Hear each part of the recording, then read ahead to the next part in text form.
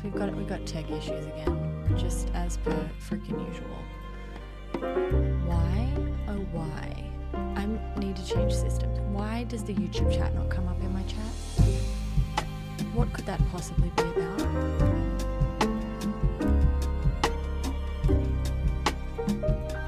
Why would you do that to me? I might have a cow.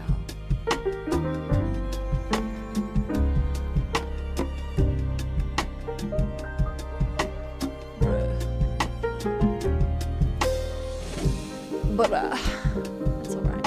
I can see you guys. I know, fully redacted.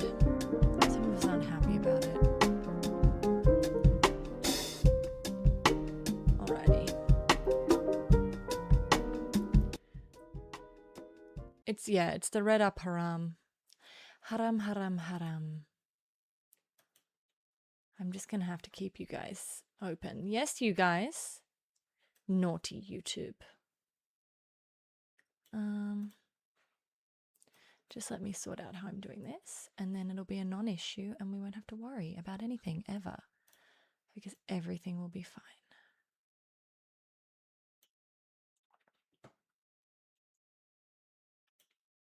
Hey guys. Oh my god, I know. Operation Epic Fury. For real. Hey Dramaka, hey Matthew, hey Calmheart, hey Jazz, hey Darisk. Hey DJ Disc Machine, hey Vox. Hey Alioth, hey Tom. Moo indeed. I actually was really disappointed in Albanese's because the thing is, this is just, we're at this stage now where, like, I won't harp on it because what is the point? We're at a point where it's not even worthwhile saying to you guys, this violates international law. There's really not an option to do a preemptive strike. That's not really something that's allowed. And technically not encouraged during active negotiations. Technically, in order to build and maintain trust, it's better to not wage war on your negotiating partner. But this is, COVID, just worst. You sleep that off. This comes at the surprise of no one. Not Iran, not America, not Iran, not me. I don't want to brag about my Iran coverage the other night, but Loki, I told you guys. I told you the reaction would not be like last year. I told you.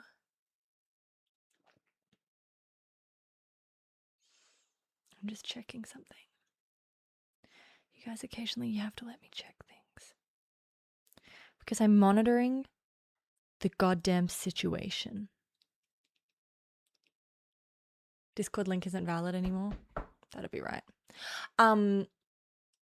Okay. What do you guys want to know? How are we going to cover this? Let me get up my monitor the situation backdrop. We have a situation to monitor and it's quite serious. Okay. Yeah, Finnish president accuses the US of violating international law. No shit. The problem is, as well, it's so funny doing this like a month after launching the Board of Peace. Now, a huge reason for this, of course, is that the Board of Peace, it undermines the United Nations, right? Putting the United States in as the leader, it's kind of like saying, well, the people who want to cooperate with the United States and do what the United States says, etc., they get a say in what happens. But ultimately, I mean, the reason Finland is coming out and saying something, to state the obvious, is because what kind of country wants preemptive military action normalized for no real no, okay. I don't know if you guys heard Trump's speech yet, but obviously what he is giving out as his reasoning for why these strikes have to happen, other than just calling Iranians evil. The first, Tom, even if they say it'll last 4 days, this is going to last weeks. This is not like last year. It's not a 4-day thing. Maybe the first wave. But this is probably a couple of weeks, I would say. In his speech, he's like going back to the 80s and the 70s, like 1970s, just looking for any reason under the sun that there is justification for attacking Iraq. So the problem is that if you start to normalize the idea that a preemptive attack is okay because a country has an independent army, then Finland is suddenly in severe trouble, right? So it is pertinent that Finland say, no, you can't be saying this. Some of you may die, but it is a sacrifice I'm willing to make. It's funny. So yeah, this is not good. It's also not, hang on. Iraq. Okay, so obviously, what do I want to tell you guys about? Finland's missiles make you feel unsafe? Are you in Russia? There is an argument, and you'll see. Oh, new ballistic missile launch. You will see that Israel will once again say that Israel has a right to defend itself, right? Typical Israel line. The reason it says this is because when it comes to preemptive attacks, there's no justification for a preemptive attack under international law. There is an argued justification for an anticipatory attack, right? If you know an attack is imminent, maybe you can anticipate it in the name of self-defense and invoke Article 51. Now, let me say, that is disputed. That has been argued. That doesn't mean it is accepted, but it has been argued. So they constantly have to pretend that there is a defense issue at hand. And you have to understand when it comes to, also, let me just put the disclaimer out right now. Let me say something to you right now. I, when talking about international relations, tend to talk descriptively, not normatively. I am not making any judgments about what is right and what is wrong. I am making judgments about how things are and how people think. Okay? If this upsets you, that's a you thing to deal with, not a me thing to deal with. So just know that when I say that this is the way things are, I'm not saying this is the way they should be. I'm not making any kind of normative assessment about things. Just explaining how things are, okay? It isn't very pivot to Asia. It's like speed run the Middle East. Yeah, so Squall, it's basically like, let's wrap up what's going on in the Middle East. It's very funny to me that Trump clearly in his head is like, yay, thank you for cheering some biddies. It is, wait, I should have refreshed my sub count so you guys, hang on, actually, not that I don't love and appreciate what I've received, but I just need to be a good streamer that's reliable and asks for things. What do you mean that doesn't make sense? They dropped bunker busters on priority targets already. What do you mean? A lot of what they've done so far from I'm in the wrong account. Wait. Everybody wait. A lot of what they've done so far is to prepare for, well, in my opinion, to prepare for air action, which will happen at nighttime. So an air assault will happen under the cover of darkness. And what Trump is saying makes no sense. Yeah. So it will happen under the cover of darkness, but what they're trying to do now is get rid of, basically they want to make Iran blind and deaf so that when they go to attack tonight, they have the open skies. That's the idea, right? So a lot of what you're seeing, cyber warfare, they're going to be hitting anywhere that they can send up aircrafts. They're going to be hitting anything that scans the skies.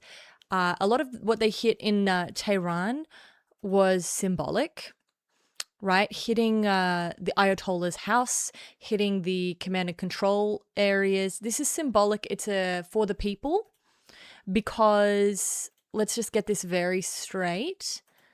Everyone knew this was coming. Oh, you mean the bunker bust? You mean last year in June when they obliterated the nuclear program? Yeah. Everyone knew this was coming. So the Ayatollah is not in his house. No, especially not given that the last time they had negotiations, they also bombed Tehran. Bombed Iran. They didn't bomb Tehran, but it's like, yeah, so what's happening today, because it is very strange, even though it was during the cover of darkness in the United States, right, given that absolutely no consent has been manufactured from the American people or the Congress, so it had to happen in the middle of the night. It may have happened in the middle of the night for the United States, but it should happen, a large assault will happen at night. They love to fight under the cover of darkness. Okay.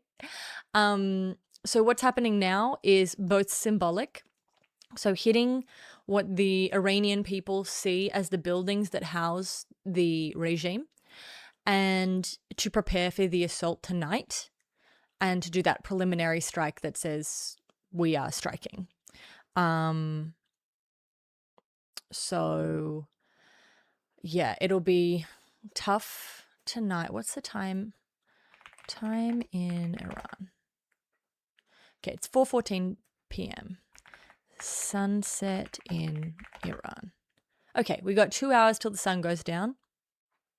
2 hours till shit gets real.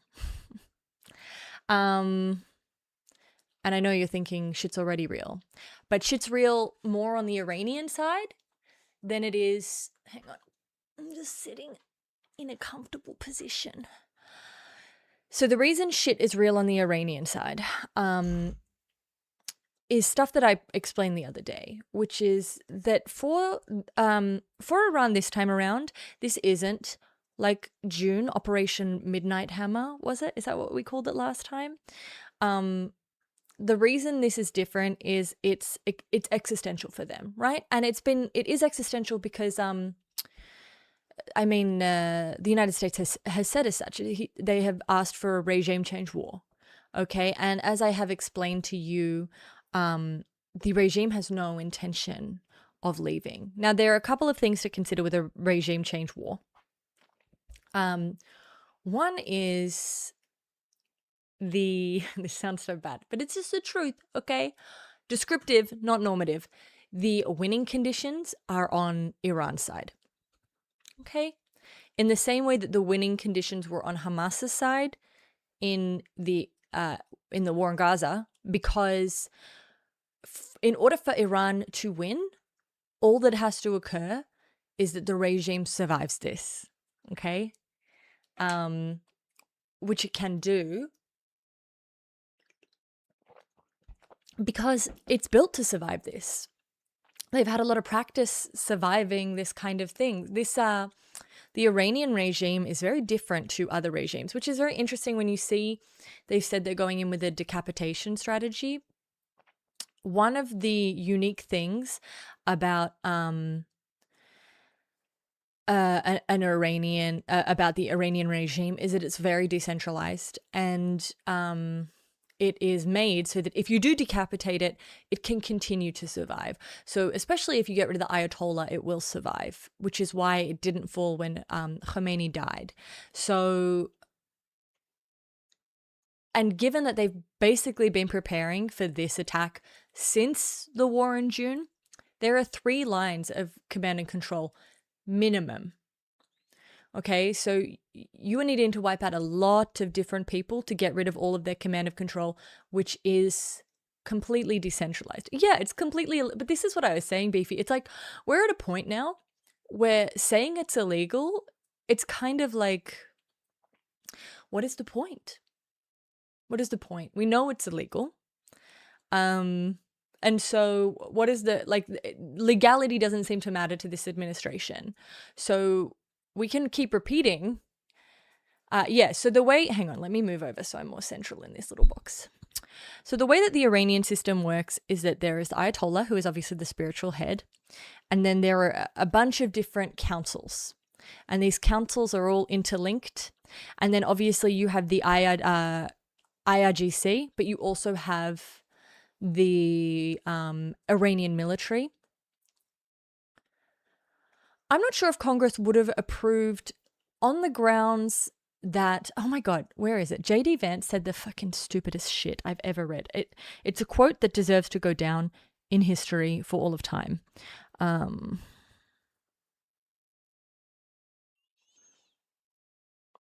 me find it. It made my eyes rolled so far into the back of my head, I thought I might die. But I survived. He said, oh wait, this is a great one from Trump. Here's my favorite quote from Trump today. President Trump said he would love not to attack Iran, but sometimes you have to. Great. Here we go. J.D. Vance. I think that we have to avoid overlearning the lessons of the past. Just because one president screwed up a military conflict doesn't mean we can never engage in military conflict again.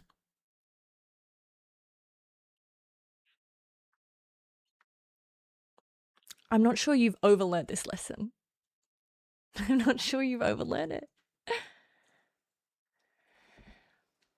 I mean, the problem is, it's crazy to me that Trump has basically said Americans will die.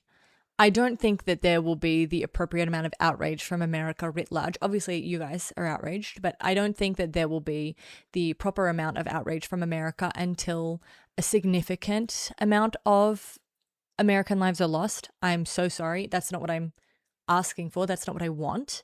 I'm just saying, for most people in America, something I've noticed as an Australian who spends a lot of time in America is that a lot of Americans are kind of ideologically trained from birth to view Iran, Russia, and China as these just intrinsic enemies. Like, automatically they're evil and they're bad and they deserve whatever is coming to them. They are the natural enemies of America. And that is, of course, massively because Iran runs on a platform of death to America. I'm not confused about that Iran's whole thing is kind of like independence from America, please. American imperialism is the devil, right? So America is also kind of built into this comic book style villain. Exactly. She doesn't love you. In America is that in Iran. So I understand there's like a natural inclination to like demonize Iran and just naturally be like, yes.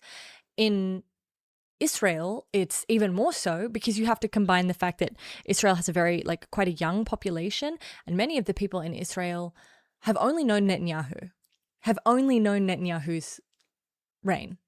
And Netanyahu has been harping on about Iran as the ultimate evil, as the ultimate terrorist, as the thing that exists, and so long as it exists, Israel will never be safe, since the 80s. Okay, so if you're young, like, that's all you know. If you're young and in Israel, you're like, Iran is an existential threat to my safety, and I will never be safe so long as Iran exists. Iran has no reason to describe, well, meat fucker, not today. not today, but obviously Mossadegh and the installation of the Shah was not taken too kindly by many Iranians. And so the continued, that rhetoric remains from the revolution, right? And that revolution, as I described in a different stream, yes, it was Islamic. Oh, you meant it ironically. But ultimately, it was a revolution about sovereignty. But yeah, so let me just think about some things that we should cover. My bad. You know what's so sad for me as well, Twister, in terms of like not caring about. Did you see that a girls' school got bombed? Little girls. And like they won't get like this is okay, but surely everyone can meet Iranian immigrants and understand that people need asylum, not bombing. Something that I'm extremely concerned about is like, let's say that America is successful and topples the Ayatollah's regime. Okay. Like, cool, I'll crack a bottle of champagne. I don't mind. I'm not a fan of the Ayatollah. I'm also not a fan of failed states.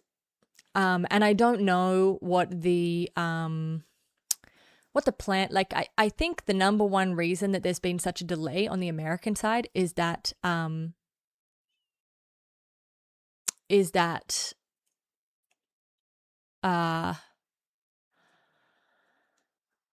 the heads of the military are like, okay, what is the long-term game plan?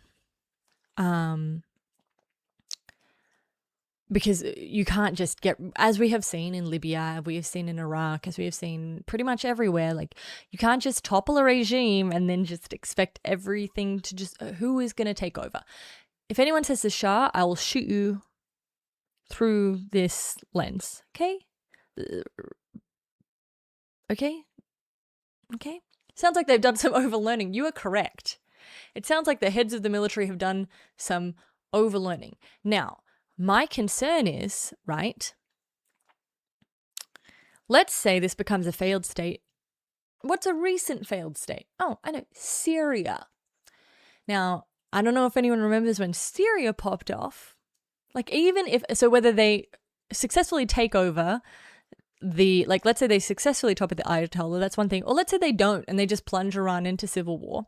Either way, you have a situation where, and this is crazy, but like, think about it. What, there's like 20 million people in Syria, and think about the global migration crisis that was caused by the Syrian civil war breaking out, right? 93 million people in Iran. 93 million people in Iran. How are you going to deal with that migration crisis?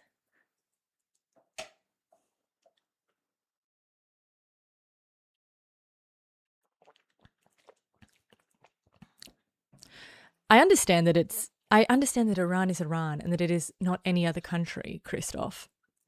My question is, if you decapitate, if you topple a regime with no plan in place, or if you plunge a country of 93 million people into civil war, what happens next? Might be a good idea to test run for when climate refugees start to become a big thing. The thing is, it doesn't matter what refugee crisis happens. Rich countries will never want to deal with the problem.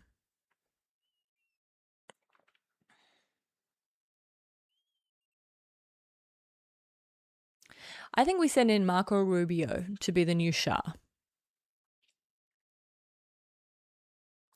Yeah, and this is the problem as well, is that like you don't control something we saw a lot during the Arab Spring, to use the Western term.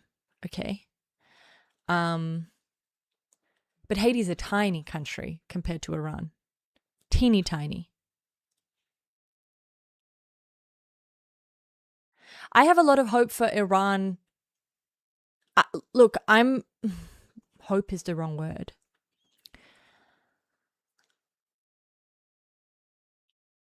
I don't think, okay, I think, for instance, it's very strategic in terms of, so the way that escalation would normally work in this situation would be tit for tat exchanges with Israel, right? Then there would be an escalation to the point of hitting the US Navy. Then there would be an escalation to hitting US bases in third countries. Today, we saw Iran immediately escalate to making the war horizontal, and hitting the Gulf cooperating countries that have American bases. US is attacking Iran. Braver. So they jumped in the way of escalating, which I told you would happen. I told you that this time it's different. They're not going to do the kind of like, for the sake of looking fine, we're just going to do, we're going to do this strategic patience. We're going to keep it proportional. They were never going to do that. I didn't expect them to jump straight to hitting GCC countries. Okay. But what they're doing by hitting someone like Abu Dhabi, by hitting Doha, they are trying to create pressure with US allies, because Doha is one of the biggest commercial hubs for flight in the world. Abu Dhabi is meant to be for crypto bros. It's not meant to really be the Middle East. It's meant to be the fake Middle East. And so it's meant to feel like America, just without the tax.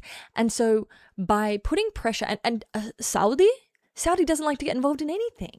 Saudi doesn't want to be hit. So by creating a situation where all of these GCC countries, rich, wealthy, stay out of it countries, are being hit, Iran is trying to change the calculation, right?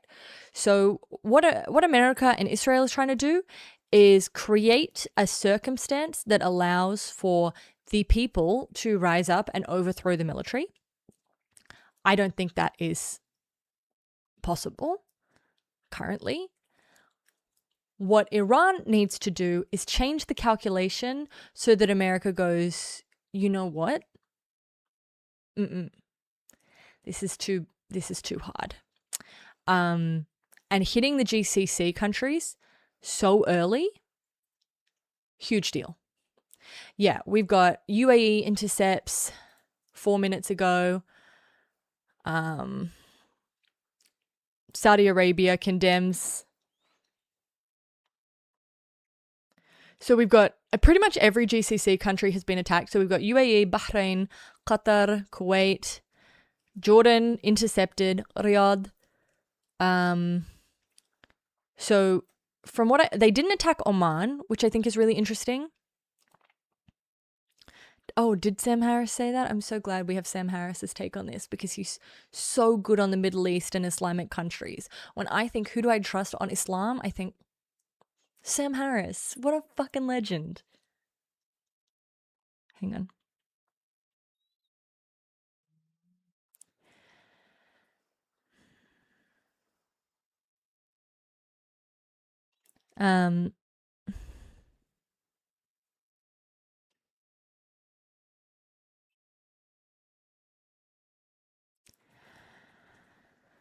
Yeah. So what do you think of the risk or chances of Gulf countries joining America's side of the conflict? I think it's low. I think ultimately, more than anything, like, the Emirates don't want to have to rebuild Dubai.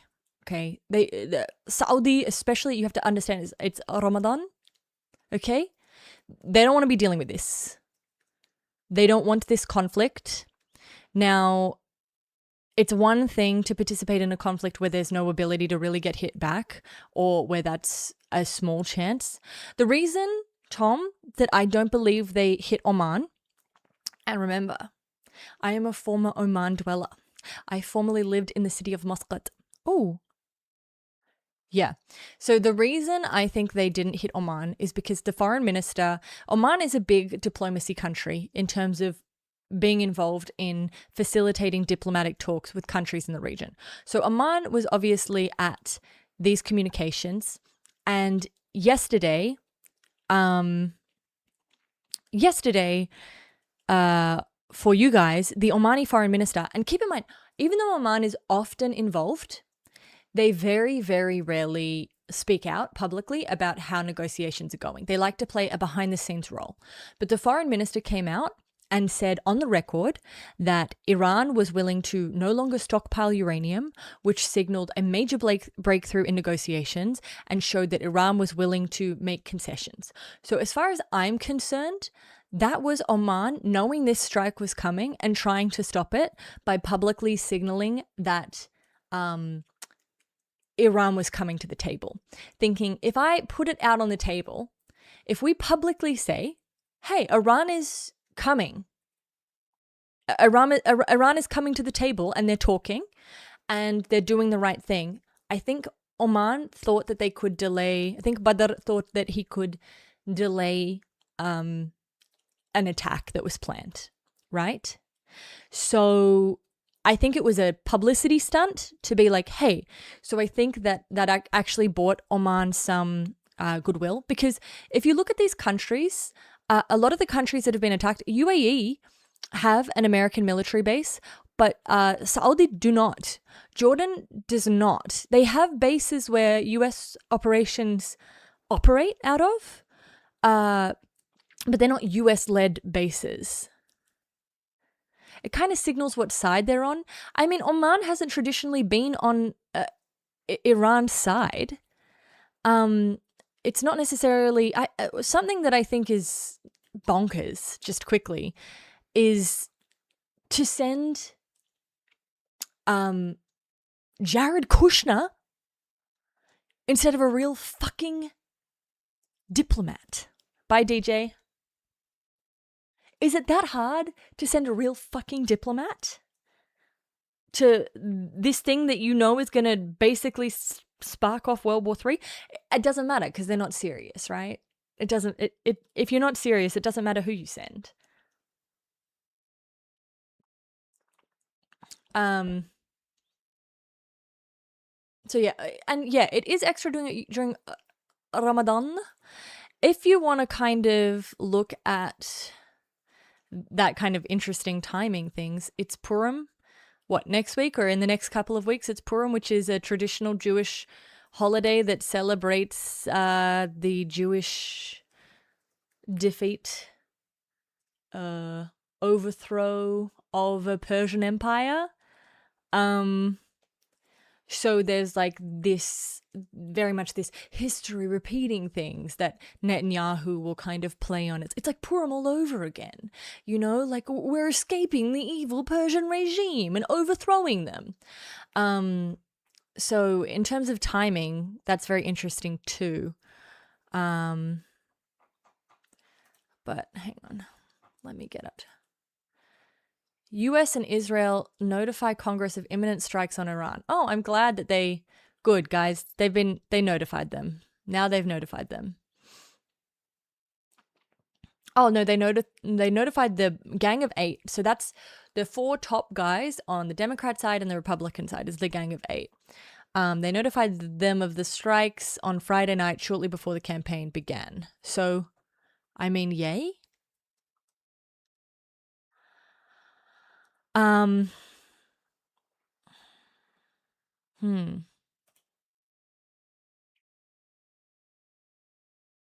Jared Kushner carries a lot more weight than a random diplomat. He doesn't fucking know anything about Iran.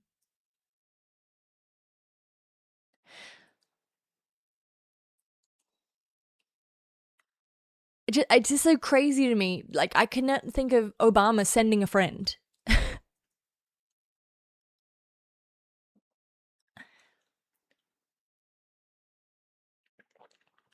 Thomas, we've struck Iran. America's struck Iran with some bombs. Bahrain's closed their embassy. Good idea, probably. I don't think they'll go for embassies. They're going to go for the military bases. But the other thing to always look for is airports.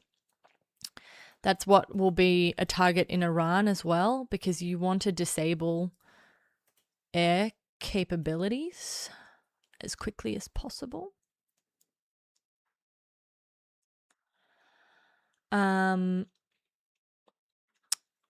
Yeah, what else do I have to tell you about?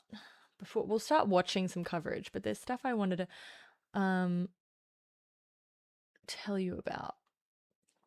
So just a general good thing for you guys to know is between Iran and Israel, it takes about 7 to 12 minutes for an ICBM to make that trip. So when you hear like an attack is imminent, just that's usually how long you should wait.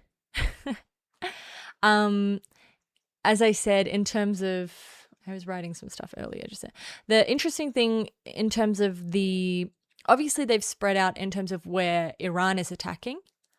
The next interesting question will be to what extent proxies mobilize. Obviously, the Houthi have pretty much said yes. Snapper, get fucking real. Snapper in Twitch chat says Jared Kushner is like a king sending an important prince. He's deep in the Trump dynasty and he's young with kids, so have lots of influence in the future. That would be true if America was a fucking monarchy, but it's not. It's a democracy that has experts in its bureaucracy who spend their entire careers working to be in these kinds of negotiations.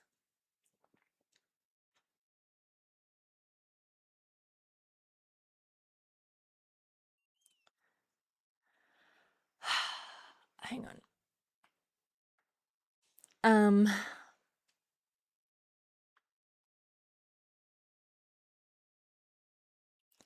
Okay. I'm getting rid of you because you're annoying me. And I just don't want to be annoyed.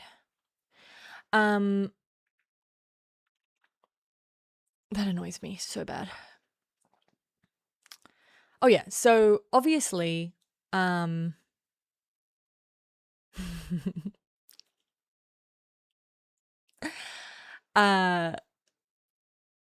Houthi have already made it clear they will be getting engaged. The Iraq's Khatib Hezbollah, so the Iraqi Hezbollah is going to be engaged. They've already said they intend to attack US bases.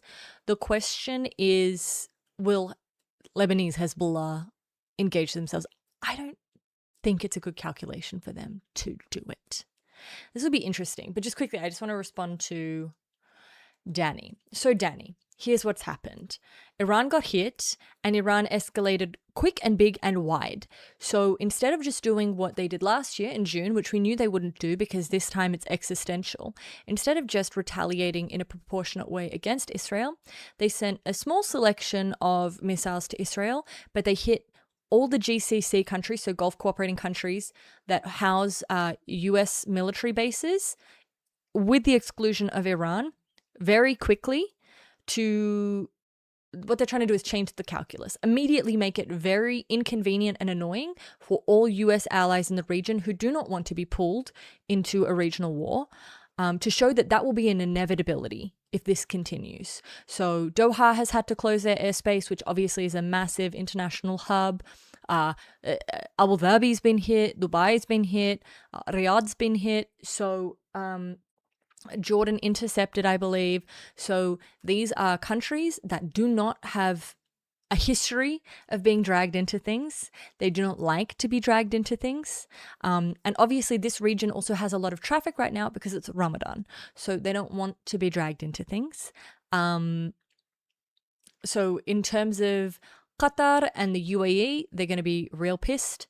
Same with Saudi. So they took a horizontal approach, meaning they went hard and fast and wide to change the calculations and show this is not going to work. They've pretty much, I think, have they closed this? Yeah, the Strait of Hormuz. Do we have any other suspension of oil tankers? But do we have any other news from here? Because I think the Houthi explosions. I did hear rumors that their naval base was hit too in Iran, which would have been to try and stop this kind of action.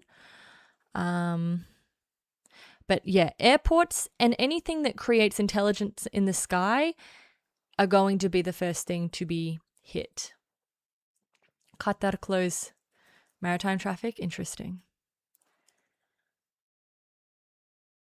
No, it's, well, the Trump admin, that makes no, hey Sherlock, it makes, I think Trump really believes that the way to end this quickly is for regime change. But the problem is he has no understanding of the Iranian regime, which is much more systemic than just the Ayatollah is in charge, right?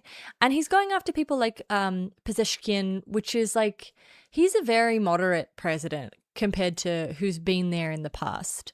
But also, what's scary for me is that there's no diplomatic way out of this now, because they've pretty much demonstrated every time you come to the table, we're going to bomb the shit out of you.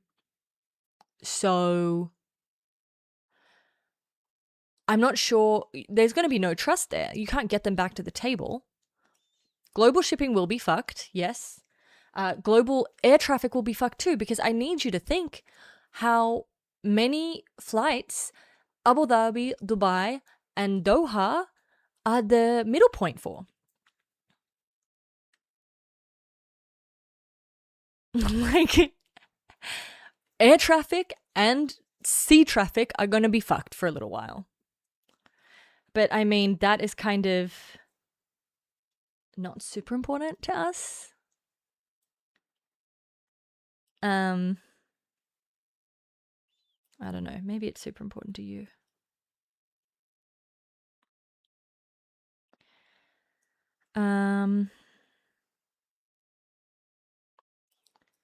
Yeah, there's no trust. There's nothing. The nuclear deal saga. I mean, here's the thing. You got to talk about the trust thing again, right? Because Iran, since Netanyahu since the 80s has said Iran is developing a nuclear weapon that they're going to use against Israel. Okay, and since the same amount of time, the Ayatollah says we have no interest in a nuclear weapon, right?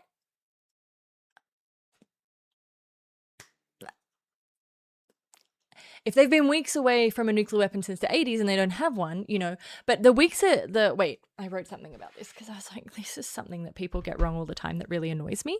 But also it's something that is just easy to get wrong. Yeah, Tom, I lived in Oman and in Abu Dhabi, and I have friends in Iran. Like, this is a shit show. No one should want this. This is not good for anyone. Something that I think is really important for people to understand is that the weeks away from a nuclear weapon thing refers to breakout time. Not like they are planning on developing a nuclear weapon and it'll be ready in a couple of weeks. It's about the fact that they are lowering their capability time to have a nuclear weapon. So in 2019, it got down to like 8 to 12 months. And then in 2021, it was like 3 months. Okay. And so then in 2023, it was weeks. So it's about it's not like they're going to have a nuclear weapon in a couple of weeks. It's like, how long does it take them to make a nuclear weapon? If they chose to have one, how long would it take them to develop one? And that,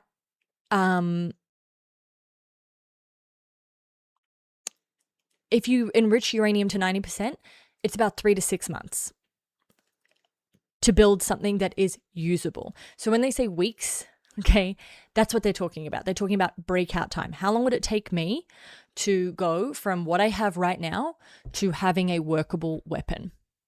And so it's not a convenient excuse because, and I know this is I'm speaking descriptively, not normatively, okay? It is not a convenient excuse because Iran has the right to enrich uranium. So it is not a convenient excuse because there is a country in the region that has a nuclear weapon that they're not supposed to have, and it's not Iran.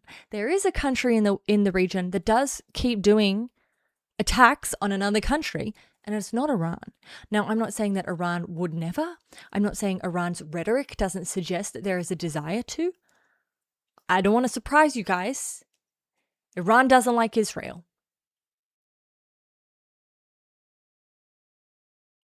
Doesn't matter if it doesn't have that right in the eye of US and Israel. It doesn't. That's not up to them to decide, because the international community, for instance, says that Israel doesn't have the right to have a nuclear weapon.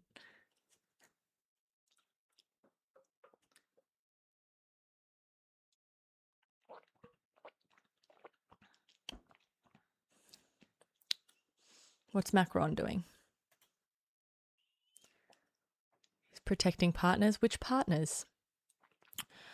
Which partners, Macron? Very clever. Very clever. What are the off-ramps? Fetux. I don't know how we feel about this. Built-in off-ramps. The problem is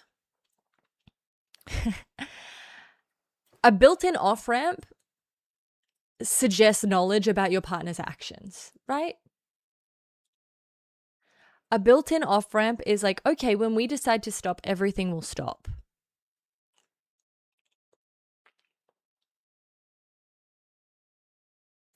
But you are then suggesting that you have complete control over how things go, and you're suggesting that your calculations about how quickly things escalate are perfect. And I'm telling you they're not. An off-ramp means, in this case, we'll do an attack to pressure Iran, then we'll sit back and assess the damage and be like, okay, it's time for us to stop. So stupid.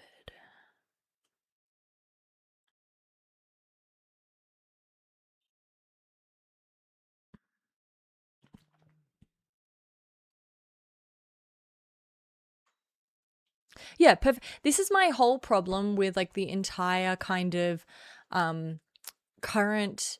I think that I'd be ridiculous to suggest that the current Department of War doesn't have anyone intelligent working there. They do. They have intelligent people, but they have those kind of like systems intelligent people who are like, this is a game of chess, and if I play this opening and I play this, and there's a set kind of way that this can go, and this is what they'll do next because this is what they've done in the past. And I get fucked by that all the time. I'm a big, this is what they did in the past, so this is what they'll do in the future. And I'm telling you, it's existential for them this time. They're gonna leave it. If they're killing 30,000 of their own people, like normally when regimes escalate, when it comes to survival, clamping down on your own people like that is like a late stage, we're willing to do fucking anything to survive. Okay. They're gonna go hard. They're gonna leave it all on the, if you trying to overthrow the regime, trying to overthrow the value of sovereignty, which is kind of what this whole thing believes, that it's like the number one value of Iran, right? Resisting American imperialism. And it's very interesting. I don't know if you guys heard Netanyahu give his speech where he talked about all of the different people who live in Iran. It's intentional, right? Where he's like, the Kurds and then this and then that. He's trying to break up the Iranian populace so that there's no sense of nationalism. He's like, you guys are all different. You're not one set of people. You're a bunch of different kinds of people.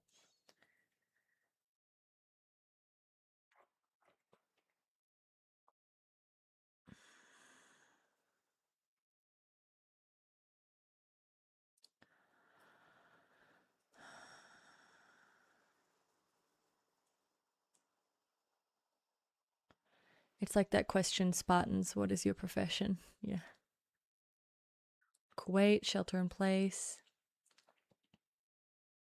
I mean, there's an interesting, I'm not an expert by any means, by the way. By any means. On any sort of air force stuff. But I do wonder how long with 2 aircraft carriers, because if it's a game of who can fight this war the longest, I think Iran wins that game too.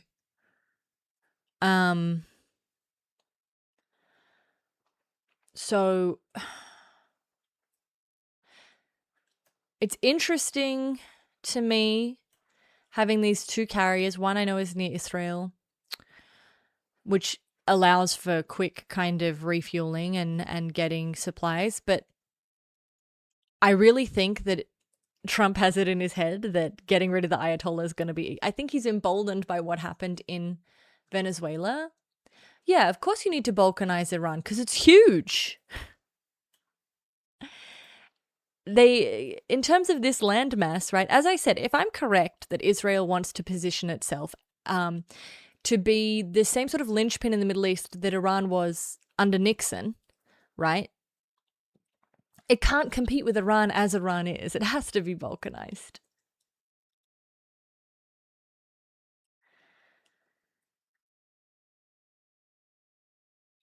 Yeah, I mean, I don't know enough about the Air Force. I do know that in this region, battles occur in the air. the air, that tonight when the sun goes down in an hour, shit's gonna get real, right? That's when the real shit begins. But at the same time, I don't know, man.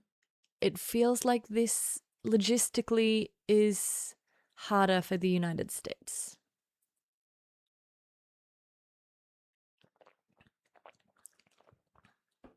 Yeah, TB, I agree. Balkanized. So instead of keeping, like, let's say the leadership of Iran falls, right? Instead of keeping Iran as Iran, you have like this part of Iran. Like in the same way that, think about the post-Soviet states, right? Like Kyrgyzstan and Uzbekistan. Like you break them off. I mean, I guess the obvious example is actually the Balkans, right? Cut them off into smaller. Instead of having Iran as one big country, which then becomes a big empire that you have to constantly control and compete with, cut it up and carve it up and put little puppet leaderships into all of these little Irans that you then can control. And then they're not one big economic superpower with a bunch of oil and a big military. Split it up so it's all little.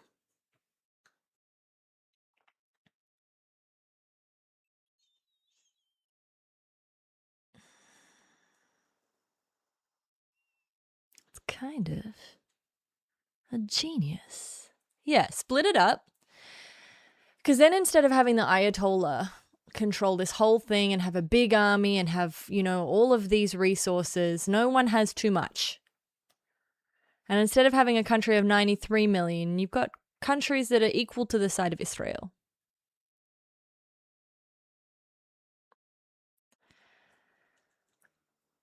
It will be interesting to see what China does. I think China will wait. China does not like to get involved. Yeah, it is literally Syria times 4. It's huge. It's massive. This is the stupidest thing that's...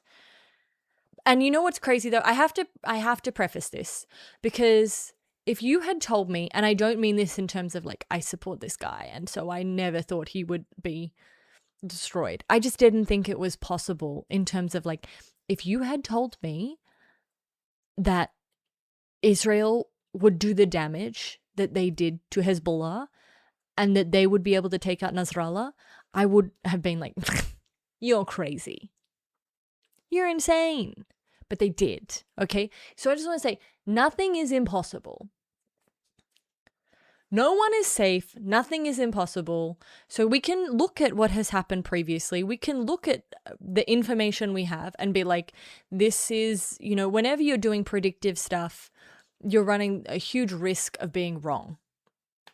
Yeah, this is what, Matthew, this is what Netanyahu is trying to undercut, the idea of Iranian nationalism, right? When he's talking to them, and he's not really talking to them, right? Because his address is in Hebrew. And yes, it gets translated, but what he is doing is talking to his own people. And let's keep in mind what is happening right now in Israel. Do I have any guesses from the chat?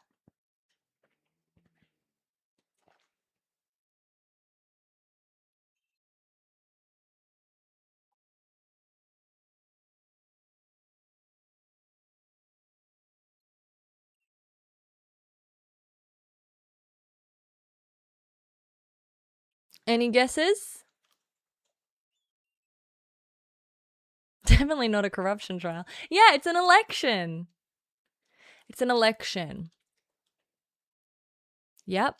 And so what serves Netanyahu? Not talking about his corruption, not talking about his trial, not talking about the Orthodox enlistment exception, not talking about actual issues within the country. Mr. Security, who has for years and years and years and years and years talked about defeating Iran, is now defeating Iran. And as I told you, most people in Israel, like, it's been Netanyahu for most of their lives, right? And Netanyahu's been telling them about the existential threat that Iran poses them for most of their lives. So if you went to Israel now and you asked people, they will be supporting this. Okay? They'll be like, yeah, let's get it done. Let's get it done. I want Iran dealt with once and for all. Now, keep in mind, no matter what happens here, check my Arab hand. No matter what happens here, Netanyahu will declare victory. He'll say that they were victorious, right? In the same way they obliterated the nuclear facilities last year. He's kind of their Putin if everyone in Russia absolutely adored Putin. I don't get it. I don't get it, guys.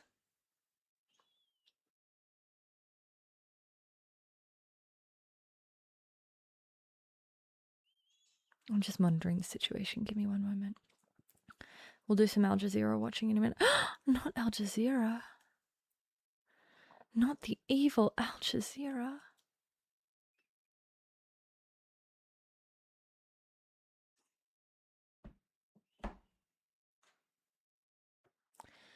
Yeah, I know Putin is popular, but I mean, Netanyahu is really popular. Like, really, really, really popular.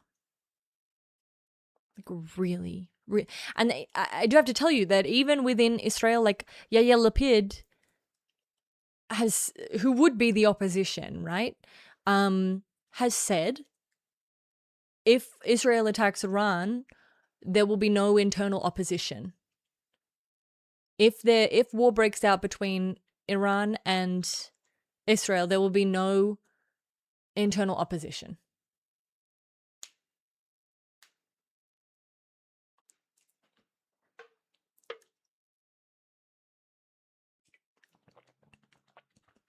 Guys, this shit is thebomb.com.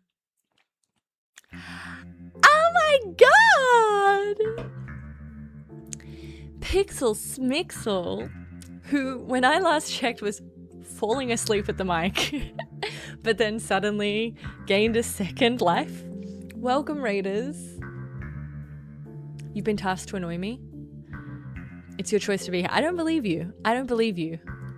I don't believe any of you. You've been dropped off to daycare. I'm so happy to be your daycare. I'm so happy to be your daycare. It's bad. Things are bad.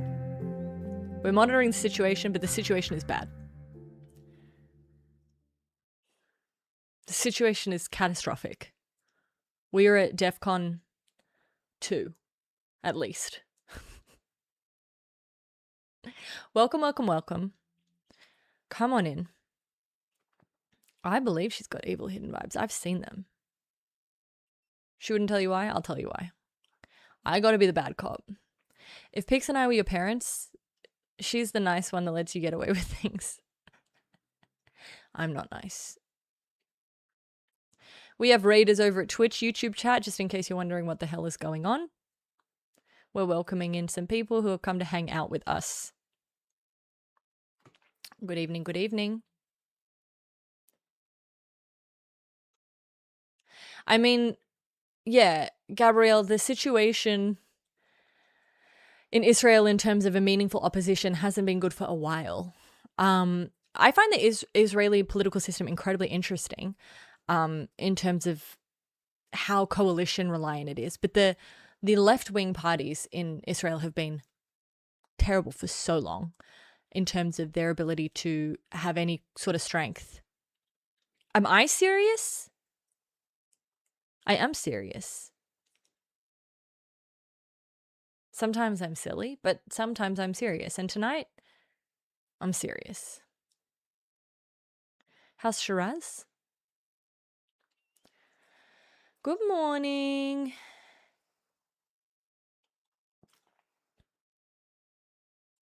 These people are invaders in our land. This is pixel imperialism.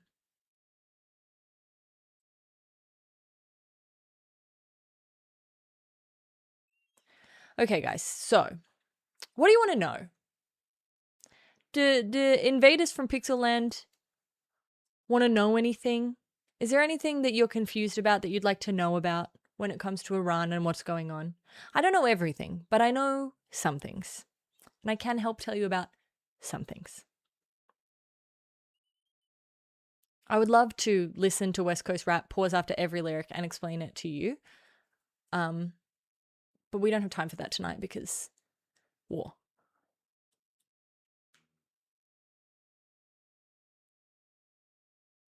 Don't you think Turkey will say no to total balkanization? I don't think total balkanization. Let me say, just because I'm saying that Israel has a desire to balkanize Iran, I don't think that's on the table. I don't think that Iran would ever, even if Iran, I think best case scenario in terms of getting rid of the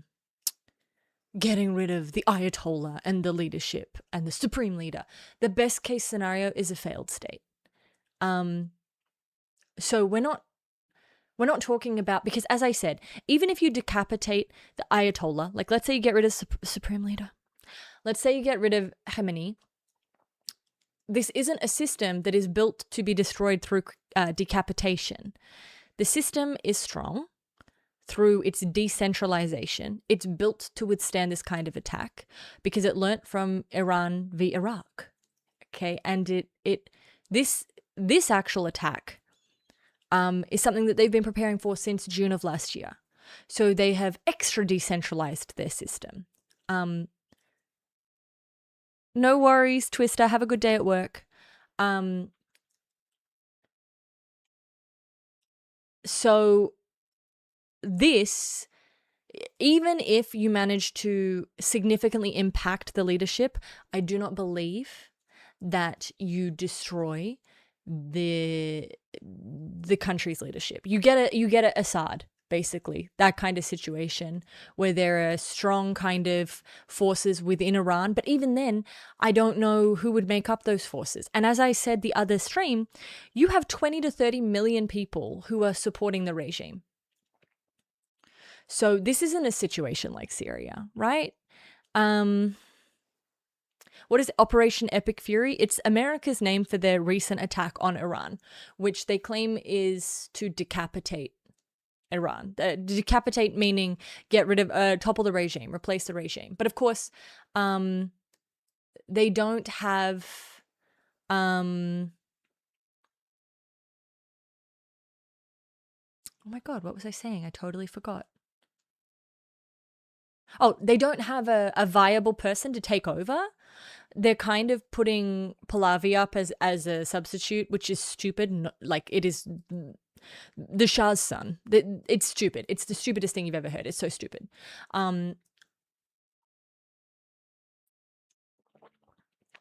Operation Epic Fury to me sounds like they're sending in the US men's hockey team. Wait, I need to tell it. Wait, Pix. I'm not sure what Russia will do because, like, literally right now, where is this? I saw this just, like, Russia they're doing their own shit right now. They do not have the forces, but that doesn't mean that, I think a lot of people are like, oh, Russia's tied up with Ukraine, so they can't do it. Well, that's not true. The Wagner Group is still currently extremely active in Africa. Like, just because a country is tied up in its own shit doesn't mean, it's about weighing interests, right? So how bad is it for Moscow if Iran becomes a failed state? It's kind of the calculation they have to, if they manage to topple the Ayatollah, I think Moscow, in terms of, like, Putin, in terms of his relationship with Trump, is in a good position. And he may not want to interfere here. But in terms of BRICS, in terms of the kind of relationship that Iran, China, and Russia have going together, who's to say? Russia can't do shit. Russia can do shit. Russia can do shit. I know it's the dumbest of all possible timelines. Wait until you hear this quote from JD Vance. I need you to hear this quote. I need you to hear it. You won't believe it. You will not believe it. I'm going to make you really sad with what I'm about to tell you. This came from your vice president. Are you ready? Oh my God. Today, your vice president said, I think we have to avoid overlearning the lessons of the past. Just because one president screwed up a military conflict doesn't mean we can never engage in military conflict again.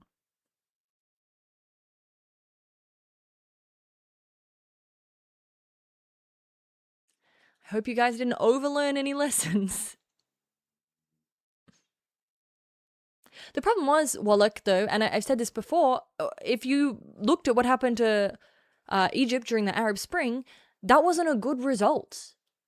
Egypt became more conservative, right? The Muslim Brotherhood got in. So the problem is, yeah, exactly. Oh, sorry, I didn't read your whole message, and you're saying exactly what I said. You're saying exactly what I said. When you give them democracy, this is a very interesting thing. Okay, wait, just look at me for a minute. When you gift people democracy who haven't had democracy, right? When you gift them democracy, and they haven't had it. Thank you for subbing. Thank you so much. When you gift them democracy and they haven't had democracy, part of what comes with democracy is strong opposition parties, right? But obviously when you don't have democracy, opposition parties can't exist. So they don't exist because they get destroyed. But you know what can exist? Religious organizations. And you know what is good about religious organizations? They are transnational. They exist across lots of countries. So organizations like the Muslim Brotherhood, maybe they can't exist in this one country because that no opposition is allowed, but boom, regime falls. Suddenly this organization has all of these funds, all of this training, everything prepared. Suddenly the one person who has the institutional capacity, who has the capability to run a country, the only people who can run a country are the religious extremists. So you gift them democracy, you gift them the right to choose, and they choose the only viable option, which happens to be extreme. And there's absolutely no saying that that wouldn't happen in Iran. In fact, it's likely to happen in Iran. So there's that. I know, I can't believe he said it either. Well, this is the thing. I still think, shut the fuck up. Shut the fuck up.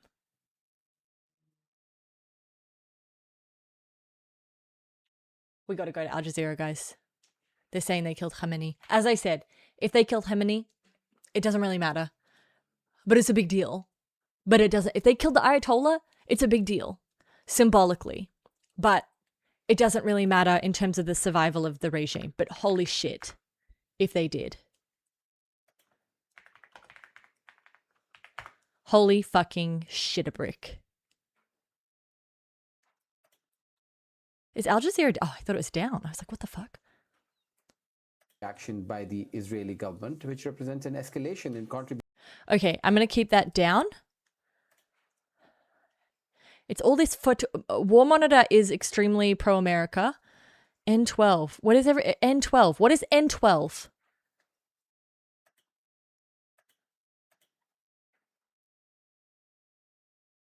He's giving a live speech now. Guys, they can't be doing that.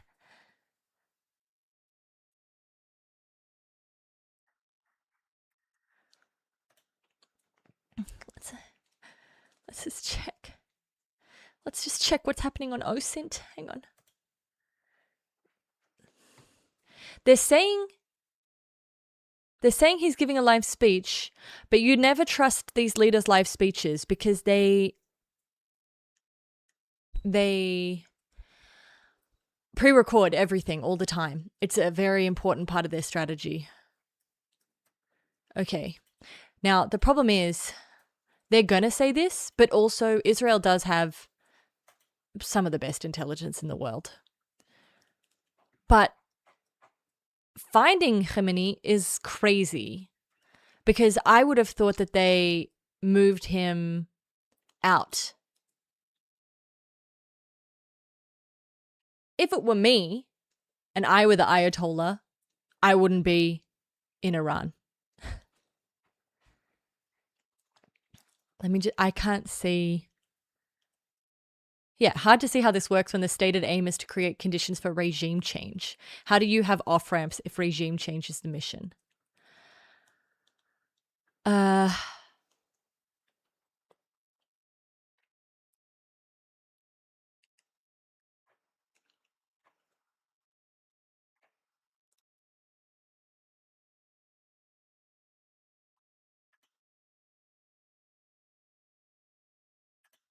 I don't know. I am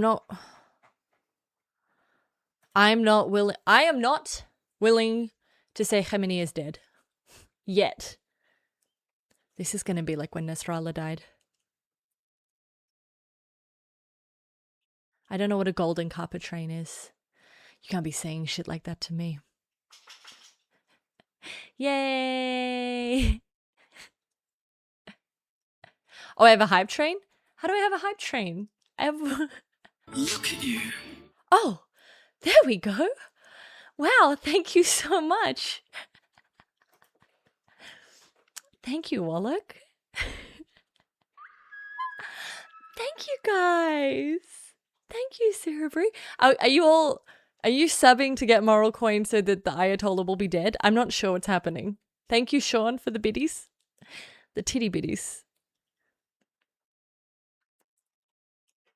Holy... Guys, I feel very...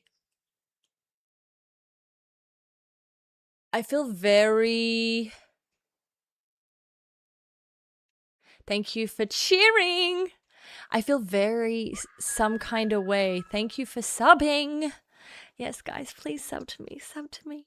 I feel I bring good coverage. So you should sub to me because I spent 3 years at university learning about the Middle East. And I have nowhere to use it except here. Yeah, people are fighting in OSINT world. But I am just, there's no way. There's no way. Hang on. It doesn't matter that there's, as I said, I keep telling you guys this, but it's important. The control and command structure in Tehran, it's symbolic. The damage is symbolic, which is important. These buildings are important. But as I said, there's at least 3 lines of command and it's completely decentralized. Do I think Iran will hit the bases in Turkey? Doubtful. It would be one of the last things I think they would hit. But to be honest, I really didn't think they would start hitting GCC countries today. So that really took me by surprise. Hi, Ahmed. Oh. Yeah. Yeah, I did not expect that at all today. I expected them to escalate. But as I said, I knew they wouldn't restrain themselves. I just didn't realize they would escalate so quickly as well. It doesn't, yeah, okay. It doesn't, thank you for subbing, Real Zach. It doesn't matter that they leveled his house. He's not in it. He hasn't been in it. Look, America and Israel now have a reputation for killing the people they're negotiating with, and they've made it no secret that they want to get rid of the Ayatollah. Khamenei is not in that house. So it's just anyone who is important isn't in any of these command buildings. All of this is completely symbolic. Why would Israel say they killed him? Because what they want to do. So they've taken down all of the internet in Guys, you're making me feel so special. They're taking down all of the internet, right? Which means there's no ability for people internally to communicate, which means people who are getting news are getting it from outside. It's a morale thing. If they say the Ayatollah is dead while all of this destruction and confusion is happening, they're hoping that people will rise up and rise against the regime quicker. That is the whistle from Bunny as a writer. If you sub to me, you can hear it again. So, oh, Faith, thank you so much for the memberships. I was having, guys, not to make it about me, because, Look at you. oh my God, thank you so much. Guys, Babster, Sean, not to make it about me, because obviously there's a bigger deal, but I was having a very bad day. Pixel will tell you. I was having a bad day, and you're making it a good day. Obviously still a bad day, generally. For me personally. Yeah, I would want, if I was trying to convince the people of Iran to take to the streets to fight against the regime, I would want them to think that we very quickly and very easily killed the supreme leader. Super, super quickly. I would want them to think we did it and it was easy. Thank you, Babster, for the biddies, if I didn't say thank you before. Because what you're trying to demonstrate to the people is, and I said this in my last stream about Iran as well, is a death of the mythology. Oh, you think that you can't overthrow the regime? You think the regime is so strong? Look, in a couple of hours, we were able to knock out the supreme leader. We were able to destroy all of the buildings that they've used to oppress you for decades. Look how easy it was for us. We've done our bit, now you do your bit, right? That is kind of, you know, what they're doing. But as I told you, and I'll keep telling you, when Khomeini died, this regime didn't fall because the regime was built not to fall under decapitation. It is built to withstand decapitation. So destroying the Ayatollah is really important symbolically. Destroying the Ayatollah, like here's a building. Killing the Ayatollah is important symbolically and for the mythology of Iran, but it sure shit doesn't amount to regime change. And it doesn't matter how many people you hear about that are like falling. It's got to be a lot of people before we have a significant, oh my God, I say all of this. Ever since Nasrallah died, I'm so nervous about predicting anything because that just really shocked me. What is an MQ9 Reaper? That sounds... Look at you. Thank you so much. Thank you, Victorious. Thank you for the subbies. It means a lot to me.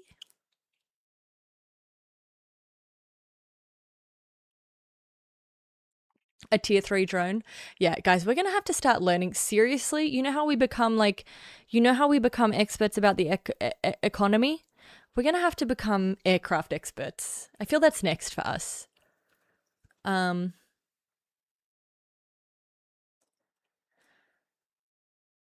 They need to get him on TV ASAP. The problem is people don't have TV right now. But look at you. Guys, thank you, Time of Gifts. Guys, Moral Coin is on the up. It's bad for all other crypto right now and all the crypto bros living in Dubai.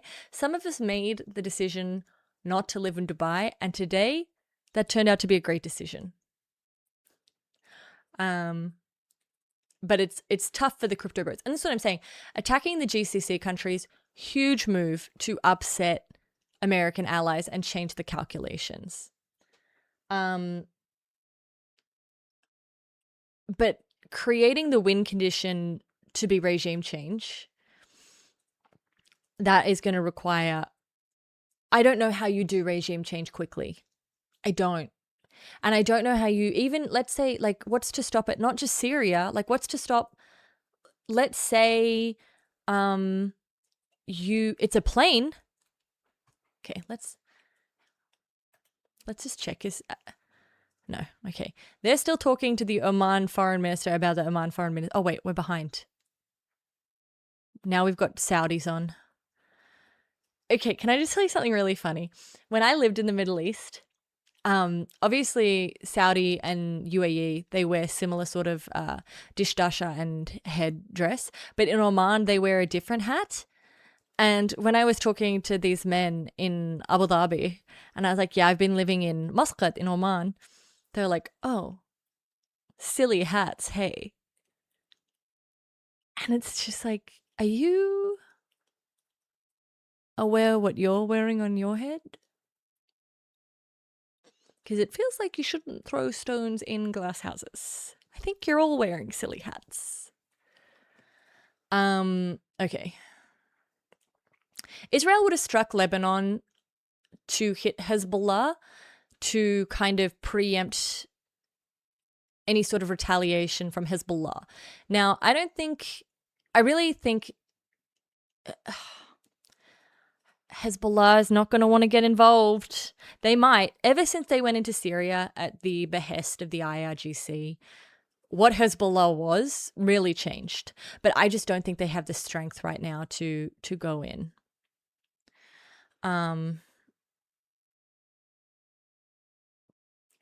Maybe Sherlock. I actually like the Omani silly hat better.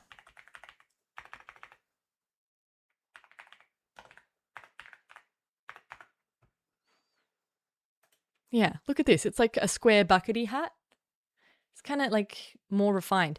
You get in trouble though. So my taxi driver, so you have to be an Omani resident to work any kind of job in Oman, like any public job. So my taxi driver was like super rich, but he drove taxis to meet tourists. But one day he was driving me around and he didn't have his hat on and they sent him to jail. So they take the hat thing very seriously. The hats are not something to joke about. No hat, no play for real. No hat, jail. Jail. They have to send you to jail because they're all so rich that they can't do fines because nobody cares. They just pay the fine. So they have to send people to jail. What were we looking up? Oh, we were looking up the MQ-9 Reaper. MQ-9 Reaper. Woo, guys, this is a serious drone.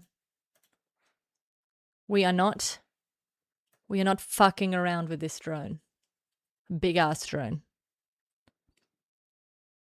I don't feel that things should be able to fly without people in them when they're that big.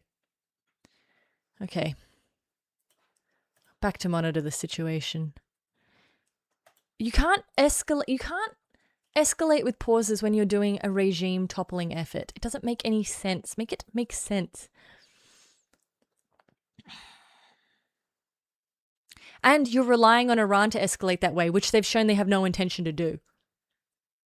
They've shown they have every intention to just bomb the shit out of everyone immediately.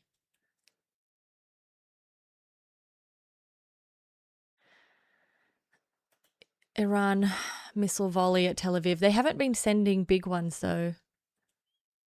Yeah, and this is the other thing. Whatever hits are happening in Israel, don't expect to see them because Israel's very good at locking down their media when it comes to what actually gets hit. So if anything is being hit in Israel, we won't know. Don't expect to know.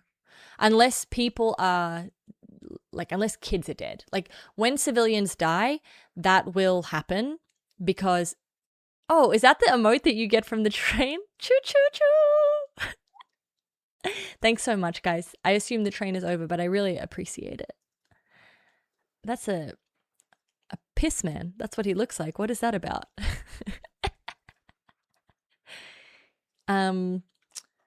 Yeah. They won't be showing you. If civilians die, they'll be showing you because it gives them that moral ground to keep attacking, right?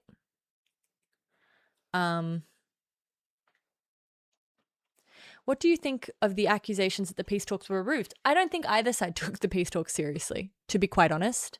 I don't think either side went in. Obviously, Iran put more on the table than they previously have, but they knew what happened last time they went to peace talks. I don't think either side went in thinking that would be a real peace talk. There's no trust there.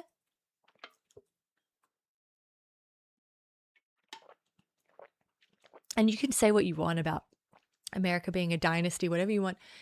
It is so disrespectful to send Jared Kushner.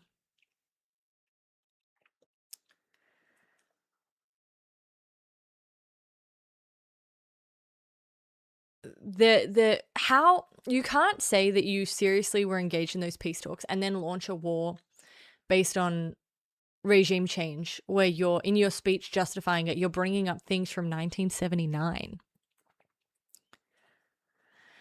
I think, Ahmed, they had conceded to not stockpile uranium, which is still huge. I don't think they would have conceded to zero enrichment. It just doesn't make any sense for them to do that. And if they did that, I wouldn't believe them. But Son of the Shah is so annoying to me. Pixel, did you gift? You're so cutie patootie. I didn't even see that. I didn't even thank you.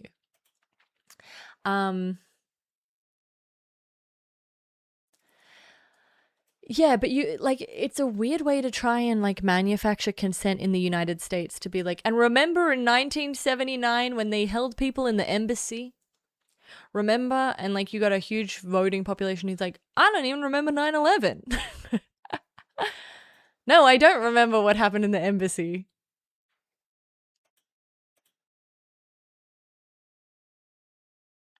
You can't. Okay. So I don't know if you guys see this headline here. Trump. Our objective is to defend the American people by eliminating imminent threats from Iran. Firstly, imminent is a very interesting word to use. There is no imminent threat from Iran. Let's just be very clear about that. Okay. But there is something, and I've spoken to you guys about it before. There's this guy named Dirk Moses. He is a genocide scholar, and he has written. I had a post about this that I was going to put on my Substack, but then I kind of got sometimes I get upset about things. But technically there isn't. Technically, Iran doesn't have the ability to threaten Americans in America imminently. No, an imminent threat means it's been in international law, an imminent threat is one that has been declared, one that you have intelligence is going to happen. So it does I'm not sure where you're getting the idea that there's been an imminent threat by Iran toward the United States of America. But the other thing that's interesting, so Dirk Moses has a framework that he uses that he thinks is better than a lot of the crimes against humanity framework, which is a framework he calls permanent security, which is a requirement by states, paranoid states, to not only secure themselves by having security against an active enemy, but to defeat any possible future enemy ever. Iran threatening Israel threatens the US. Come on. So any country threatening any US ally is now an imminent threat to Americans. That's crazy. And any imminent threat to Americans. I know what the Samson option is. I just think you're wrong. Exactly, Ice Strain. Within the law, imminent is a specific term that means a specific thing. So you can't just be well, technically, anyone suggesting that they may not like another country is an imminent threat. Get a grip, Taz.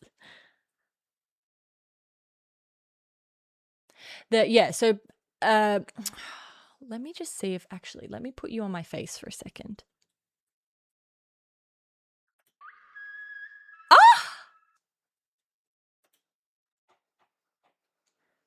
I don't know why that went off. I think these are old subs, but I'm happy to hear it. And I'll hear that little sound until the cows come home. That's just gonna, why, what happened? What happened? Oh, because I was over here when you all gifted, and now if I come here, it's gonna do that a lot. That's annoying for me. Okay. Well, then we'll just stay over here. Okay. But I wanted to get something and I wanted you not to see. Because you guys can't be trusted. You know that, right? I don't trust any of you. We're in a low trust environment. Okay. There's a fucking war. It's one of my pieces. You know how I tell you I write a whole lot of shit and then I never publish it? It's one of those.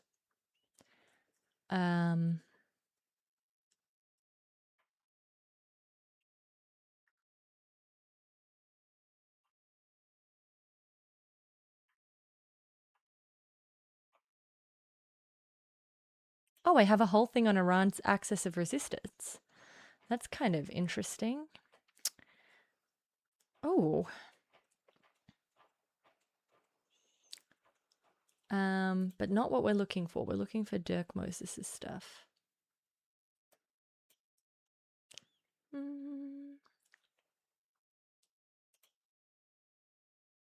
That's crypto. Sorry, guys. You have to wait.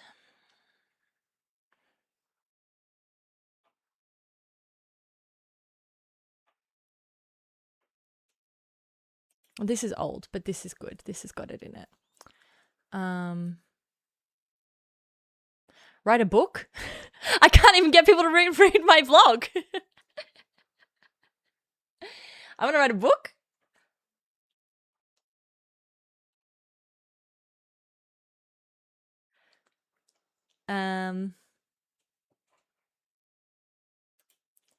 Okay, I can't find what I want to find, and I don't want to waste all of your time waiting for me to find it, you know? Sometimes it do be like that. Sometimes I put stuff places, and I also change all my passwords. As you know, I can never get into anything because I care about my cybersecurity. If I don't know my password, how can you know my password? If I don't know none of it, if you don't get to know my password, neither do I. None of us are knowing it. Okay.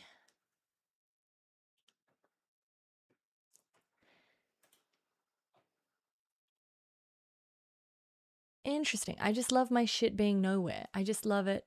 Oh, here we go. Ah. Incredible.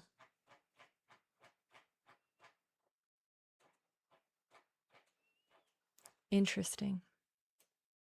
Okay, so people who do read books should read my blogs. Okay, wait. People have been talking and I've been ignoring you. Sorry, hang on.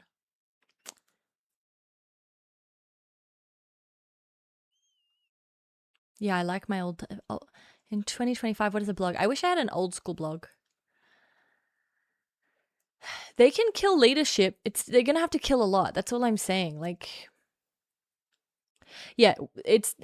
Ahmed, the other day I was talking about how, like, it's not just that they're saying you can't have a nuclear weapon. They're saying you cannot have an independent army. You also can't have a leader.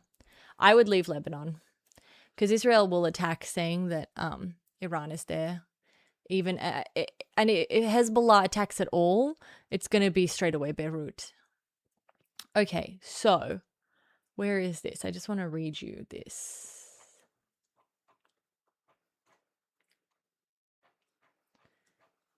Okay. Permanent security. Permanent security is the alternate framework proposed for analysis, so this is an alternate to like crimes against humanity, proposed by Dirk Moses, one of the world's leading genocide scholars. Crimes of permanent security are those committed in order to achieve the unattainable goal of absolute and unending safety for a state.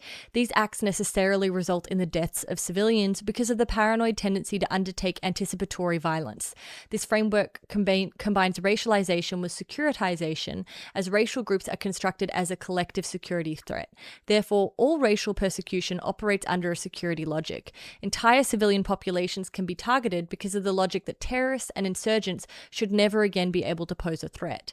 Future threats can and should be averted by anticipating them today, but this, of course, leads to a paranoid politics that allows for extreme responses in the name of self-defense, particularly when it is unclear what a state may require to feel safe.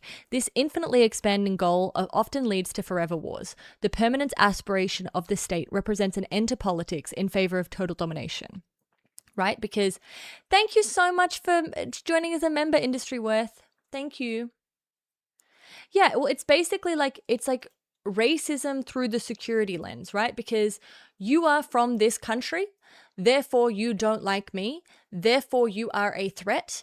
I want permanent security, not just now, but forever. And so I need to anticipate future threats and remove them now. It's like that horrible thing, like I can't remember if it was Golda Meir or someone else, where it was like they talked about it in the Holocaust too. Let me actually find. I would have said it in this. I would have said it here because that sounds like the kind of thing I would have written about. Let me just say, because of the focus on future, I'm just going to read you this piece that I wrote that never came out, okay? Because of the focus on future threats, the associated politics are paranoid in nature. That is not to say that the fear of the state are wholly ungrounded. This kind of paranoid thinking is usually a response to a humiliating or traumatic loss that occurred for the state, which has then been nurtured by nationalist circles as a motivating force for revenge and redemption. Traumatic memories of past events are central to the permanent security logic. The hallucination of threats are conflated with real political conflict. But the traumatized nationalist consciousness does not have a stable conception of time. The permanent security logic stops time. The past is never really the past, as the past will repeat itself. This is important because other security logics have a strong temporal distinction between current and future threats. As an example, it is suggested that the Allied bombings were distinct from the Nazi pursuit of the Jewish people, as the former ceased when the war ended, whereas the latter would have continued regardless. Groups of people are targeted not for what some of their members have done, but instead for what some of their members might do in the future. It is here that the racial and security imaginings intersect, creating a group that is internally homogenous and collectively guilty for both past and future crimes. Any act against a member of a group can be justified as a response to another crime committed by another member long ago or potentially in the future. Space and time are flattened. Civilian immunity is transformed into the presumption of civilian innocence, which is not sensible within a permanent security logic. Are we liking it so far? Should I publish it? As Peter Loizos explains, the totalizing doctrine of collective passive solidarity allows nationalists to treat all members of an enemy group as dangerously active. If they are fertile women, they will reproduce and nurture children who will grow into fighting men or reproduce in turn. Older men and women are the givers of advice, and children are potential adults. To the reflective nationalist, they can be neither non-combatants nor innocents.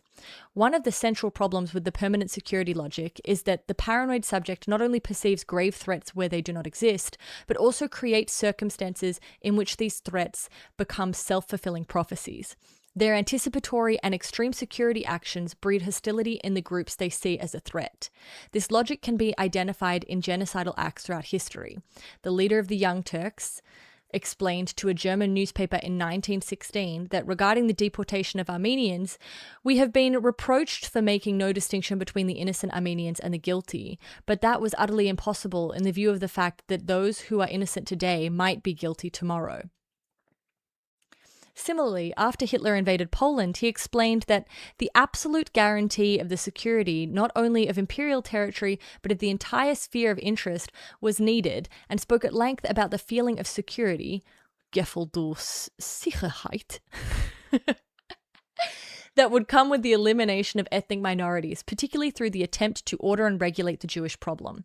During the trial of Nazi commander Ohlendorf, he responded to the assertion that there was no rational basis for killing children by saying, "I believe that this is a very simple to explain if one starts from the fact that this order did not try to achieve security, but also permanent security, because the children would grow up and surely, being children of parents who had been killed, they would constitute a danger no smaller than that of their parents." I mean, I go on and give other examples, but you get the gist.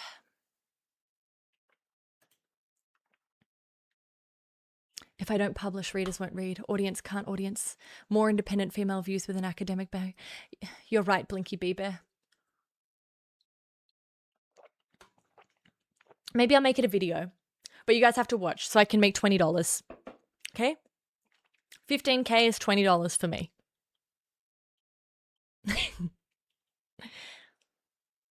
This is a ultra peachy keen monster who is innocent today may be guilty tomorrow. I know it's ridiculous eclecticism. But I think once you have that framework and you realize that this is like a paranoid state trying to have this total domination, politics can't exist, negotiation can't exist, because there can't be a threat today, but there can't be a threat tomorrow. We have to completely eliminate any idea of a threat. But in doing so, in trying to achieve that, we may make the threat a real threat, you know? These Reapers, they're flying over Shiraz. Not our wine. Rescue operation at Iranian military school. I don't want to see the little babies.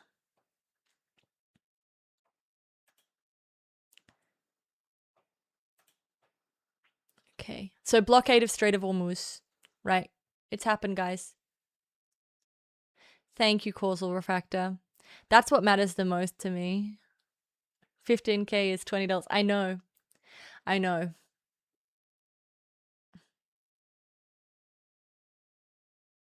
It's upsetting, Mr. Snooth, but we try.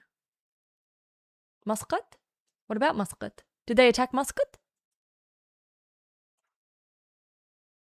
No. Not yet. Yeah, Mamario. Mamiria. You need to... I'm just going to call you Mum. It is a very... It's a very... applicable everywhere. What if they eventually do bad things? This kind of paranoid. And you know, I'm always reluctant to too quickly call... I think people get the wrong idea when I say that Israel is a paranoid state, because they immediately think that I'm saying that they are...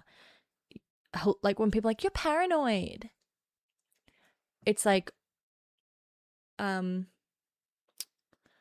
they're assuming that you're saying that they're making it up, that they're imagining. Like, there are threats to Israel, okay? Anti-Semitism is a real thing, right?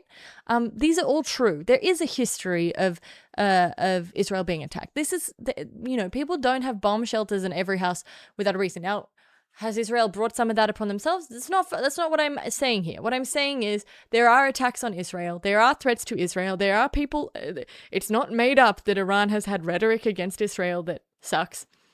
So I'm not saying paranoid means you're making shit up. I'm saying people can be after you and you can be paranoid, and it can cause you... You shouldn't be acting from a place of paranoia. Not a good idea. And Jade, Muscat's a sweet wine, isn't it? Yeah, Little Faro. It's this literally how they justified the final solution.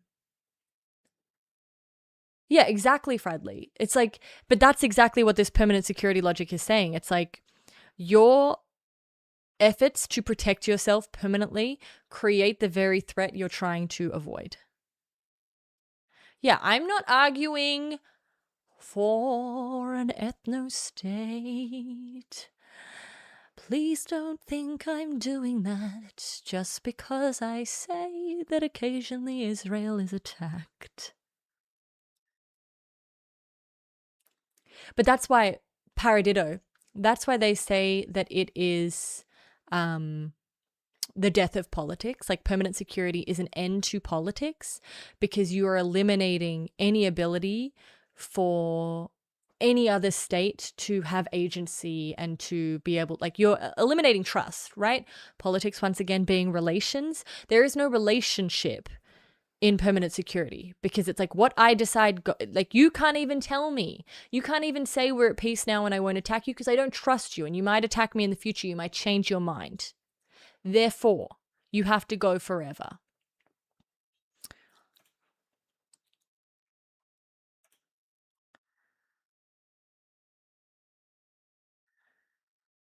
I think we're okay, guys. We're not finding...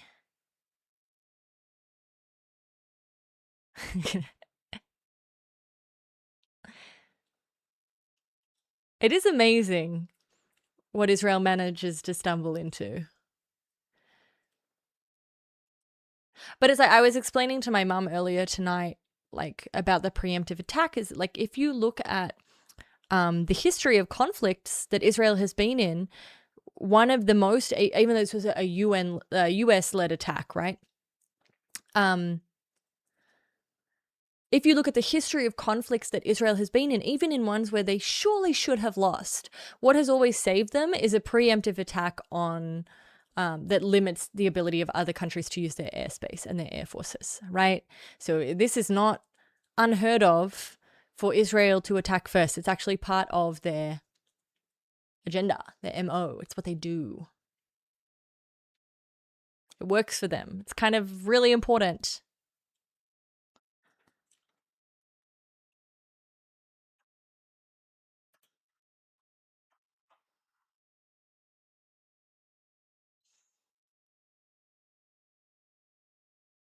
Combat shit. Okay, new major operation, Air Force. Hang on. Is the sun down in Iran? 5:58. The sun will be down. The sun is down, guys. The sun is down. Shit will now be real. We're going to see a massive air attack anytime from now. Okay. It's not down fully until 6:20. So actually, everyone chill. But in Tehran, sunset was at 5:57. It's going to finish up 6:20. So for the next 12 hours, shit's going to be more intense. I'm not sure. I'm not willing to say Khamenei is gone because they got the sun. Do you remember when Venezuela happened and Donald Trump kept talking about his light shit? His light weapons? I know. Do it during Ramadan and then shit gets real when it's dark and everyone's allowed to eat. I know. Darkness is... I know this... Okay. Dramaka, this sounds so dumb. Okay. This is also part of... Remember when I was telling you guys about that special ops guy? He confirmed this for me. They like the cover of darkness. I wish it were more complex than that. But they like the cover of darkness. They operate in the night so that they cannot be seen. But that's like, even I was seeing, like, obviously I'm an OSINT girl, you know, I keep on top of my OSINT. A lot of people were confused about the Venezuela hit because it happened when a full moon was on, and apparently they try to avoid attacks during a full moon because the moon lights everything up. Truly. US ship hit West Crawford. That's what I saw here. But I don't want to... It's not that I want to see it because I'm not sick like that. But at the same time, I wouldn't mind seeing it. It's not your fault, Tom, that you watch it like a hockey game because, as I've said multiple times, we live in a time where people treat sport like politics and politics like sport. And of course, you want to see what's happening next because this affects you, right? It affects the entire world. Oh, you think darkness is your ally. But truly.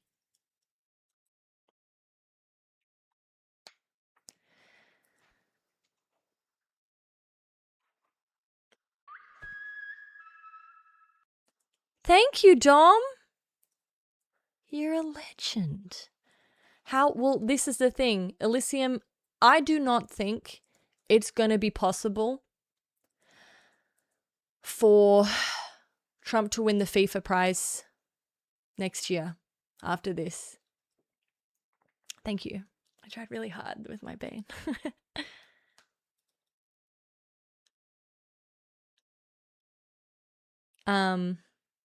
Yeah, President Marco Rubio, please refer to him as Shah Rubio from now on. Shah Rubio, who will also be the leader of Cuba.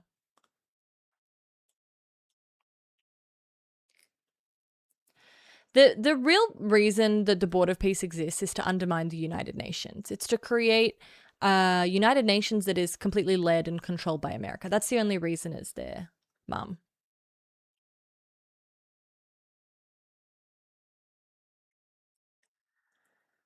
It's also a question of circadian rhythm. But does that... Okay, Wallach. It's Ramadan. I feel like Muslim circadian rhythms are shifted right now. I think they're up at night.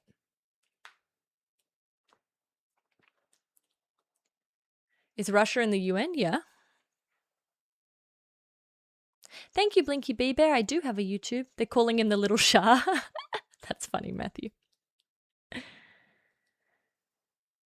Yeah, exactly, Sherlock. There's not much you can do except watch along and pray for the best, right? I think the reason that people are so keen to know what's happening is because you're hoping that some definitive event will happen that kind of creates a situation where you are relieved because you know what direction this is going to go. So it's not like you're like, oh, I want to see bad things happen. You're like, I want something definitive to happen so that I can breathe out. So.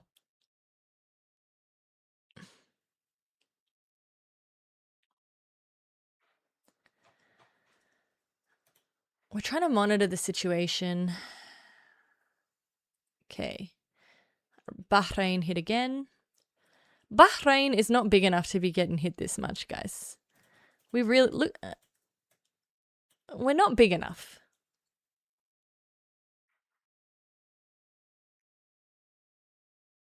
A national archivist. Everyone is in the UN. How else do you explain its effectiveness? Oh, yeah. Praying for the best, but what is the best? I mean, that's why I think there was, even though carriers had moved Alec into the area about, like, you know, over the last month, there's been a build up there. I think a lot of people have been kind of... Yay! Thank you for telling me, Sheriff.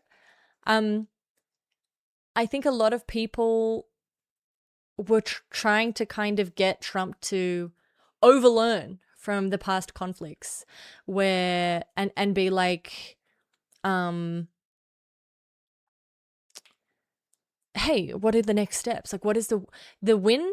Even your win classification here, even what you have designated as like the win conditions, which is regime change, that isn't a win for us. That creates a failed state. Most likely, because there's no one who is going to... This is a country of 93 million people, a huge country, who is going to have the infrastructure and capacity to rule this country that has been ruled by this regime since the 80s. Like, who is going to have the capacity to take that over? There's no answer to that. So the win condition isn't really a win. And so, yeah, I don't know, Alec. Because also there is no fast and brutal decapitation for this kind of regime. Oh, Alioth, I'm not tweet by tweeting it at all. I think people who've been watching for the past 2 hours will tell you I have been engaging with this very little, and when we have had news come up that we've listened to or paid attention to, I've put a massive, like, they said Khamenei was got. I said he's absolutely not. I really just have this up because it creates a pretty backdrop for me to talk against.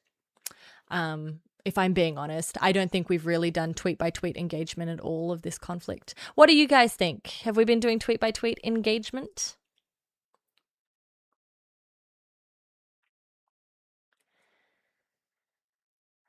US, you win your award. War in Iraq too. Exactly, K-Step. You get a different Iraq war. Take the resources. I mean, I think we had this discussion last time as well when it comes to the resources, right? the logistics issue is a problem, right? It's one thing to take resources in Venezuela. It's another thing to take resources in Iran. You trust me? Thank you, amateur. The decapitation thing is totally an amazing way to sell what's happening in Iran to people who know nothing about Iran, which is most people in America. Most people in America don't have any sense of how big Iran is or how advanced Iran is because they see the values and they're like, oh, okay, backwater shithole. Iran, Iraq, same country, right? Like, they don't have an understanding of what Iran is. And so it's easy to, you explain to them like, oh, what are you doing in Iran? Oh, there's this evil guy called the Ayatollah and we have to kill him. He is a Batman villain. He has to go. And people are like, oh, I get it. I totally support that. Evil Islamic man with beard must die. I understand what is happening in Iran. And so that happens, and it's easy for them to understand. Explaining how the actual system of councils works in Iran and the decentralized leadership and how the IRGC and the Iranian military are different things, like, no one's gonna understand that. They're not gonna get that. Wherever the Ayatollah is, I think he's fine. And once again, I say that I am so scarred by Nasrallah being taken out. If he dies today, he dies today. And I didn't say he wouldn't die. I never said he wouldn't die, okay? He may die. If he dies, like all men, if he dies, he dies. It doesn't bother me, okay? I'm not saying he won't die. I'm just saying this attack was not a surprise attack on Iran. The Ayatollah was not unaware that he was going to be targeted. So,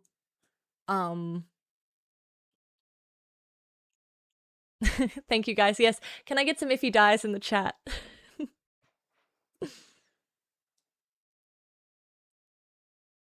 American taxpayers don't even know what's going on. Nasrallah, probably a bad guy, but he looked cuddly. Of all of the bad Middle Eastern men, Nasrallah had a bit of pudge to him. He looked a bit cuddly.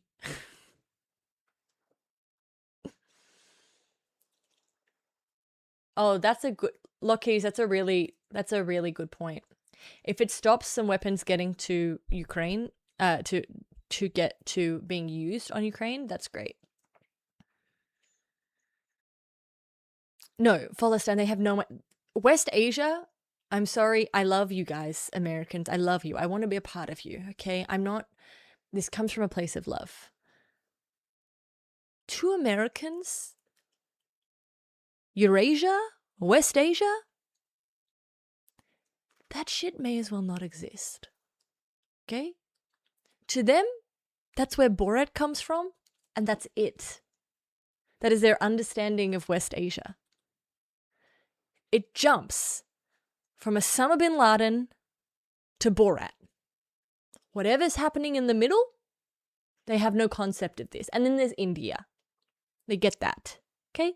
But that is very much the American mind's comprehension of Eurasia. Love you guys. Love you guys. But there are people out there who don't know Turkmenistan exists. You say to them Turkmenistan, they say, Turkey? Turkey?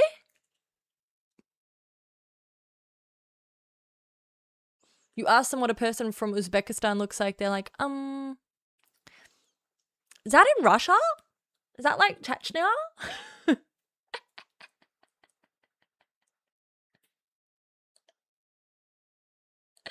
I'm sorry, I know you want to send clips, and I would let you send clips, but I actually don't know how to... I never put on the don't send clip function. It put itself on. And because it put itself on, I don't actually know how to take it off.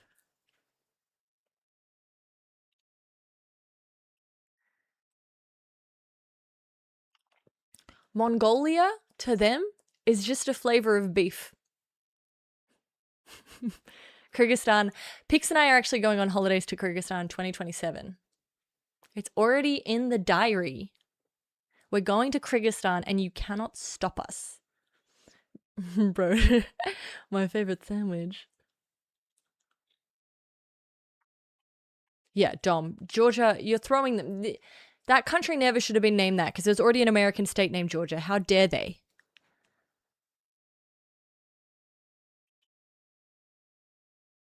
Well, I mean, look, you cannot like it, but Iran does have a right to enrich uranium. You cannot like it. This is not normative. This is descriptive. Iran has a right to enrich uranium.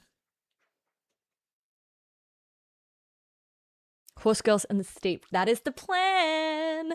That is the plan. You guys have seen me try to steal Kyrgyzstan. You don't need to bring that up, okay? You guys don't need to bring up that I can't spell, okay? Spelling is for losers. I'm sorry. Maybe I can spell it in Russian or Arabic. Did you think of that? Can you fly directly from Australia to Kyrgyzstan? I don't think so.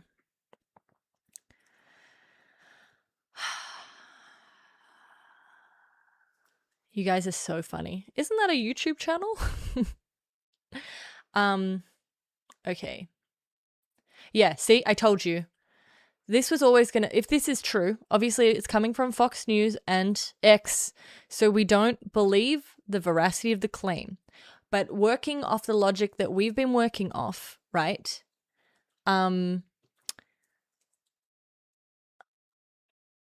The goal was always to eliminate the air defense system before nightfall. Everything that would have been targeted in Iran today was to do with command and control and air defense. They want them blind and deaf so that when the darkness falls,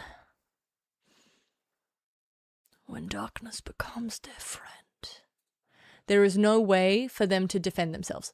Tonight, what happens will make today look like child's play. Oh, Dom, what you have to understand is they obliterated everything in the 12-Day War. But Iran's just such a bad guy. They were able to build everything back up. Could take the Silk Road. I'd love to go to Uzbekistan and Jade, speaking of the Silk Road, but I honestly wouldn't go without a man. Unfortunately, sometimes they have use. Yeah, these are my favorite brunch spots. Teddy? I leave little reviews on all of them so that when I am in the region, it's very easy for me to find. Yeah, we need a time in Iran thing. God, there are so many features I need.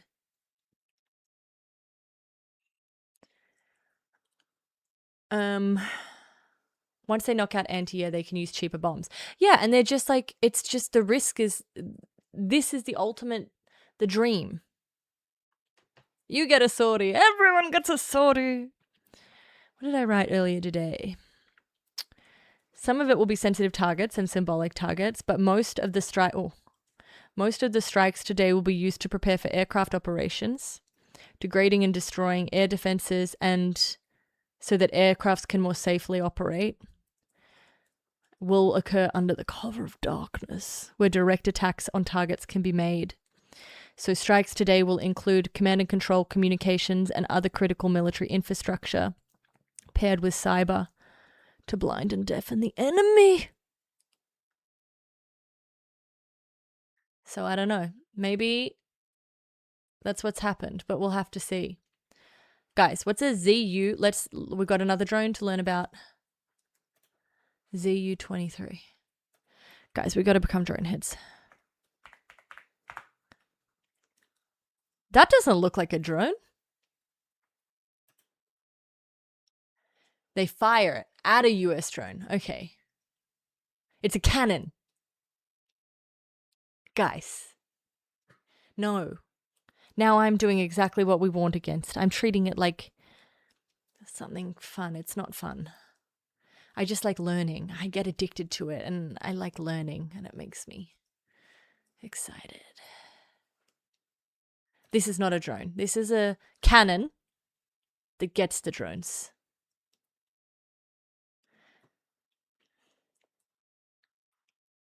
It's 6. Okay, in Tehran, it's 6:04. Full nighttime at 6:20.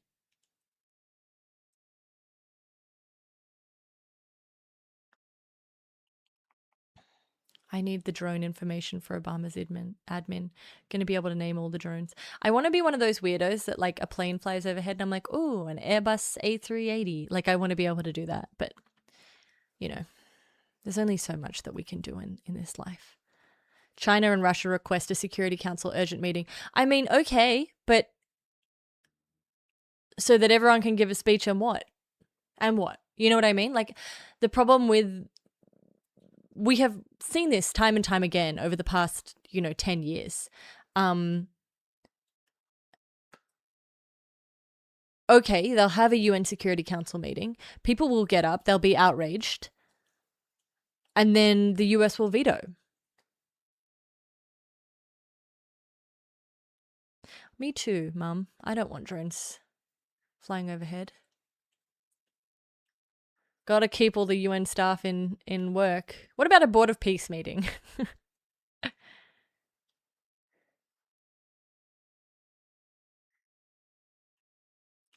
I just feel like there was a time where this may have meant something, maybe, but it doesn't mean anything anymore. It's kind of sad. End of an era, death of diplomacy. Death of diplomacy, because now even you can't even sit down at a table and have a good faith negotiation because you're just going to kill your negotiating partner. China and Russia can act up, but I'm not sure they would. It doesn't really. God, oh, Evan Starcraft, The Interpreter is such a good movie. European leaders are a mixed bag. We've heard from Finland, who is like, please don't do this, Sherlock, because obviously Finland doesn't want to normalize the idea of preemptive and military action because of the obvious being they share an ominous border. So Finland don't really want that. I haven't. France has said they'll defend their allies, but have been vague about what that means. Like, does that mean you'll defend Lebanon, or does that mean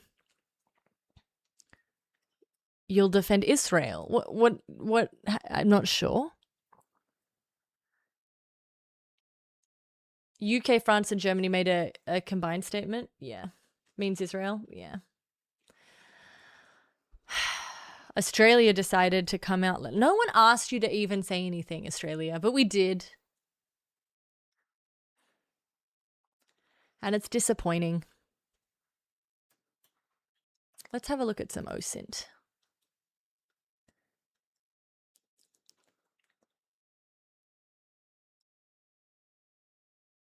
We got drones from Iran in Israel.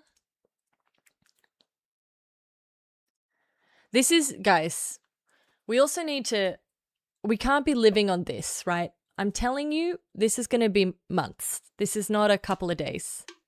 And I could be wrong, but like, I don't think I'm wrong. I think this will be 3 weeks minimum conflict.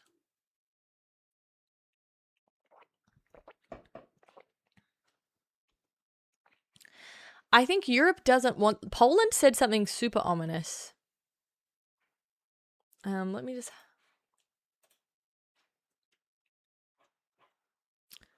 Poland said.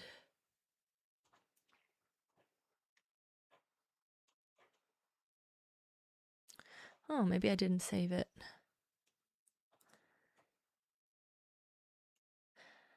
Yeah, I did not save it. I can't believe this combination of quotes. President Trump says he would love not to attack Iran, but sometimes you have to.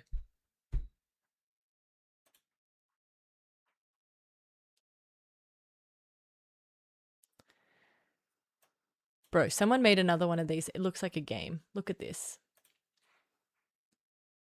They need to not be making these.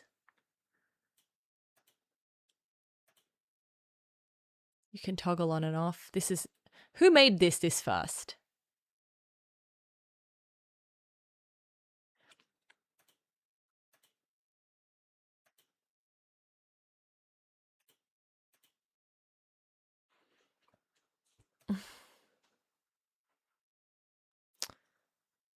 Do you want to play the game?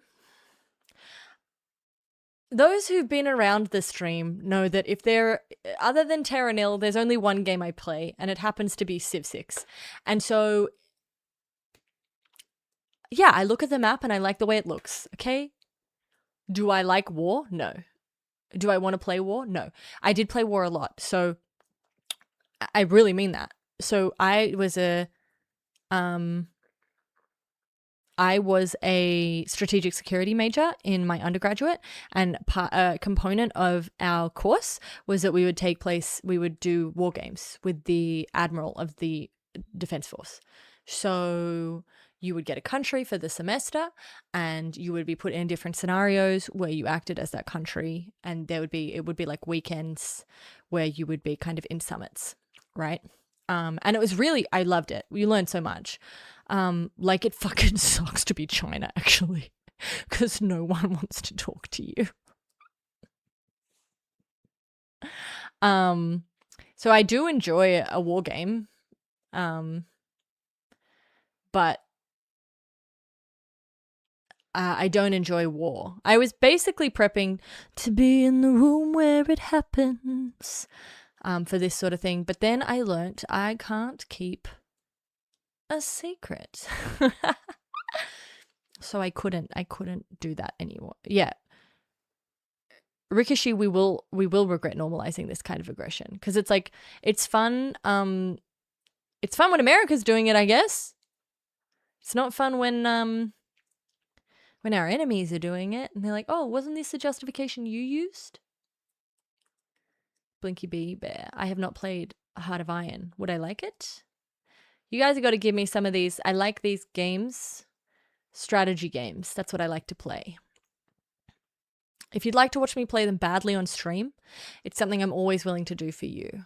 I am also willing for you to backseat, but you have to be aware that when I play games, I like to quit about 30 minutes in, because if I don't have the perfect opening, I can't continue to play.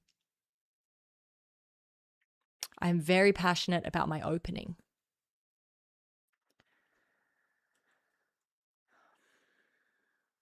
Anno? Okay.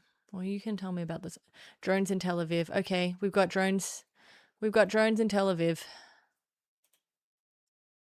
Why are we playing this loser again? Why are we playing that guy again? Hearts of Iron. Okay, 2 people have said Hearts of Iron.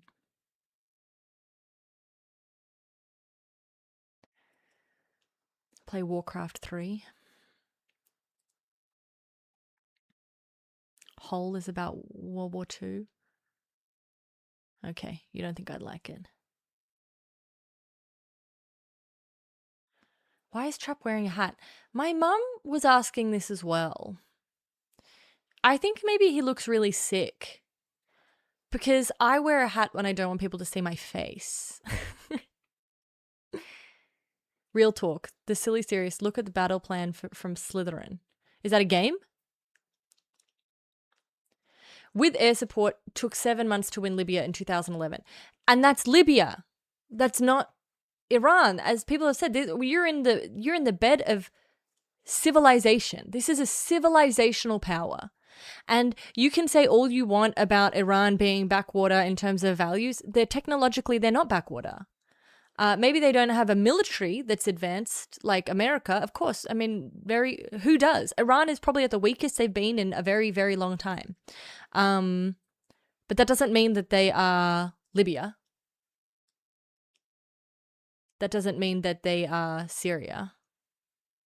Guys, can I leave you with these people talking while I go to the bathroom? Yes. Day by US and Israeli missiles. Well, Adrian, the authorities here in Iran are strictly preventing anybody to talk about this, particularly the Iranian people and the local media. And there is a total obscurity about the details of what has been hit. We know about the cities, we know about some of the locations, including in the Pastor district, where some of the government facilities and also defense facilities might be located. Also the presidential palace there. That area has been hit with several missiles this morning. And we also know about many cities in the interior. There are reports about at least 40 locations in different provinces and in different states that have been, regions that have been hit. But the government, as I said, is very, very, very strict about details. It hasn't given those details, and it is even forbidding local media to give any details to the enemy. We know that the Israelis are talking about military sites, talking about facilities and so on, and also the Americans, but that is not really very clear here in the interior of Iran in terms of the flow of information. We know that a school has been hit in Hormuzgan province, and now the latest, by the way, we have to update the lines that we have. The latest we have from medical sources there is that the death toll has risen to 70 now. At least 70 people have been killed in that school attack. That's something that the Iranians are talking about very strongly, particularly the leadership, saying that clearly this is a war that is targeting the Iranian people, and that civilians are bearing the brunt of these attacks. Arakji, the foreign minister, as you mentioned in your intro, has talked about this to the foreign media, particularly American media, and said that one or two top commanders might have been killed. But that's not a big problem. He means that that's not going to prevent the Iranians from continuing to defend themselves. By the way, he has been also asked a question about the supreme leader of the revolution, and he has been put on the spot there, asked whether he can confirm that he's not hurt, and he said, as far as I know, he's safe. So the Iranians are beginning probably to give some signs that, you know, this campaign hasn't been without bloodshed, hasn't been without a cost to the regime, but they're not giving as much information as the people on the ground here need, and also in the outside world. What they are confirming is that they have the means, the capabilities to continue to defend the country, and that they are going to strike back at any location from which an attack on Iran has been conducted. And this he has made clear, the foreign minister, to his regional counterparts. This is no ill intention against the countries, the neighboring countries, but it is the right of self-defense. And those countries, because they host U.S. troops and U.S. facilities, have to brace for that. Also, the High Revolutionary Guard, the Iranian Revolutionary Guard Corps, has been talking about 200 soldiers that have been either wounded or killed in at least 14 U.S. bases that have been hit by Iranian missiles across the region. And also the Iranian army has joined this campaign for the first time, saying that they have also sent their own missiles and their own drones against Israeli targets in Israel. Al Jazeera's Mohammed Val reporting live from Iran's capital, Tehran.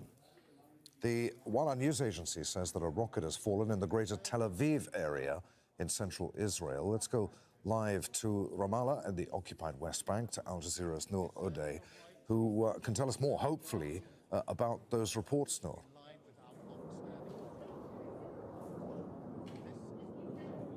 Yeah, well, we're receiving initial reports of at least two areas that have suffered direct impact in the center, in the Gush Dan area, Bani Brak, Ramat Gan. Their emergency crews have been called to that. Guys, okay, first of all, how is Iran technologically advanced? I mean, scientifically, in terms of their ability to create defense technology. I'm not sure what you mean there. Iran is technologically advanced. They have their ability to make drones.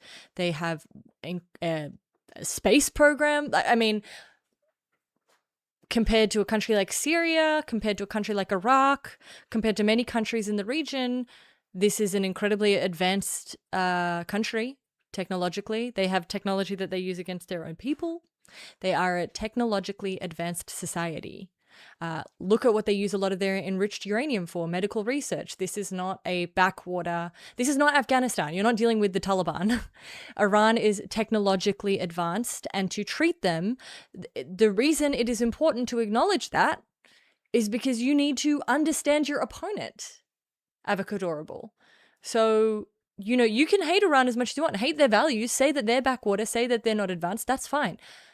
They are an advanced country. You are not fighting Djibouti. Okay? Well, there, what I mean is scientifically, in terms of defense materials, enabled to create their own tech, enabled to create their own materials, in terms of their research output, they are technologically advanced. Oh, Poland said something, the Polish minister. Hang on, you look at me. I don't like you to, sometimes I be liking some weird shit. And I don't want you to be seeing what I be liking. Okay? So you gotta look at me.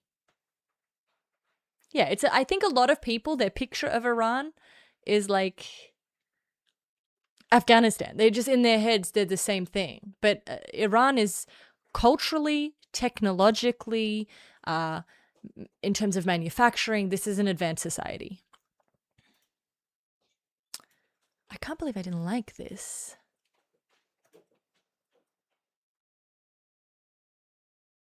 Yeah, it's no Israel, no, but but it's much bigger than Israel, you know, and people act like Israel's might. Israel is very technologically advanced. A lot of defense tech comes from Israel. A lot of research in that area comes from Israel. But Israel's military might comes from the United States of America. Israel's intelligence might comes from Israel. When it comes to intelligence, no one does it like them, okay? But Israel's military might comes from the fact that they have America to back them up. I do be getting an itchy nose. And some of you... Yeah, exactly, Foggy. Russia literally buys technology for them when it comes to ballistic missiles. They are selling weapons. Like, that is a technologically advanced society.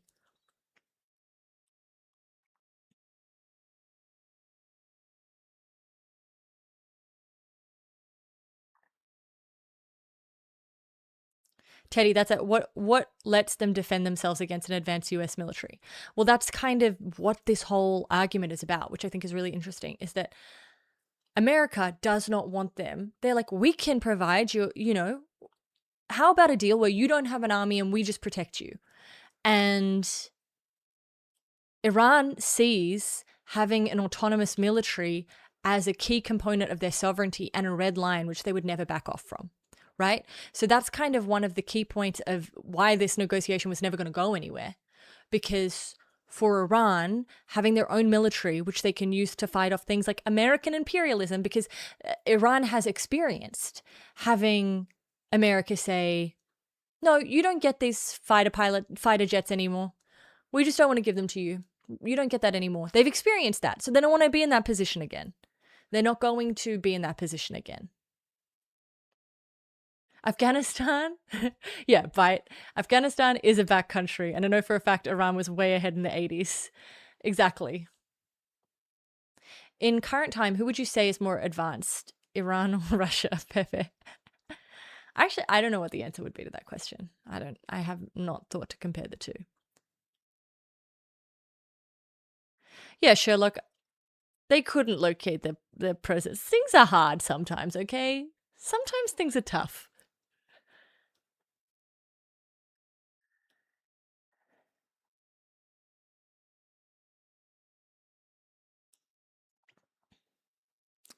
Yeah, if you have money, if you have oil money, you can do whatever the fuck you want. Polish foreign minister. He basically said get ready from World War III. It's what I read. But now I can't find it because why the fuck would I like it? Why would I save it anywhere? Why I'd just go, oh, that seems bad, and then move on, wouldn't I? Because actually, something that stayed in my mind, there's absolutely no reason that I should retain it anywhere. That would be ridiculous. Okay, you know what? Forget that I said that Poland said anything, because I can't verify where I read it. And so I made it up. I didn't. But for the sake of us being credible, we should say I made it up, okay? Guys, no one can find that plane. MH thingy-mabobby. Okay? Sometimes stuff just goes missing. It was Poland. It was Poland. I know it was Poland because I remember thinking, oh, Poland. Oh no.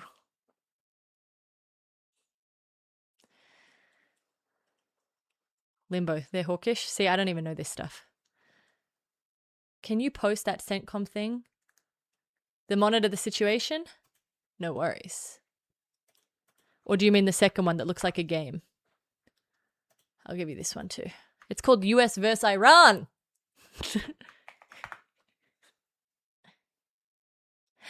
Wow! Thank you for the biddies. Thank you so much. Travacal. Travacal says, is there a timeline where countries like Japan, Canada, Australia, Europe, etc. sanction the US and Israel for these recent aggressions? Can I post my browser history? I'd rather kill myself. Thank you. Thank you for asking. I say this as an American, stop buying our shit. So look, the problem is, firstly, there's a different answer because there's different equations for everyone in that kind of conglomerate that you just referred to. No.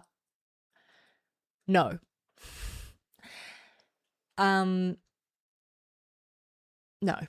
Because sanctions, absolutely not. No. In terms of maybe a harsh statement, oh yeah, we could do that. And you can see what you sort of seen with Canada in terms of like a pivot to a stronger trade allegiance with China, like deliberately trying to, call the United States bluff. But no, not Anon found it. Not Anon found it. We weren't lying about the Polish issue. The winged hussars have okay, we need to find out what a winged hussar is. Hang on. We'll get to that. But Travacal, I would love that to be the situation, especially for Australia specifically, like I can talk about, which is since we signed the AUKUS deal, no, absolutely not. Because we're kind of super fucked and hamstringed with our defense now.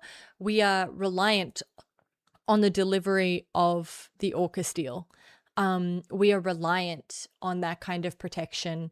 So I know, crazy that we need protection from our number one trading partner. It's stupid. But Australia will not. Australia never would, but Australia will not. We need the strong security partner. We're too. It just would not happen. Okay. Japan, it won't happen. Japan don't give a shit about anyone except Japan. No offense to Japan, but they don't. Canada is doing a little bit, but obviously not really. Europe is different depending on what parts of Europe you're looking at, but Europe is going to act as a bloc. So no, there's not going to be. Maybe here's where something could happen, right?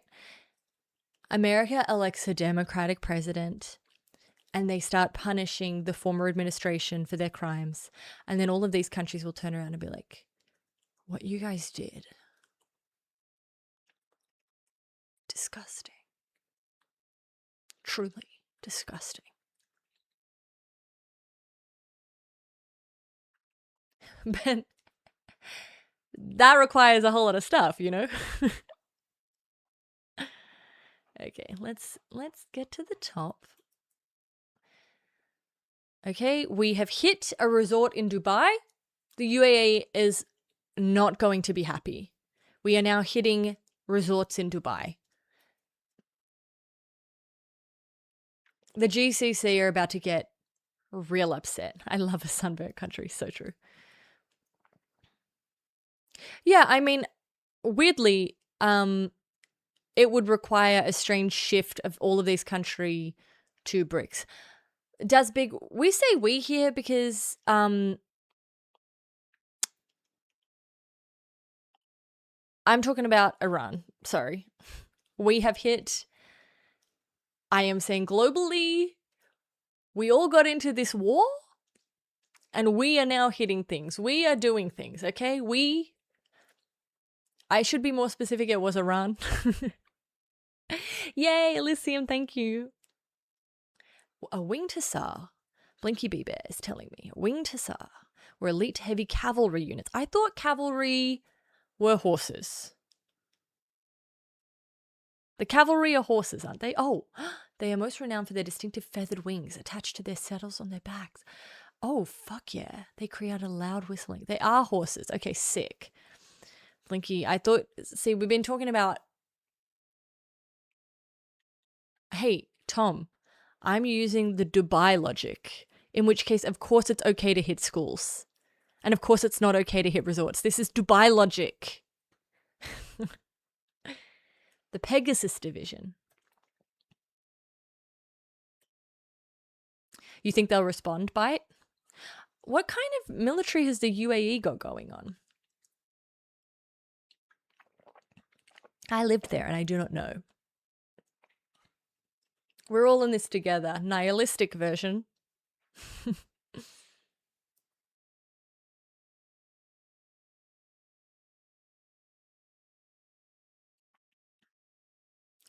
Everyone wants to know the flavor of my monster, you guys. It's the peach flavor.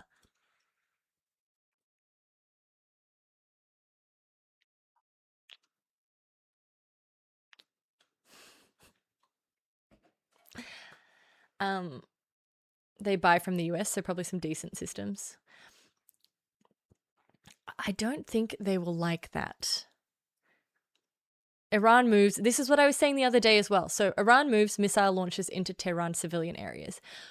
Automatically going into urban warfare is a mistake because naturally you are having this problem of human shields. Automatically, right?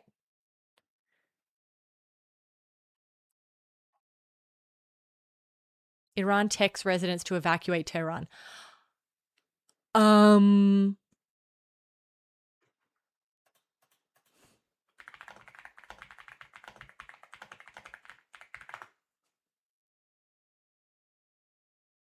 million people just got told to evacuate. That is, I want to just, guys.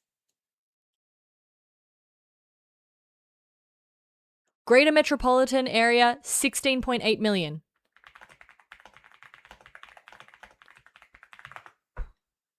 The whole of Israel, the equivalent of the whole of Israel was just told to evacuate.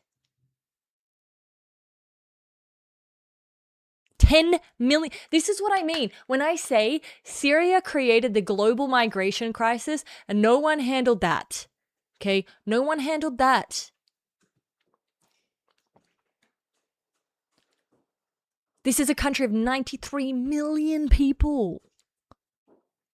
And they just told 10 million people to evacuate. And to where exactly? And the thing is, how are they going to get the fuck out? Do you think there's like 1,000 roads and that everyone's going to be acting responsibly? Like it's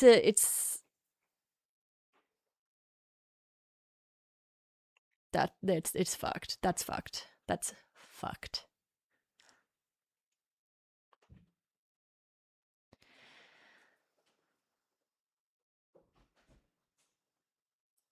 I can't even comprehend how long it would take to evacuate 10 million people. It's not a reasonable or realistic request.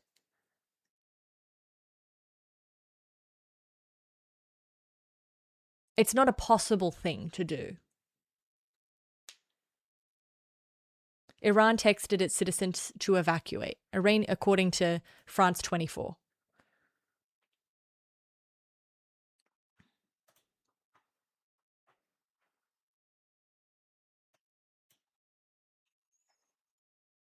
Iran, 9 minutes ago, Iranian authorities sends text message urging residents to leave Tehran. It's not possible, TBB. It's not a realistic. Oh wait, you guys can't see my screen. I'm so sorry. It's not a realistic or reasonable request. It's done as a formality, in the same way that when Israel was bombing in Gaza and they would say, hey, evacuate. Like, it wasn't a reasonable request. It was done as a formality. So because it sounds like the Iranian troops are moving in and moving defense materials into Tehran in order to avoid the human shield type claims, they're putting out this order to say, hey, we're using Tehran now as a base, so you need to leave. We're not trying to use you as human shield, knowing that it's impossible, but knowing that, I mean, they might carpet bomb the whole of Tehran. Who knows what's going to happen tonight? That's the other thing. Who sends an order like that out at 6 p.m.? 10 million people have been ordered to evacuate. 10 million people to 16 million people live in Tehran, depending on if you count the metropolitan area. They were just sent a text message urging them to leave. It is not a possible request. It is not a humanly possible request. I am cynical, so I'm saying it's being done merely to provide cover for the regime. Khamenei's going to give a speech. If he's alive, it could be pre-recorded. I know, it's the whole population of Israel. It's like asking every single person in Israel to evacuate. This throne, it is not a possible thing to do.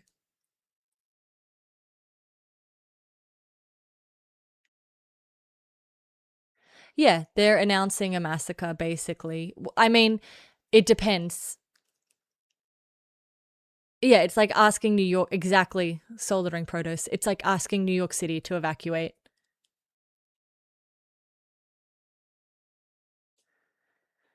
I mean, Iran is a big country, Mr. Snooze, so there's plenty of places they could go. Whether or not they can actually, not everyone knows someone in rural Iran, right? Like, how they're going to stay, how they're going to get fed, how they're going to get water, what stuff they're going to take. None of that is how they're going to be stuck on the roads. It's going to become a massacre on the roads. So, I mean, there's absolutely no...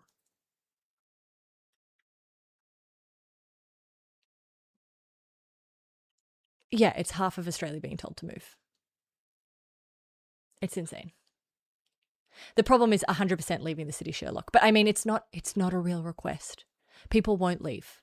A lot of people will try to leave, but not all 10 million of them are going to try to leave. But as I said, whatever happened today was literally just the logistical setup for what will happen tonight. And what will happen tonight will be an attack by the air.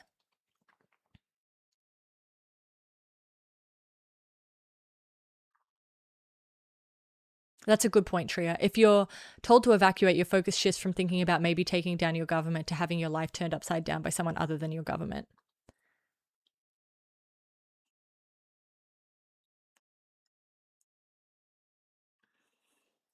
This would be so scary, guys.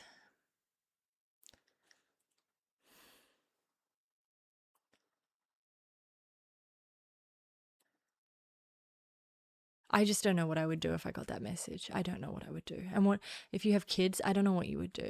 I don't know what you do. Kids, old people, like... S1 severity, yeah.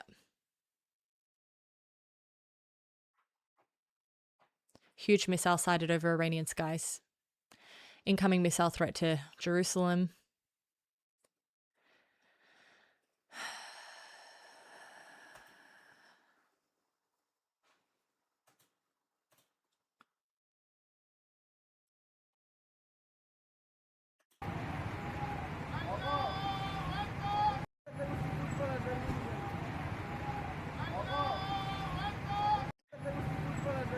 You would try to evacuate Avocadorable. Whether or not you would be able to is like a whole other thing. Because speaking from experience, which is a totally different situation, but in 2020 during the fires, every time you were told to evacuate, part of the calculation was, am I safer sitting at home and hoping that the fire passes? Or am I safer if I become a sitting duck stuck on a highway? Do I want to be stuck on a highway in traffic with nowhere to go? Or do I want to be stuck in my home? like, this is the question that they're all going to be asking, because they will get stuck on the roads, because 10 million people trying to leave at once, even if only half of them decide to leave, it's too many. It's not possible.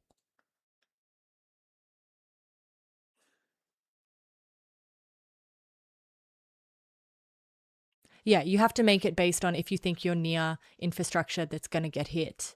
But I mean, guys, I'm not even kidding. Like, I don't want to talk about the Kalshi ticker at the top. I don't want to talk about that. I feel really sick about that, okay?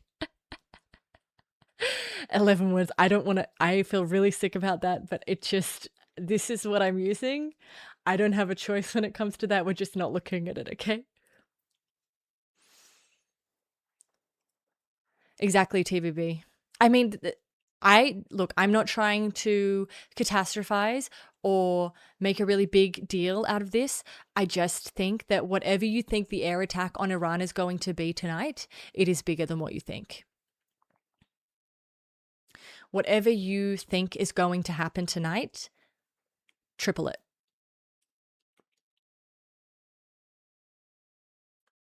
And it's nighttime, right? Like, it's nighttime. Everyone is panicking. There's no internet.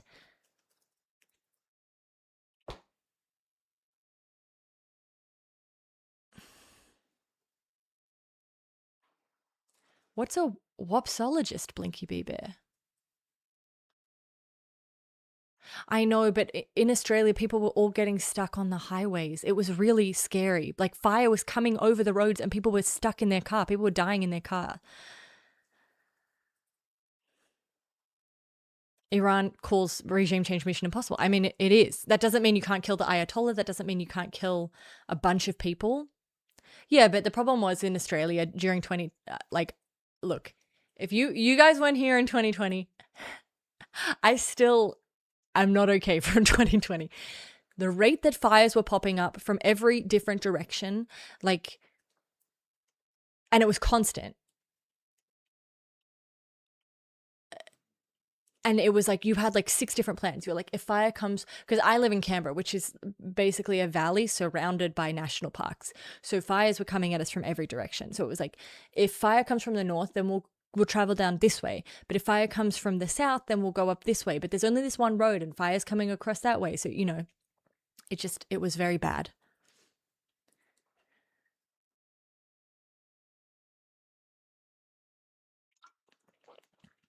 You say, whoops, call 000. That's so funny. You have to leave early, yeah. Elysium, I know. 11 words. This is why I'm leaving Substack, because they're integrating Kalshi. They're integrating Polymarket. I don't want to be a part of it. It disgusts me. It disgusts me. Oh, really, Sonu? Do you want to be stuck on a road? Did we lift sanctions on Mali?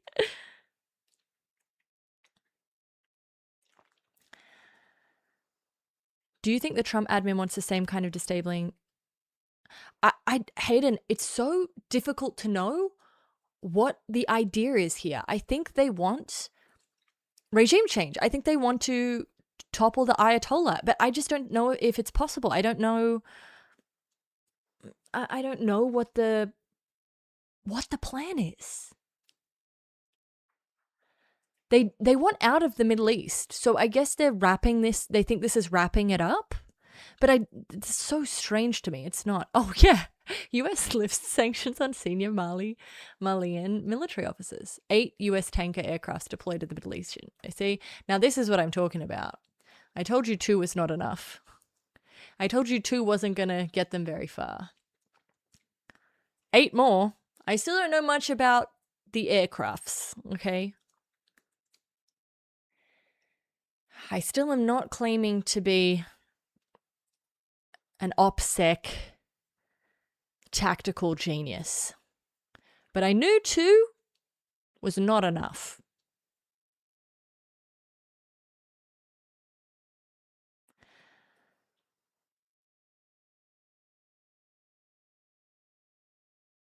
I definitely think he was emboldened by Venezuela, and I think he just thinks all countries work like that. Like, you can just take out the top guy, and then you did it.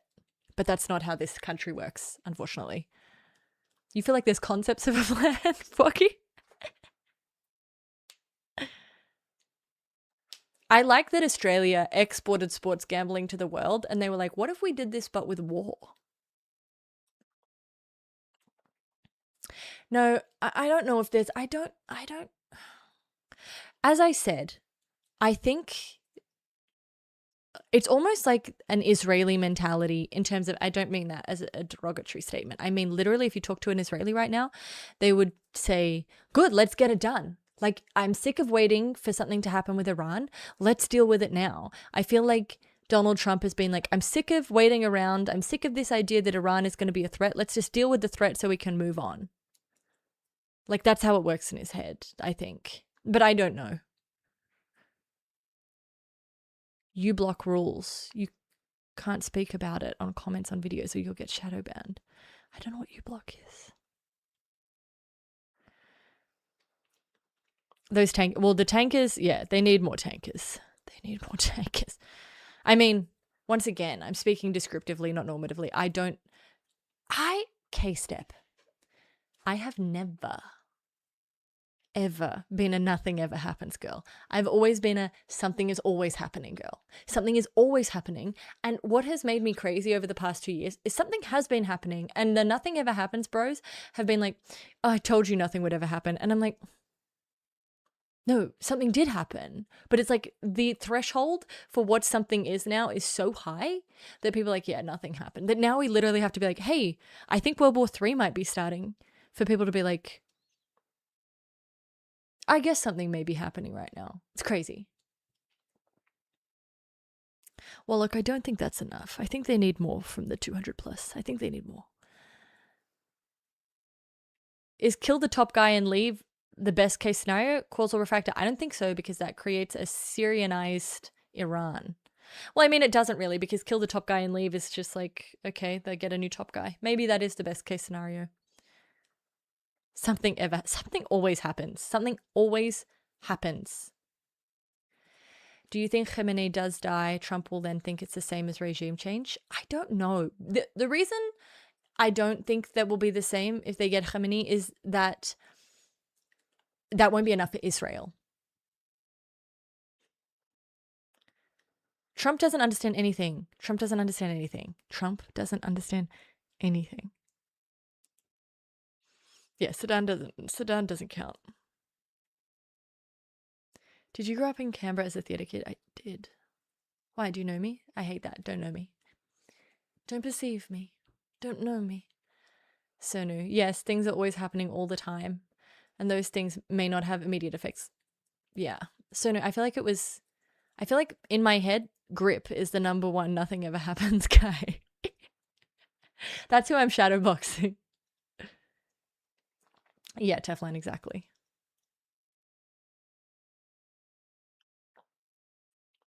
Paradiddle, it's not a good scenario, but also what scenario would be better? I mean, there is no good scenario. We are out of good scenarios because diplomacy is off the table. Exactly, so no. Crazy Blinky Baby. I hate it.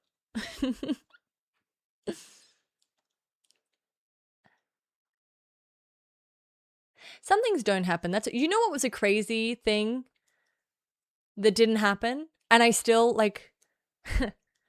I still think about it and I'm like, what the fuck happened there? Prigozhin and Wagner, when they full on got right up to overthrowing Putin and the government and then just didn't. I still don't know what happened there. I still am so confused. Like, that was a win for the nothing ever happens guys, but like, what the fuck? We were watching him. He was right there. He was on the doorstep. He got all the way. And then just decided not to do anything. And then was killed. Kuwait's airport got hit. Fuck off. I told you they'd go for the airports. God, I'm annoying. I'm annoying. We're covering war and I'm like, I told you. I told you that would happen. That's the most important part of this for me, that I told you. It's not. But I did tell you. Yeah, Canberra is fucking freezing in the winter. God, I'm happy to be here for a summer. There was a period where I was going back and forth between America and Australia, but I was only hitting winters. So I was getting Canberra winters and New York winters back to back, and I actually think it messed with my head. He was right there, I know. Then a few months later got shot out of the sky. Like he didn't know that was going to happen. Like, you know that guy. You know what's going to happen. Oh, it's moist. Is she a Muscat? I think, can I be real with you? It may be almost safer for her to stay in Oman than to try and leave. I don't think she's going to be able to leave. But I think that for some reason, well, I can make guesses as to why, but I think Iran has decided Oman is fine. I love Oman. I used to live there. I loved it so much. Oh, you think they had his daughter? TBB, I never even thought of that. That is a really good explanation.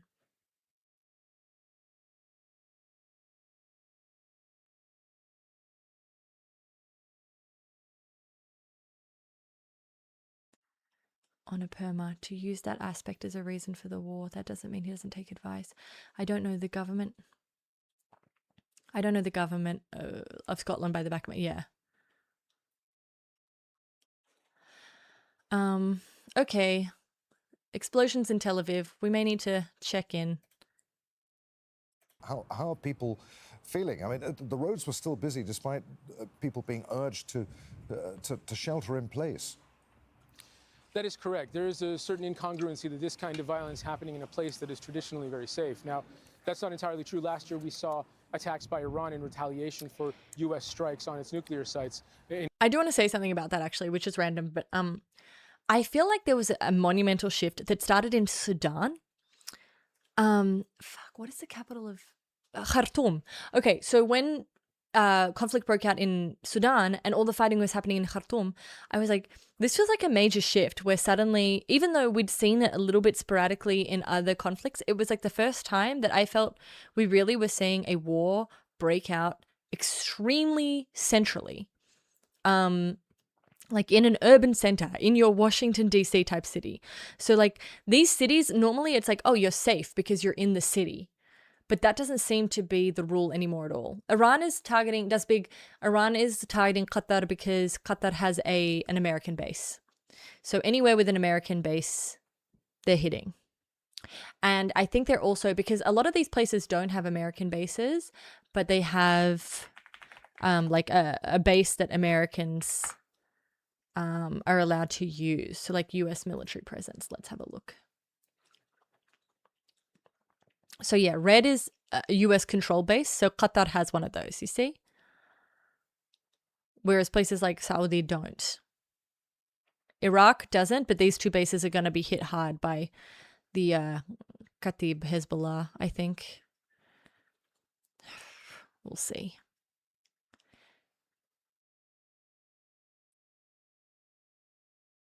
I think I have said multiple times that I think that Trump has an extremely intelligent people in the Department of War. I just don't think that they're great at dealing with, I think they're kind of like chess players when it comes to, because they're realists, which is unusual as well, but they're very much like, okay, in this perfect set of conditions, this actor will do this, and then this actor will do this, and then we'll do this, and then this will happen. And it's like, no, that's not how this is going to work. So it's not that I think I think a huge part of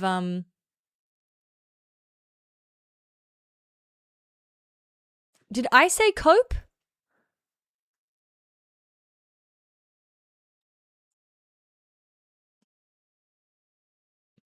I didn't say anything about you coping. Because look, as much as I disagree with him, Elbridge Colby is a respected person in that space. He always has been, by both sides of the aisle. A lot of Democrats lost respect for him when he came out as a Trump supporter, but he came up through Clinton-backed, Obama-backed think tanks. He's a smart person. These people are not...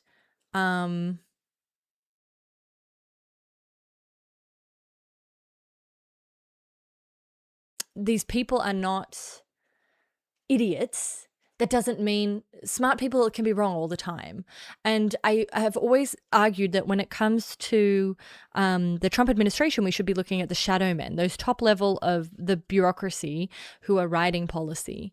No, the dumb people are in the administration. I'm talking about the shadow. Oh, okay.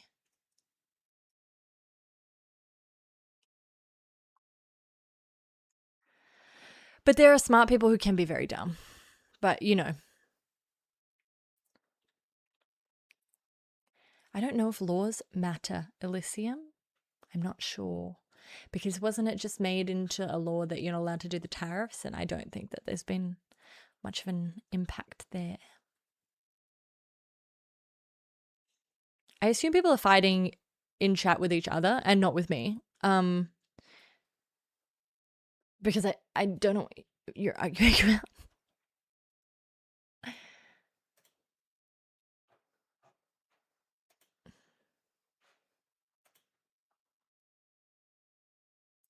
Uh-oh.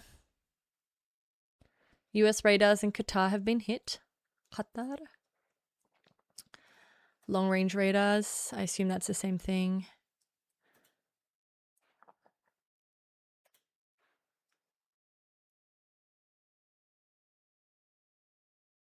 I think NatSec, well, this is the interesting thing.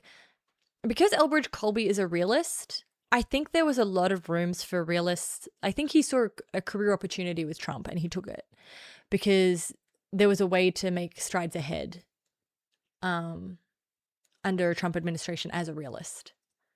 That there wasn't under more liberal interventionist or like that there wasn't under Democratic leadership.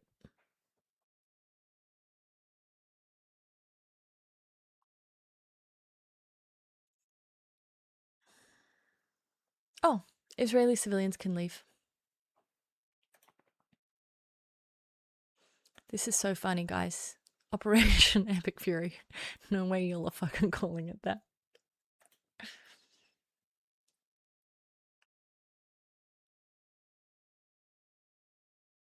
I'm very interested in writing about OpenAI surveillance and the shift for Paramount Warner Brothers, which I told you was going to happen. Not that I care about telling you things, because that's not important, obviously. But just if you're wondering, I did tell you that that would happen.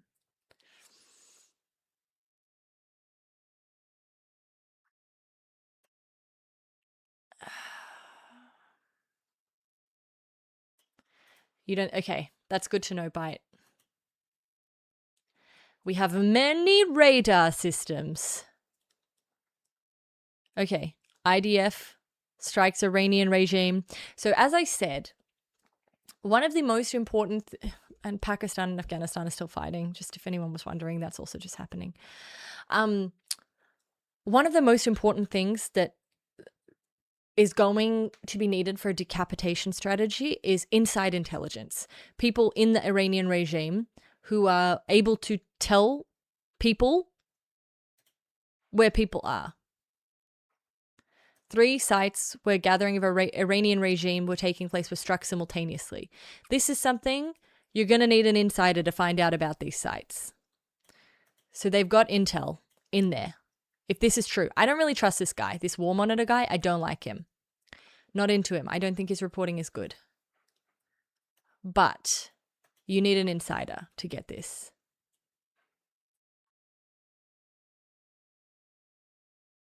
Yeah, Anthropic refused and OpenAI is taking over, Paradiddle.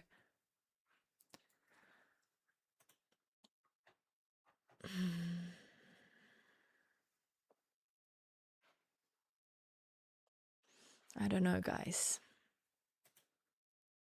It's shouting against Trump and Netanyahu.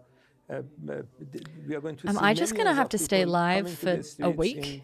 In a matter of 24 hours, 48 hours, opposing their country to be attacked by genocidal regimes. These are the people who engaged in a genocide in Gaza. They want to have Tehran We're look like watching us, Al that they're not Jazeera, going to by be the able way, to and do they're that. talking to Iran Iranians, so has, keep that defense in mind as you capabilities listen. that will defend the country.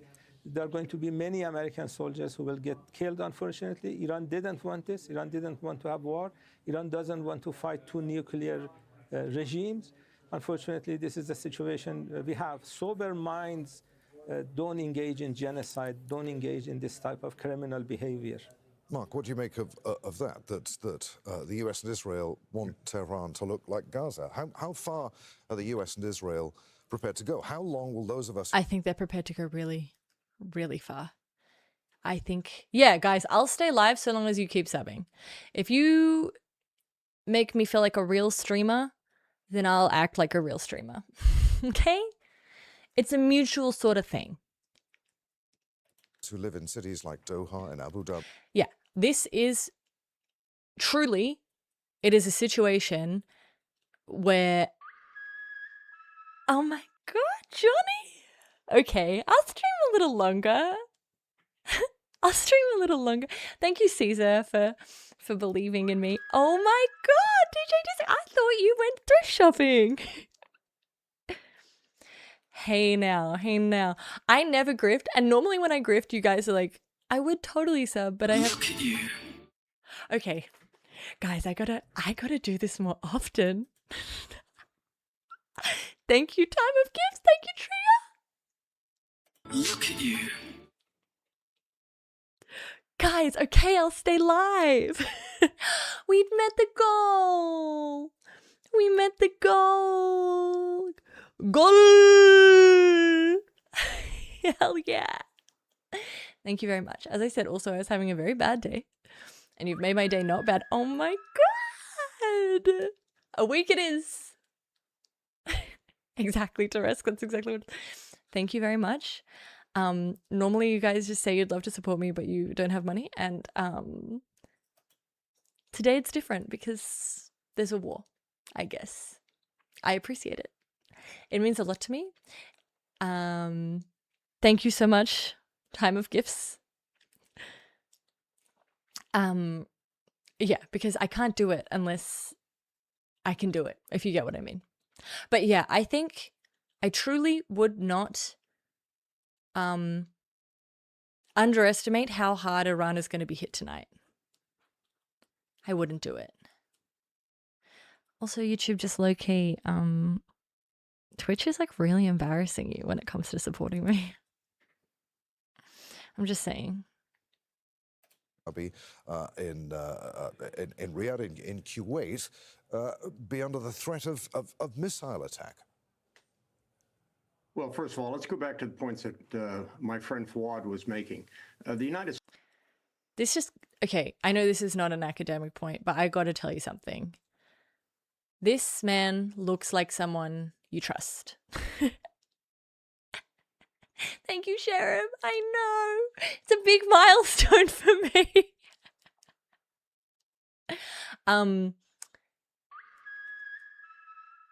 Dazbig, thank you so much. And thank you for chatting tonight. Thank you guys so much. This is not a very smart thing, but it does need to be said. Which is, this man looks like a man I trust. This is a man who knows what he's talking about. Thank you, guys. The States is not seeking to conduct regime change. If it has taken out key leaders, that's leadership targeting. The regime change will not come from the American. Thank you, Amateur Phone. You can't make me dono, but I did. But I did. I'm getting drone attacked by donations and subs. This man is wrong. So we were all fooled by the glasses. It happens to the best of us. I should go and get my glasses. American 82nd Airborne parachuting into Tehran. And it's going to come from inside the country, from internal opposition to the regime. And now with the key leaders, that's the such idea, as the RGC commander and perhaps some political leaders, that there a vacuum, a leadership. There's not a vacuum. Vacuum would be created. This guy's a liar. Don't listen to him. Do not be fooled by his glasses. He's a liar. He's lying to you. Tria, obviously he's got some things working against him. But this is what the American status quo wants us to believe is trustworthy. But this man is a liar. He's like, oh, we took out some leaders, now there's a vacuum. This is a decentralized regime. This is their whole thing, is to be decentralized. You bet this man eats meatloaf every Wednesday. I bet he does too. He's corn-fed.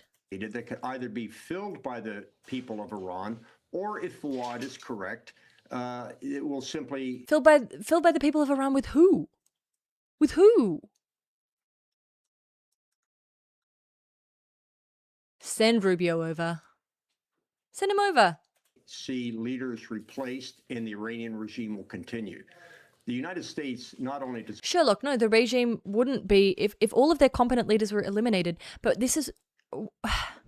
If you have 3 chains of command and they're all decentralized and you've been planning for this to happen not only since your regime began existing, hi Apple, but truly like since June of last year,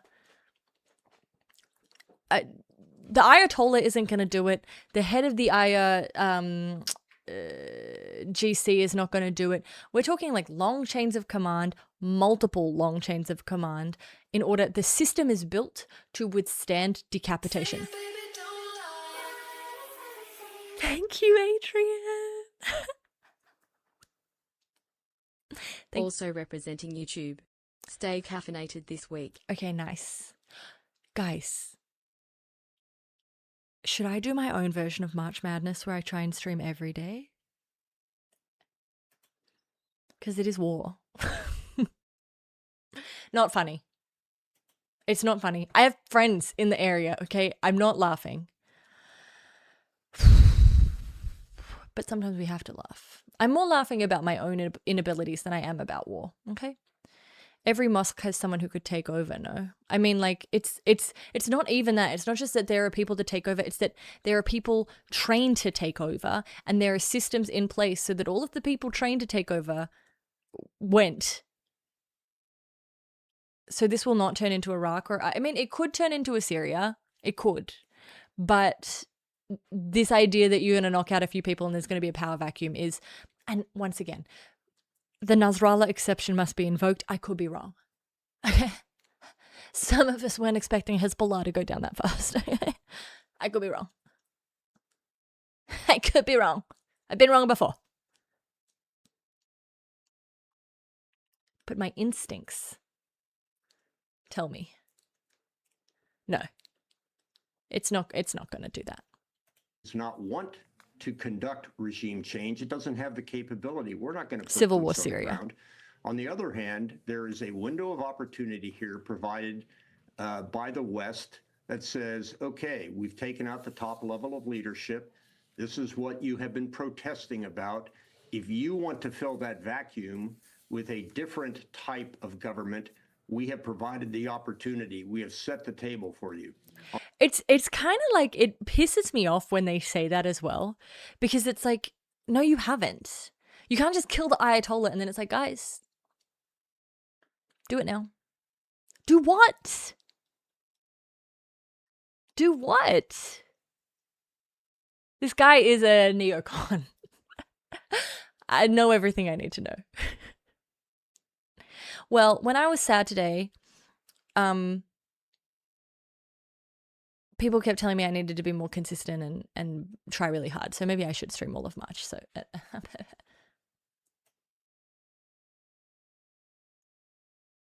if only someone had thought of that, Johnny. Who is guys? Uh-oh. Democrats are meeting tomorrow to block the war with Iran. What are they going to block? He's going to say that he has the right to do it. And how are they going to block it? How are they going to block it? I hate Andy Warhol. On the other hand, if you want to maintain... It is a religious fundamentalist regime, but it's also a regime that's based around the idea of sovereignty. Like, this was the most important part of the revolution, was sovereignty from America. So it's not beyond just like being like having the religious fundamentalism. It's like their number one value is their sovereignty from America. That's the bedrock of the entire regime. Mark Kimmett, more like Mark Kennett. 11 words, so true. Block what? It's already done. It's already there. So the thing is as well is that once these changes set in motion, right? It's very easy to block a preemptive strike. But it's not easy once an American tanker gets hit, once you have a couple of American casualties, saying you're blocking retaliation, much harder. Much harder.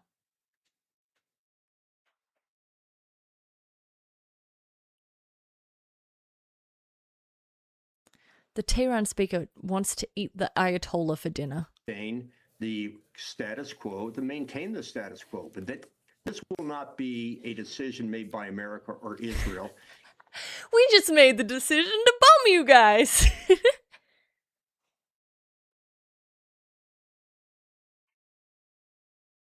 I know I should have a regular schedule. I'm not good at that. It will be made by the people of Iran, and we will see what the people of Iran choose. Mark, if major powers like the US and Israel claim the right to strike countries over potential future threats, what happens to the rules-based international order? Was there any attempt? No, we shouldn't be changing regimes. We shouldn't be. It doesn't work. Tell me somewhere where it worked really well. But there may be. I'm willing to learn. Distron, thank you so much. Thank you so much.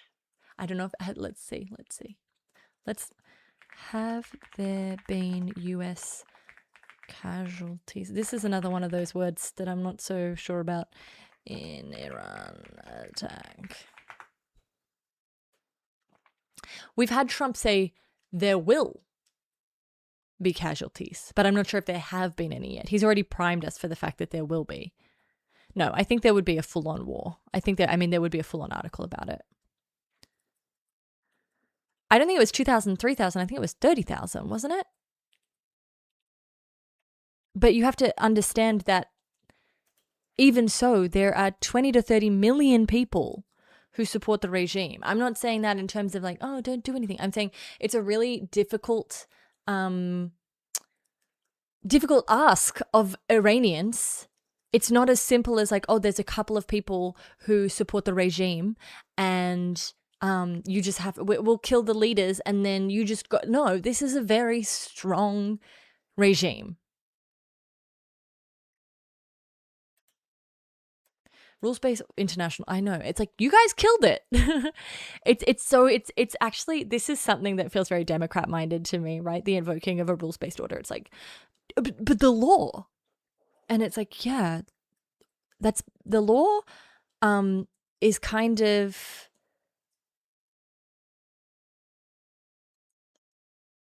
only as powerful as people give it credit for being, right? Like the Constitution's power comes from people believing in it. The second you start to abandon it, it's the same with the rules-based order. Liberalism is built on buy-in. So once people stop buying in, invoking it is kind of like, okay. Do you think the law has a gun? Like, what do you want the law to do? To seek international legitimacy for these strikes, or do the US and Israel simply not care?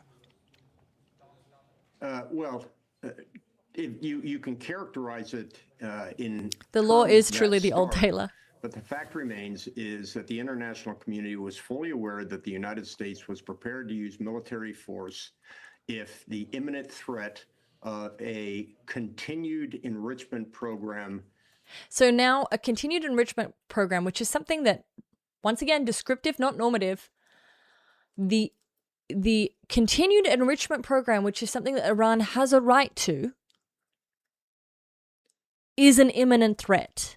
But the having of a nuclear weapon by Israel is not an imminent, it would not be considered an imminent threat, which would allow for Iran to attack Israel under the guise of self-defense.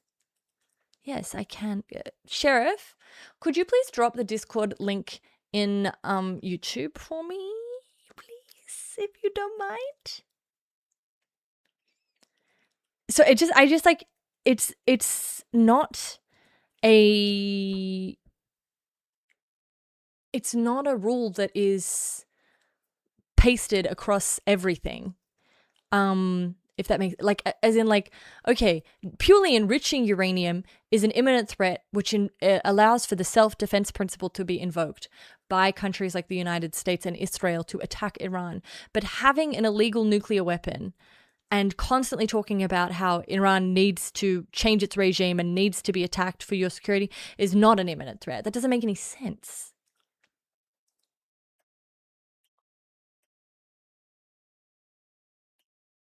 Hang on. Hang on. Hang on. Help us on its way. Uh-oh. Did you get the link? It's somewhere.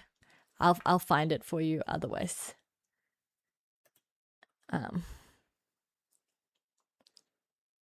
Almost as though liberal self-determination is only something that you get if it's convenient. It's crazy, eh?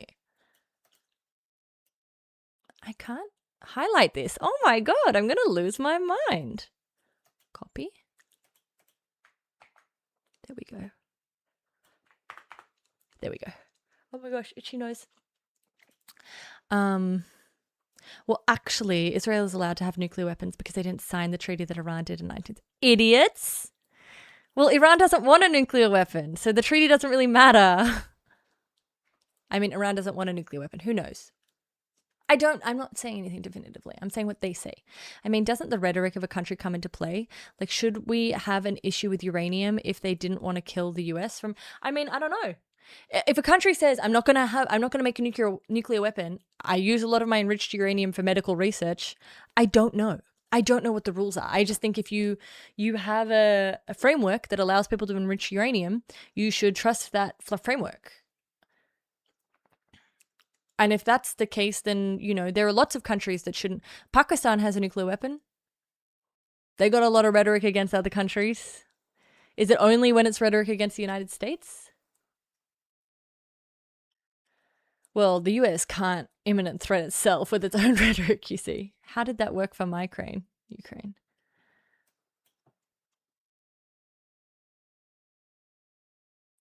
Yeah, it's the same thing of like, it's the same sort of argument of like, you're not allowed to take cookies into Gaza because sugar can be used to make bombs. It's, you know, it's all the same. Illegal enrichment program. You're not allowed to do anything because you scare us. Stop. The Silly Peaks is the one. By Israel, fix your computer, Iran dude. To develop a nuclear capability. At what point does it go from being a concept to an imminent threat? So I understand your point about Iran has international concepts law. of a I think plan. that there would be many that disagree with it, but it is clear that we should now understand where we are and focus on what happens next. Paul, who gets to decide what counts as an imminent threat? Great question. Certainly in the nuclear context, in intelligence agencies or politicians like President... Yeah, I don't like that in the background all of this, like Pakistan, Afghanistan are just going at it, but it's kind of like, guys, not now. Like... Not now. I'm fairly sure Iran let enrichment inspectors, but maybe I'm wrong. Maybe I'm wrong. There's been so much chat about this fucking enrichment. Who knows? Trump and Benjamin Netanyahu. Well, this is a fundamentally political decision. It's one that has to be communicated, and it's one that has to be accepted by an international audience. And we have seen countries around the world in the global north, countries like the UK, France, and others, line up to condemn the Iranian response. We've also obviously seen many folks who have condemned what the United States and Israel are doing. So this is something where international law, there are sometimes courts, there's other things, but customary public law that has... Would India do anything to Pakistan during Pakistan? I don't know. Who knows what India's up to?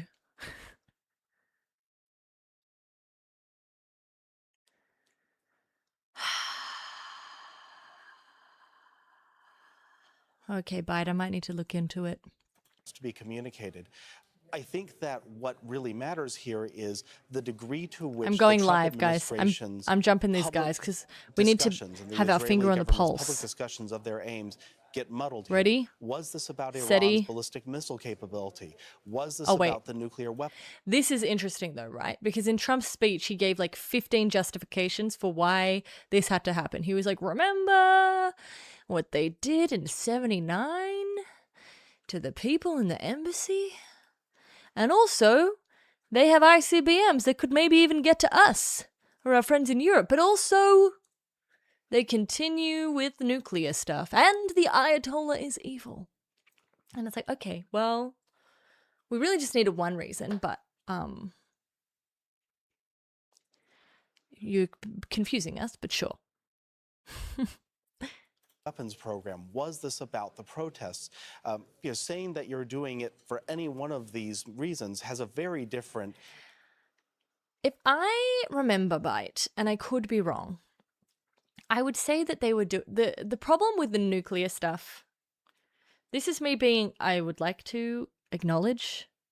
Okay. Arrest me. Arrest me. For I am about to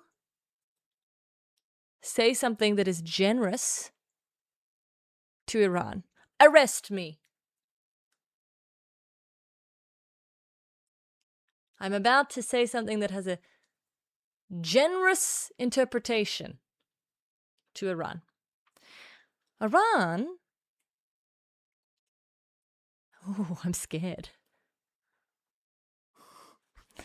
Oh, I'm so scared. I'm going to say it. Okay. Oh my God, you're going to turn on me. You're all going to turn on me. It's okay. I'm ready. I'm brave. I'm brave. I'm brave. I'm brave. I'm brave. I'm brave. I'm brave. I'm brave. I'm brave. I'm brave. I'm brave. I'm brave. I'm brave. I'm brave. I'm brave. I'm brave. Okay. So there's this thing called sanctions. And Iran is under a lot of them. And what was going on is that there wasn't really a situation where Iran had any leverage to do anything about the sanctions. And then Trump got rid of the JCPOA. And it was kind of like, okay, well now the nuclear stuff is kind of something we can pull to get people back to the table. So we're going to stop letting people come and inspect and do things like that. So then it's like, oh, maybe we have to go to the table with it. Maybe they're doing something. They're not letting people inspect. So I think maybe, from my memory at the time, June of last year when I was looking into this, which is when I was looking into the inspector stuff, I don't really remember, which is why I was trying to be honest with you that I don't super remember all the details. But I do remember at the time, now that you're jogging my memory on it, remembering an argument being put forth that some of the pushback against inspections was Iran trying to play a card to get negotiations open for sanctions again because they really don't have much that they can play. And when Trump tears up the JCPOA and they're still just complying, there's kind of like no benefit to them to comply. But as I said, arrest me for my generous case made for Iran. But that would be the reasoning that I think would be convincing. God forbid. Every now and again, it's convincing. Good morning, Sean. Sean, you have to sub because I'm a real streamer now. Sorry, you have to sub. That's the. I don't make the rule. I don't make the rules. Sub. Yeah. I know. It's the dumbest name for the dumbest thing that anyone's ever done.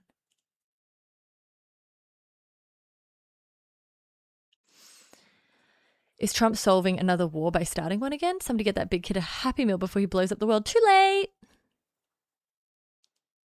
I am the Ayatollah of rock and roller.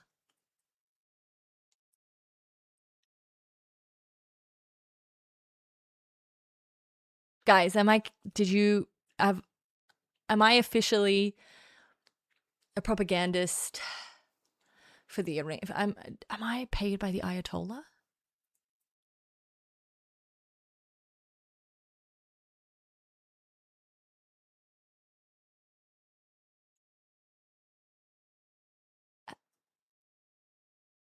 I'm on a list.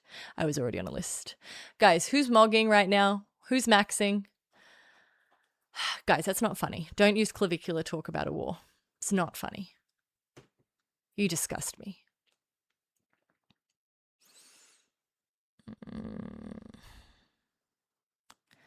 Damn, they're really hitting Bahrain. I feel bad. It's not big enough to sustain this much.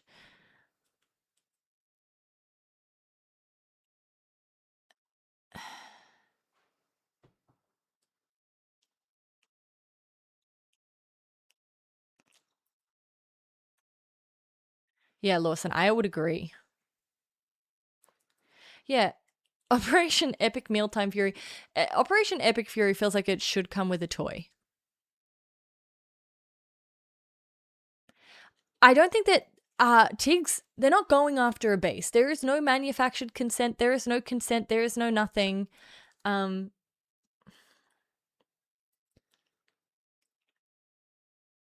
There's no base involved in this. I know, they hit a baby school. They hit a baby school. They don't want to mention it because they don't like talking about killing kids. Because who does, you know? Only if they're American kids. If we could just have one administration in America that doesn't start a war, full stop. Johnny? Would love that.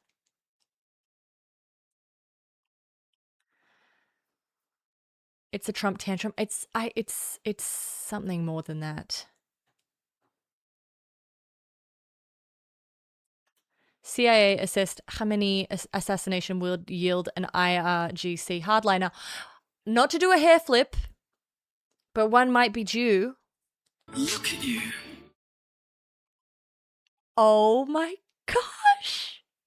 Time of gifts, get out of here. Thank you so much.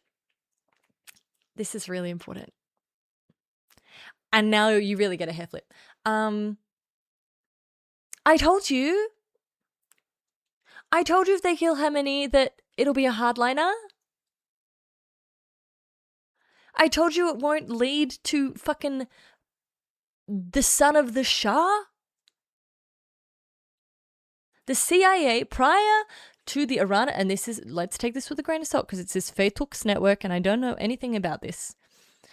The CIA assessed that even if the Supreme Leader Khamenei were killed, he would likely be replaced by a hardline element of the Islamic Revolutionary Guard Corps. It's almost like, I told you that.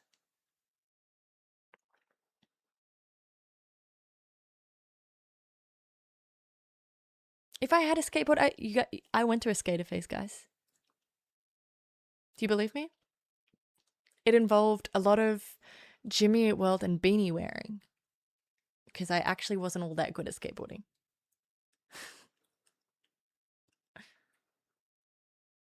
The cut of my jib, I don't know what it means, but I'll take it.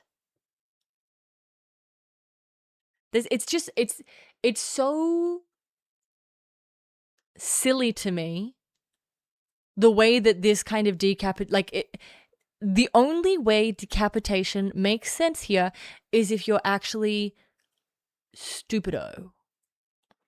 And I don't understand. I think this is against the recommendations of military. I think that's why there was such a long delay. Somehow I don't think Netanyahu was anticipating a moderate or de-escalatory outcome. I mean, I have an undergrad in this. Undergrad. Lowest degree you can possibly get.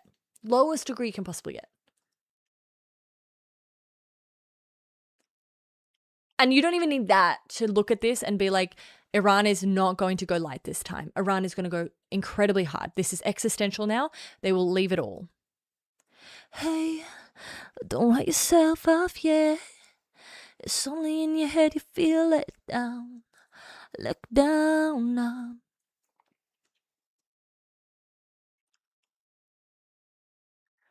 Exactly, Time of Gifts. Time of Gifts says, Khamenei is already a hardliner. That's why he was picked by Khomeini. There are several others higher up in the hierarchy in the late 1980s. Shut up, Johnny. That's crazy.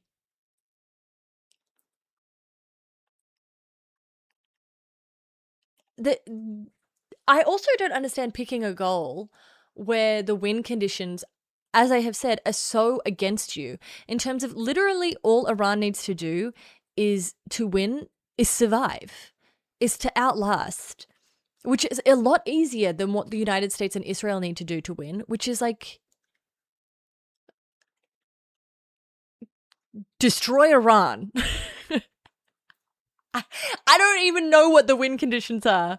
The win conditions are still losing. I don't know what their win conditions are. It's the same when the war started in Gaza, and it's like all Hamas needs to do to win is survive. Now, like, obviously 2 years out where everything got fully fucked, blah, blah, blah. Like, yeah, I mean, it doesn't feel like Hamas won. They didn't, but like, Netanyahu didn't meet his win condition either.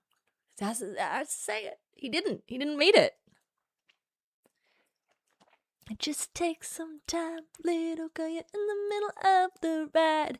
Everything'll be okay, Pakistan. Like, we don't have time for this right now. Guys, calm down.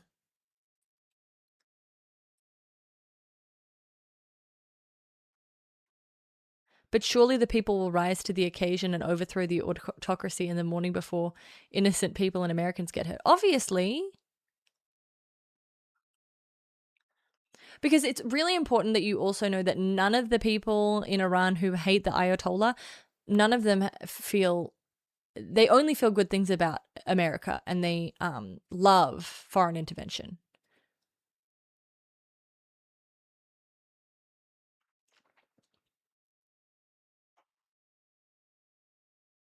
Hypersonic missile? That sounds fast. As I said, don't know much about missiles, but hypersonic, it sounds fast. Energy Organization and the Pashan military complex. Strikes also hit near the offices of the Supreme Leader, Ayatollah Ali Khamenei. As I said, anything that's hitting government buildings is symbolic and there for the people to get them to rise up. They're symbolic. It's no one's in them. Israel has said it is targeting dozens of military sites in Iran in coordination with the United States. Yes, it can be, Matthew. President Donald Trump said the US will destroy Iran's nuclear and missiles programs. The United States military is undertaking... God, guys, he looks dumb. He looks so fucking dumb. ...taking a massive and ongoing operation to prevent this very wicked, radical dictatorship from threatening America and our core national security interests. We are going... It's really important to re-obliterate the nuclear technology and the nuclear capacity. You can't just obliterate it once. You're going to need to obliterate it a few times. He's soft launching a new crypto rug pull. Clown Prince. No props. Netanyahu hasn't had props yet either. I love it when he addresses the Iranian people in Hebrew. I always think that's fun. It's Austria-Hungary playbook against Serbia in the Pig War, pre-First World War. I don't know anything about that. I wrote in an essay, Serbia won, and my history teacher crossed out one and wrote survived. Not that this scarred me for life at all. Every 9 months. So you think they're going to do a mow the grass with Iran? No, that's why Iran's going so hard right now. They're trying to, as I said, they're trying to change the calculations. They're trying to make it like, you cannot do this to us continuously. We will not continue to act this way. But I'm scared. I'm scared, guys. Going to destroy their missiles and raise their missile industry to the ground. It will be totally, again, obliterated. It will be totally, again, obliterated. Me going no contact with someone. I am never speaking to them again. Starting now. Again. Fresh slate. They are re-obliterated. I long for a president with 5th grade or higher reading ability.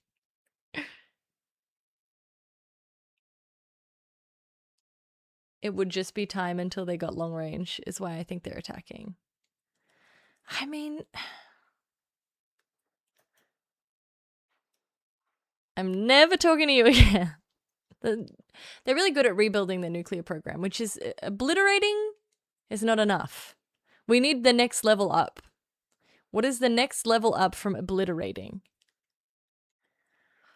Hirkaishi, don't sleep. You can't sleep right now. We're monitoring this. We're monitoring the situation.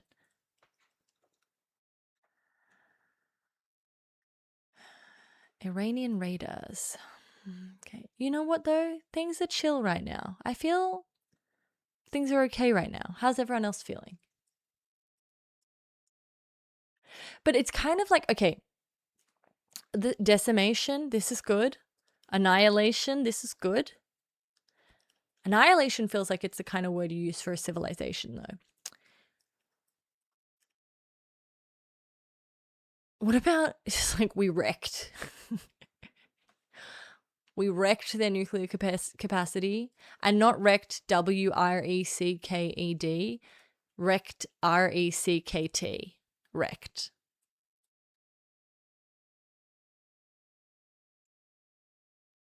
I didn't see it. The win condition. No. No one's defending the war. No one's defending Iran. We're all just here monitoring the situation. Okay? Combumulated. Combumulation.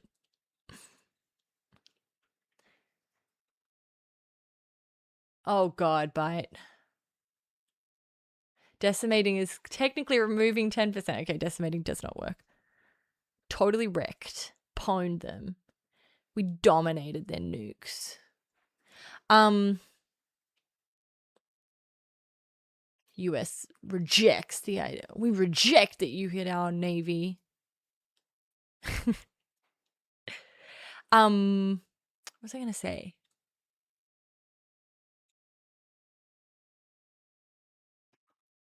It was important what I was gonna say. Wasted them. That's a good one.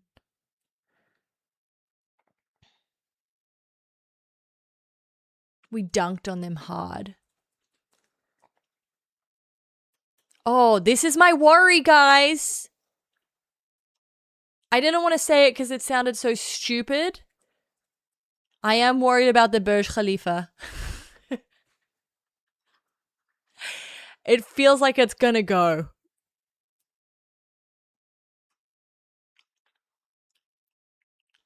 If you're not worried about the Burj, you're not thinking. They're hitting the resorts. Next up is the Burj.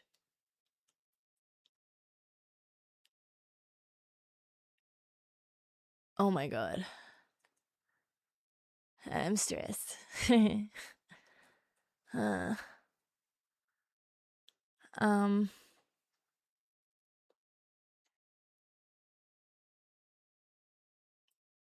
Raised is like, can Pakistan, can you stop doing shit?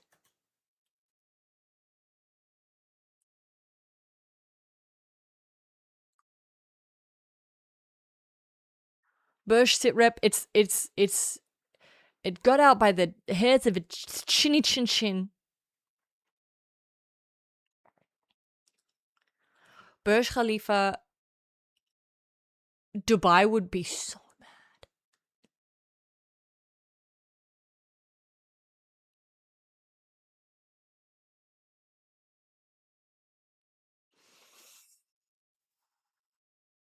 You can paste it, it just won't show up because I don't know how to turn off the links thing.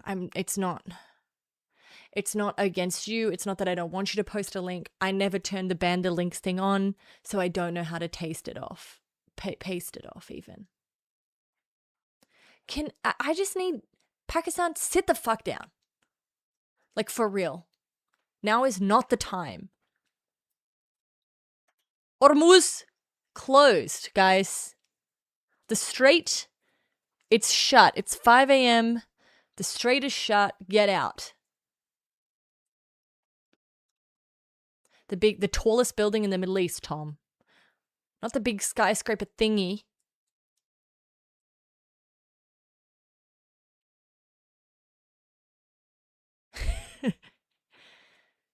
Sheriff, don't come with solutions, okay? Sometimes we like our problems. You want to play back? I can't play background music because you know what they do? They demonetize my fucking shit. Not that I make a lot of money off these, but it just makes it annoying.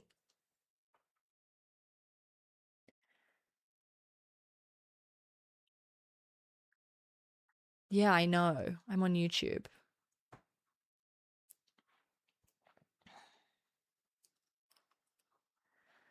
This is not good, guys.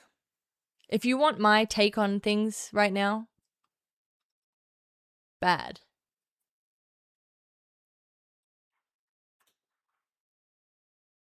The U.S. was wrong to give up on the diplomatic efforts to try. The diplomatic efforts weren't real. The world's shipping went to shit, but also keep this in mind. Where to, as I said earlier, but let's just repeat for people who weren't here.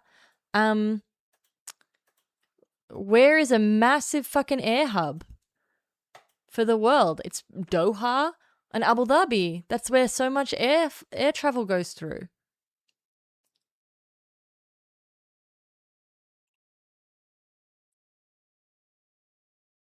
I did the Burj elevator thing. Oh my god, can you imagine it if they went for Taiwan right now? No, don't even put it into the universe. That's too many situations for us to monitor.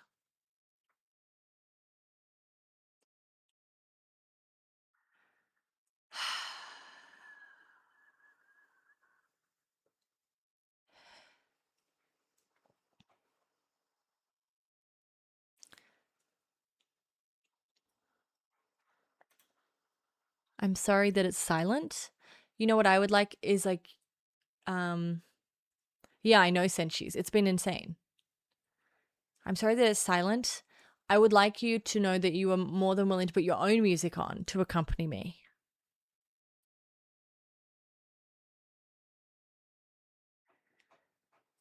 Well, yeah, because aren't most of the aircraft carriers that just got moved to Iran, didn't they come from the Pacific?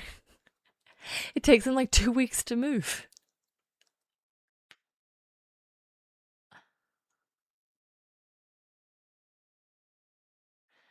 Sean, you weren't here before, but I talked about the permanent security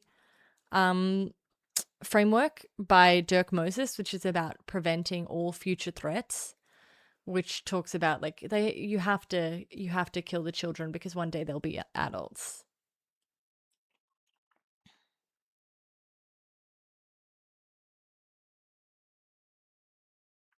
It's definitely presented that way, Tiggs. It's not. Tiggs says definitely not. I feel like the timeline we're in, it feels like evil versus good, light versus dark type stuff, or it's being presented that way.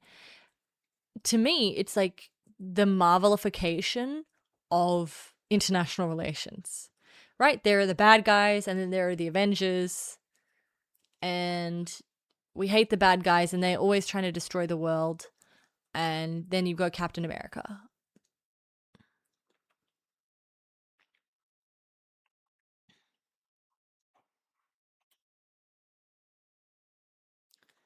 Oh. Holy shit!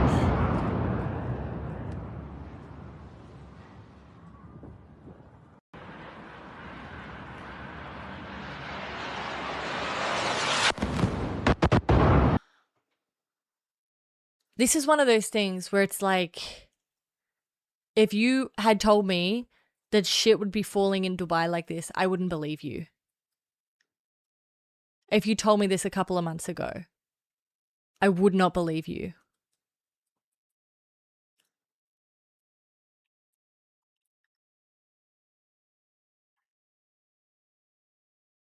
Oh, look at all these ships. Uh-oh.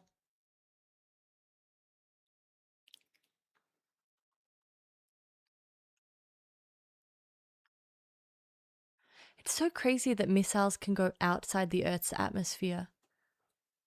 It's so crazy.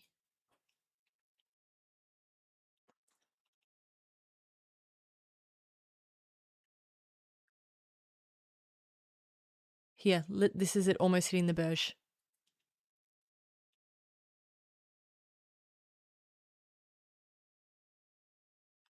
Oh, right at his feet. I do want to say something. Sun seems to still be up.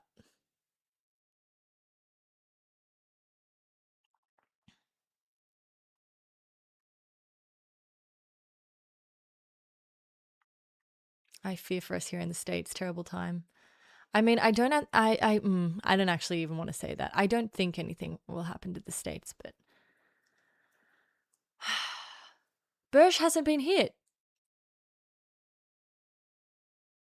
No, it got almost hit. It got hit at its feet. It didn't get hit. Don't fake news since she don't. What did I make of Albanese's statement? I fucking hated it.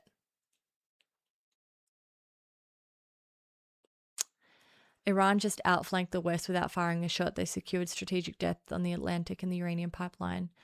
Traor just got the tools to survive. The Sahel is now the front line of the anti-West. The Sahel has been a problem for a while. Hello, okay, this is funny that I'm getting a Canadian Navy advertisement before getting to the stream video. Did you see? I know. I think everyone is disappointed in all the Commonwealth countries. But I like, what did we think was going to happen ultimately, right?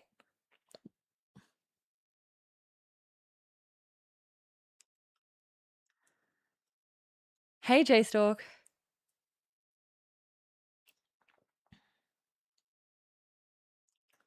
So the Sahel, if you know where the Sahara is, it's below, basically, that little belt there. A lot of terrorism in the Sahel. It's like a very important area. Stay sober, start boiling water. I mean, Australia's all right for the moment.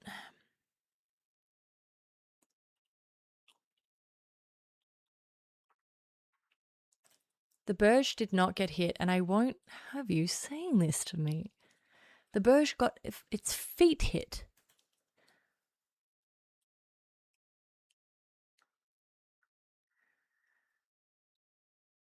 Kuwait's airport's getting fucked, though, which is crazy.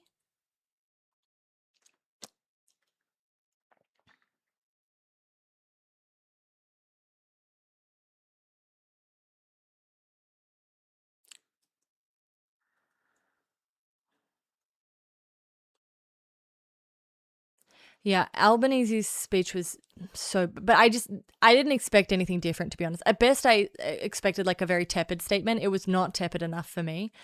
But, you know. Feet hit does not equal hit. The building stands. When someone says the Burj Khalifa is hit, I expect it to be like 9/11, okay?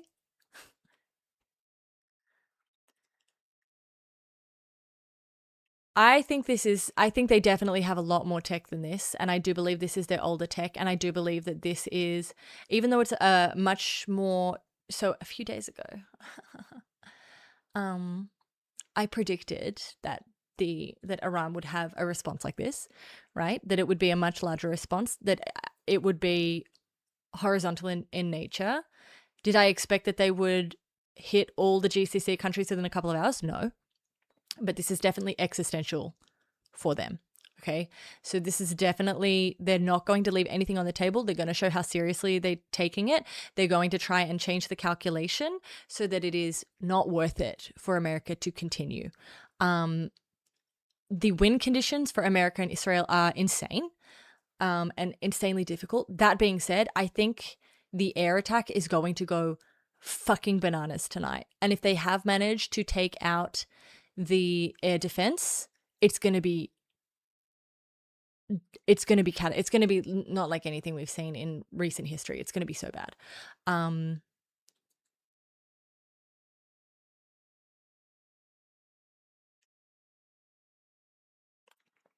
The reason the Burj matters, Senshis, I understand that Iran hit 6 GCC countries, and that's a big deal, and it's annoying for all of them.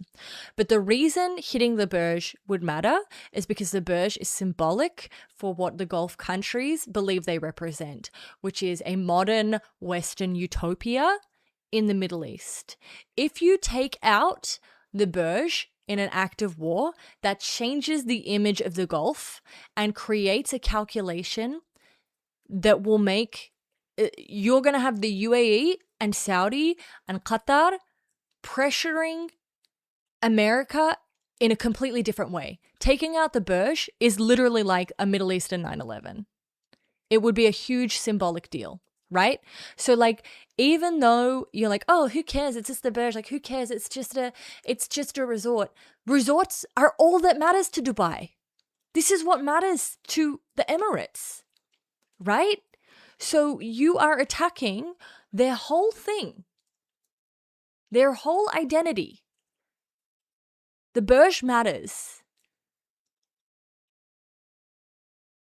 In the same way that all of the attacks on the command centers in Tehran, even though we know for a fact that none of the leadership was in any of those buildings, they've known that this attack is coming since negotiations started. They've known this attack was coming since June of last year, right? Even though it didn't take any lives, attacking those buildings was important because they knew, the US and Israel know, that it is symbolic to destroy the headquarters of the regime. It is important symbolically to destroy those buildings.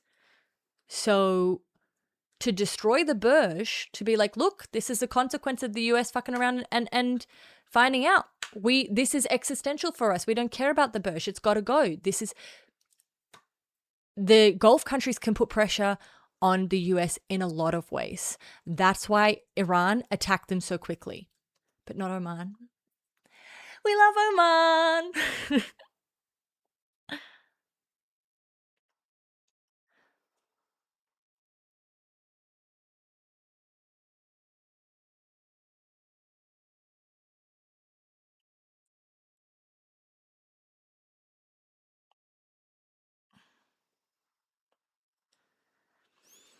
Speaking of high bars, if Burj was here to become a giant poop cannon, hey now, don't make jokes about that.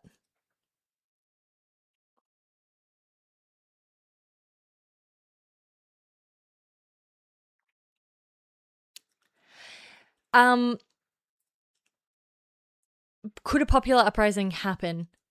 Yeah. I mean, the thing I keep saying, and people keep getting upset, but it's something that needs to be kept in mind. Firstly, you have people in total panic. 10 million people have been told to 10 million people have been told to evacuate Tehran. That's insanity. That is an impossible request, and it is a request made to create panic, right? So you've got people panicking, 10 million people in Tehran believing that they're all about to die. You have no internet. You have no ability. Internet, when you look at the Arab Spring, internet was key to people collaborating, right? You have no ability to create in that way. You still have, and people can keep getting mad at me for this. It's just a fact that it has to be acknowledged, okay? There are 20 to 30 million people who are loyal to the regime who will fight to the regime. In the past couple of weeks, 30,000 Iranians, according to reports or whatever it is, were slaughtered by their own government, which shows how serious and how far the regime is willing to go to stay in power, right? So it's not about whether or not they want to do it. It's about the cost-benefit analysis of whether they will do it, because simply killing the Ayatollah is not enough. This is a system that is very advanced when it comes to controlling the people. And the willingness, you are assuming that the calculations here are that the people are like, yeah, you know what? While our country is being bombed to fucking smithereens, I want to take to the streets. So no, I don't know. Okay, but the problem is, even if they overthrow the regime, what comes next, right? They don't have anyone that they can rally behind. They don't have a figure that they can be like, this is the person we want to install instead. They have 100K soldiers, the Ayatollah. No, they have more than 100K soldiers. Tiggs, trust me.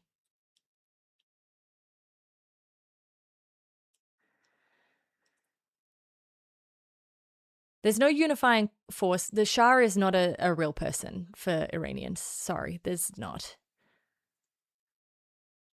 There's no unifying force. There's no organizing principle because of course they can't. Under an authoritarian regime, it's very hard to build resistance. But when you're being bombed, even more. Like, what is the plan here? What do they expect the Iranians to do?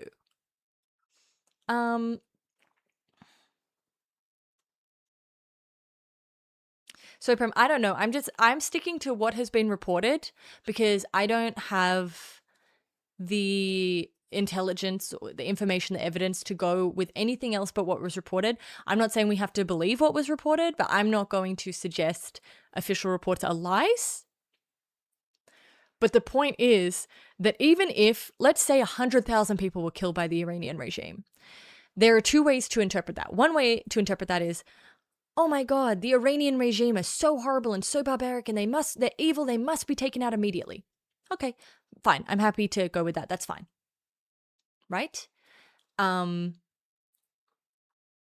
other way to read into that is this is how far that regime is willing to go to stay in power. Because when you look at regimes trying to hold power, killing your own people is one of the, like, it's serious. It's a serious thing. Because obviously it comes with a huge amount of blowback. So this is how far that regime is willing to go. And the people know it. I don't know. What I'm saying is, like, there's someone in my, Emma Tilly, there's someone in my Twitch chat who is doubting the news. I'm saying, I don't know because it's hard to get information out of countries like this. Okay? It's not as stable. There's a fog of war. And I don't report things as incontrovertible fact when fog of war exists. Because I don't know.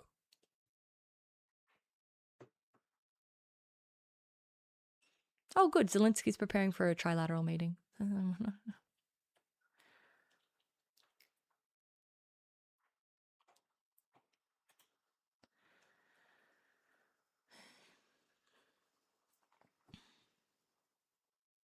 I don't know how many the regime has killed. The estimates are coming out somewhere between 30,000 to 100,000. I don't know though.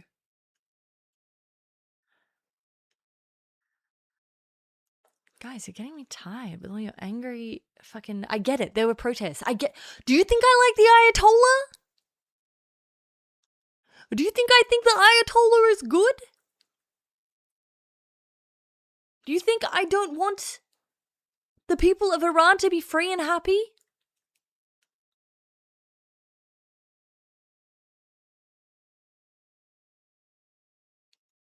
Ugh. Annoying. God forbid you try and make some descriptive sense and then suddenly it's like, ya Allah, you support the Ayatollah. It's crazy, you guys.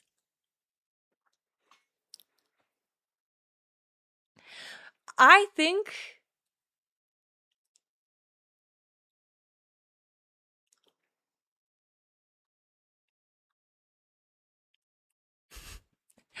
Guess what? I care a lot. When people protest, I care a lot about them and I support their right to protest and I support their success. I hope they are successful in their protests. But I also do not put any responsibility on people being carpet bombed to destroy an autocratic regime that has been strongly entrenched and is technologically advanced and decentralized. I do not expect them to do that.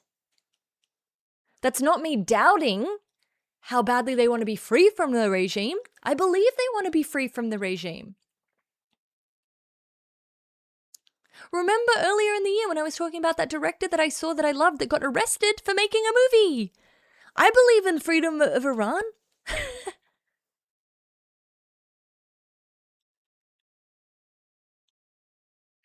But I'm also just saying, you guys are insane to turn around and be like, well, don't you think the people want this?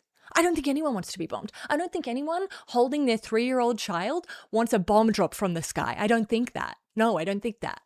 And I think being like, we're bombing you so you can be free is odd when you have absolutely no intention to stay and fix the country. What is the plan post-Ayatollah? Because I can tell you, Iran has a plan post-Ayatollah. They have a great plan. They have a plan that's been in place since Khomeini, because their whole system is built on the fact that you can decapitate them and it'll still work.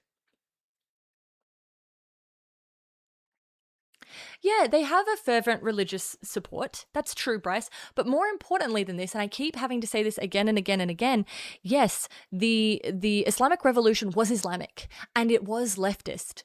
But more than anything, the Islamic Revolution was a sovereigntist revolution. It was about reclaiming sovereignty and fighting against American imperialism to be a sovereign nation. So anything they see as an attack on their sovereignty is seen as an attack on the bedrock of Iran. And that is true, and you guys may not like to hear this, that is also true for many of the people who do not support the Ayatollah.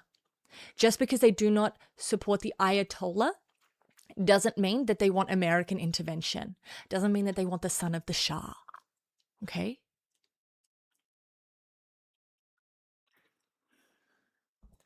Tiggs, I'd make a terrible wife. Yeah, and this is an existential threat. This isn't like the June War. This isn't like Operation Midnight Hammer, right? There is no longer strategic patience. There is no longer proportional response. This, because the demands at the negotiation was get rid of your military, get rid of your nuclear program, get rid of your regime, this is seen as an existential battle.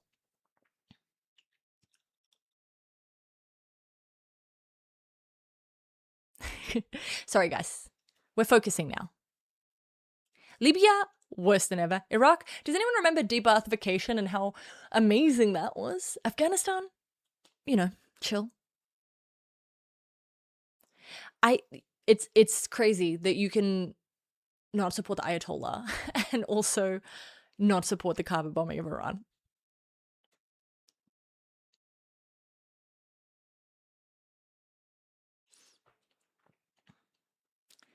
Guys, the son of the Shah is such a fucking loser. I'm sorry. Every time I see him on a video, I'm like, nobody likes you. Like, nobody wants you, bro. This is like, as I have said a million times, the best case scenario from the American perspective is turning Iran into, like, if you actually want to destroy the regime, topple the regime, okay, then you are creating a failed state. Okay, so you are creating a Syria out of Iran, only Iran is 4 times the size. And if you remember the global migration crisis that happened after the Syria debacle, imagine that only 4 times worse. And imagine the impact that is going to have on the world. Imagine global migration crisis 2.0, Iran edition.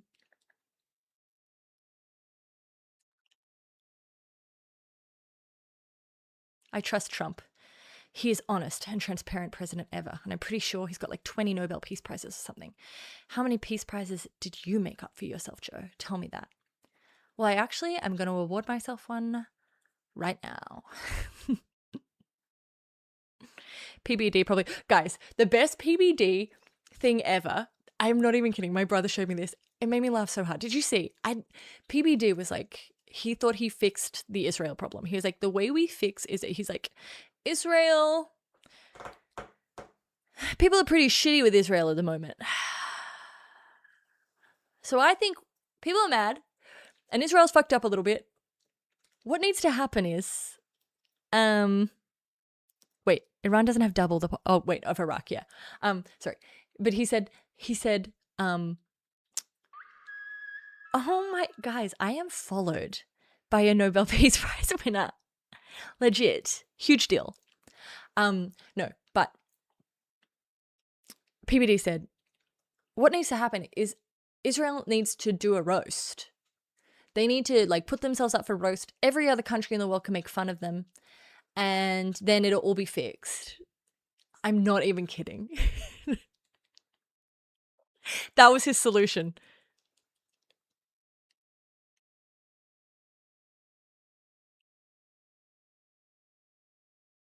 Well, it's unfortunately, as I have mentioned previously, it is never, you cannot have urban warfare without having a 9-to-1 civilian loss ratio. That's what it basically is now. So it's like, you are going to have incredible civilian losses You've got Iran telling Tehran to evacuate and moving military materials into Tehran. Like this, they just want to, I don't even know. I don't know. Bye, peep.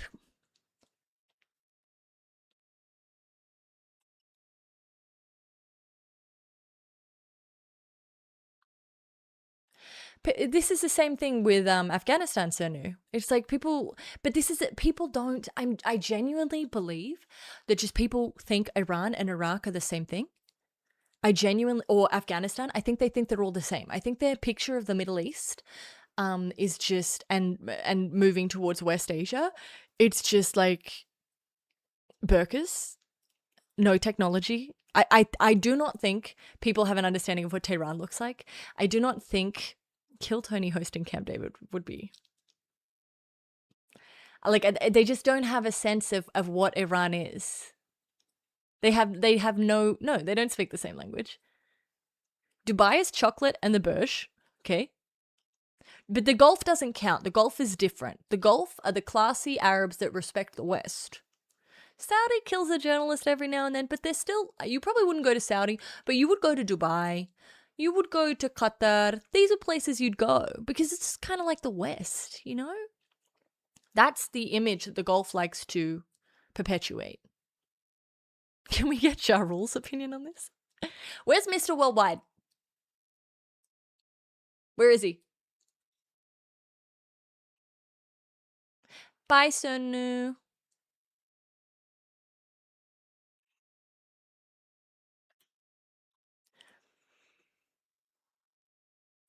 We got a tower hit in Bahrain. We've got 3 explosions in Dubai. We've got Lavrov on the phone with Qatar. That could matter.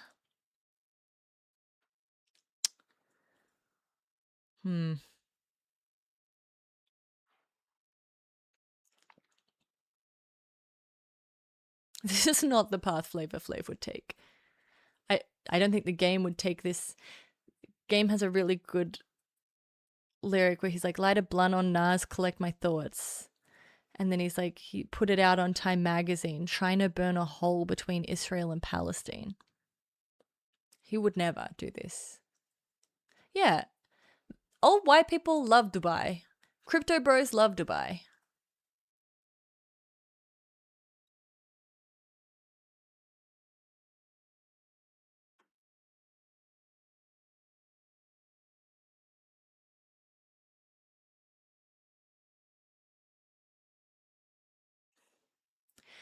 The crypto community is fucking in shambles, guys. I, as someone who lived in the Gulf, feel that I can tell you these countries, they got 0 Arab solidarity. They care about their bag. And that is it. And how dare you do this during Ramadan? It's a very important time for this region. A lot of traffic.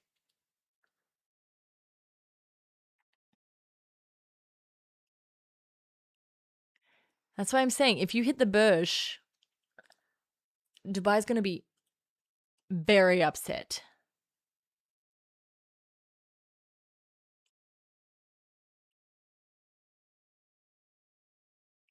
Oh, John, it's bad. I literally was like, when I lived there, I was like, oh, slaves. Oman's kind of different. Oman is kind of different. Oman is kind of old school. Nizwa is beautiful. Oh, I miss you. I miss you. This is different. Oman is different. This place, hell on earth. UAE, hell on motherfucking earth.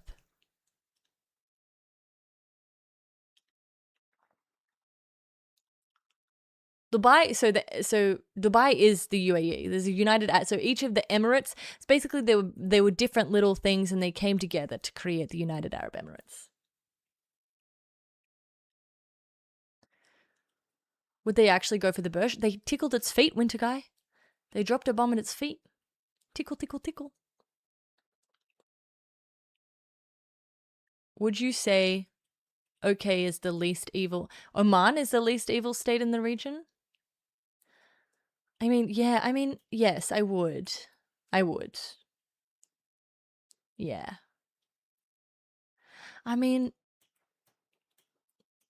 Jordan doesn't get up to much, but it Jordan could be seen as like a vassal state to America, so it could be seen as evil by these guys, whereas I feel like Oman is just kind of chilling, and nobody really hates Oman. And they used to have a gay sultan, and he's gone now, he died, but Sultan Qaboos, you're a real one.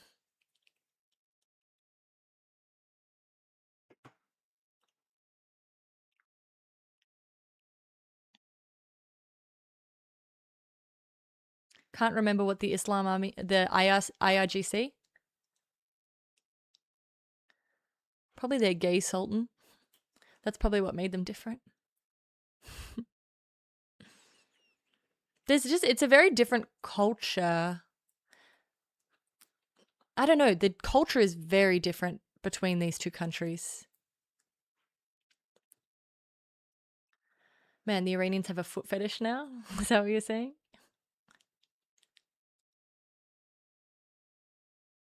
They have machine guns in the airport, not on. When I was in Oman, my visa ran out, and I went to the airport and they all had machine guns. But they were all holding hands. Like the men were holding hands and swinging their arms. They had machine guns. It was very strange for me, very conflicting. And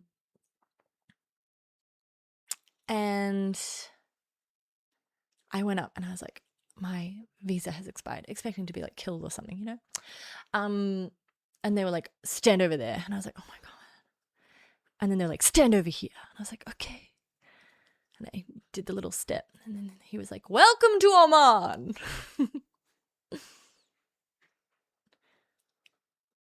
Qaboos is spelt Qaboos. Sultan Qaboos. Satisfied with government policies, but they don't want to be foot soldiers for Lost Trump two commanders. and genocidal people. They can handle that.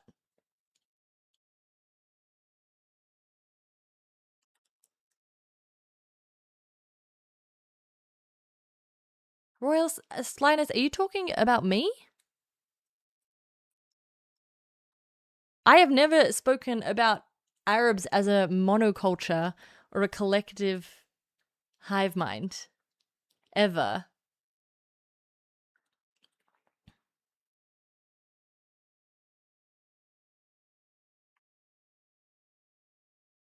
Because I know the Lebanese are sluts.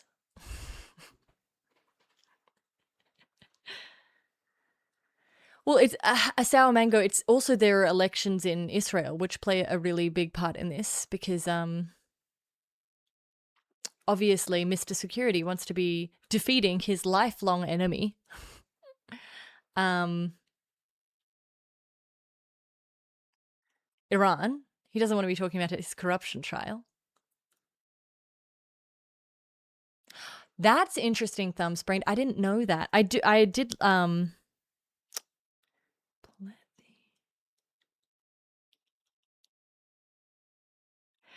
did spend a lot of time in the bay of Muscat, but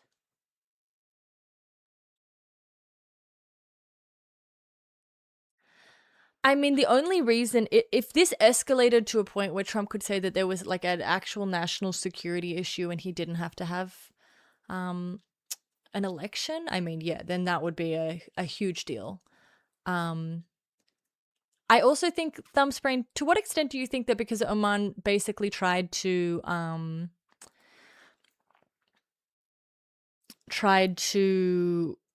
I think that Oman made a solid effort to try and delay this strike by the Omani foreign minister, because they very rarely, if ever, come out and speak about their diplomacy efforts. So the fact that the foreign minister came out and said Iran came to the table and was willing to not stockpile uranium, isn't Iran doing good? I felt that was a public push to try and stop this strike from happening. So I feel like that's part of the reason that they haven't been hit by Iran, because I feel like Iran feels like they were kind of on their side and trying to help them and stop this. Also, back in the day, Sultan Qaboos had a beautiful yacht that sat in the Bay of Muscat, and he had, because he was gay, he had a young male orchestra, and they would be on the yacht. And when it was time to go to the mosque on Fridays, all the boys would like dress up and try and look really pretty because they wanted to be in the orchestra and be on the yacht. Well, that's what I heard from my taxi driver anyway. I didn't meet the Sultan. Rest in peace. Iranian raiders jamming US signals. Uh-oh, I have a friend in Airball. I'm sure they're fine. Last time that there was hits in Airball and I wrote to my friend, I was like, oh my God, are you okay? He was like, this just happens. This happens all the time. Okay, that makes sense, Thumbsprained. That's interesting. Thumbsprained said for YouTube chat, the UK and Oman refused to host US Air Force elements for this very strike, probably why they're safe. Yeah, yachting actually started in Oman, guys, in case you didn't know. Oh, God. Okay, so skyscraper in Bahrain has been hit.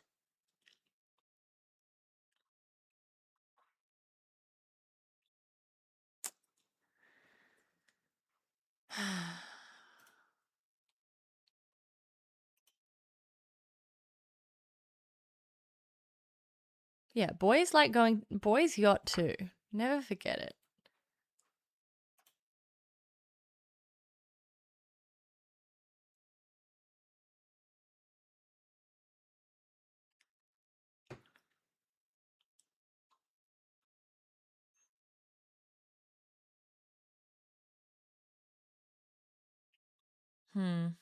Oh, there's the building in Bahrain.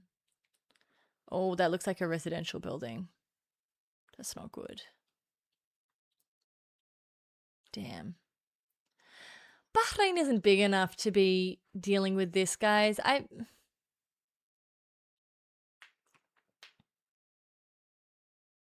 Yeah, I don't... a sour mango, I don't know what anyone in America does to stop this. I don't know if... I don't know.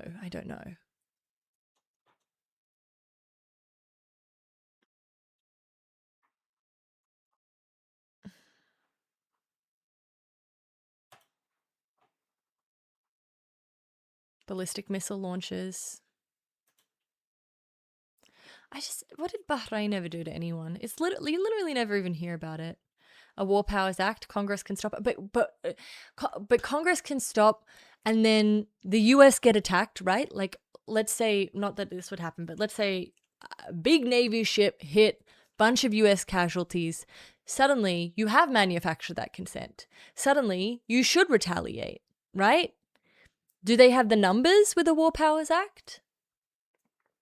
And I mean, as I said, the Supreme Court was just like, hey, you can't do the tariffs. And it's like, I don't care. I do what I want. In fact, more tariffs, bigger tariffs. So I just don't know. Like, even though I understand in terms of the rules, what can be done,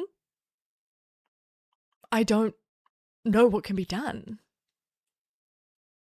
But then you have people like Fetterman who are all about this, right? So you don't just need 5 Republicans, because you got people on the Democrat side that are willing to flip and support this.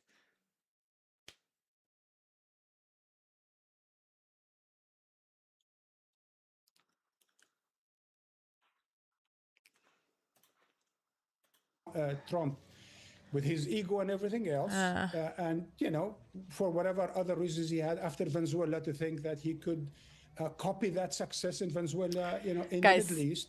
I'm fairly sure this is Marwan, just based on his voice. I don't normally watch Al Jazeera, but I listen. So I think this is Marwan, who is the head of their political analysis. He's a little crazy. Just giving you a warning that their top politics guy, he's got a lot of passion, okay? And certainly there was an attempt by Netanyahu to manipulate.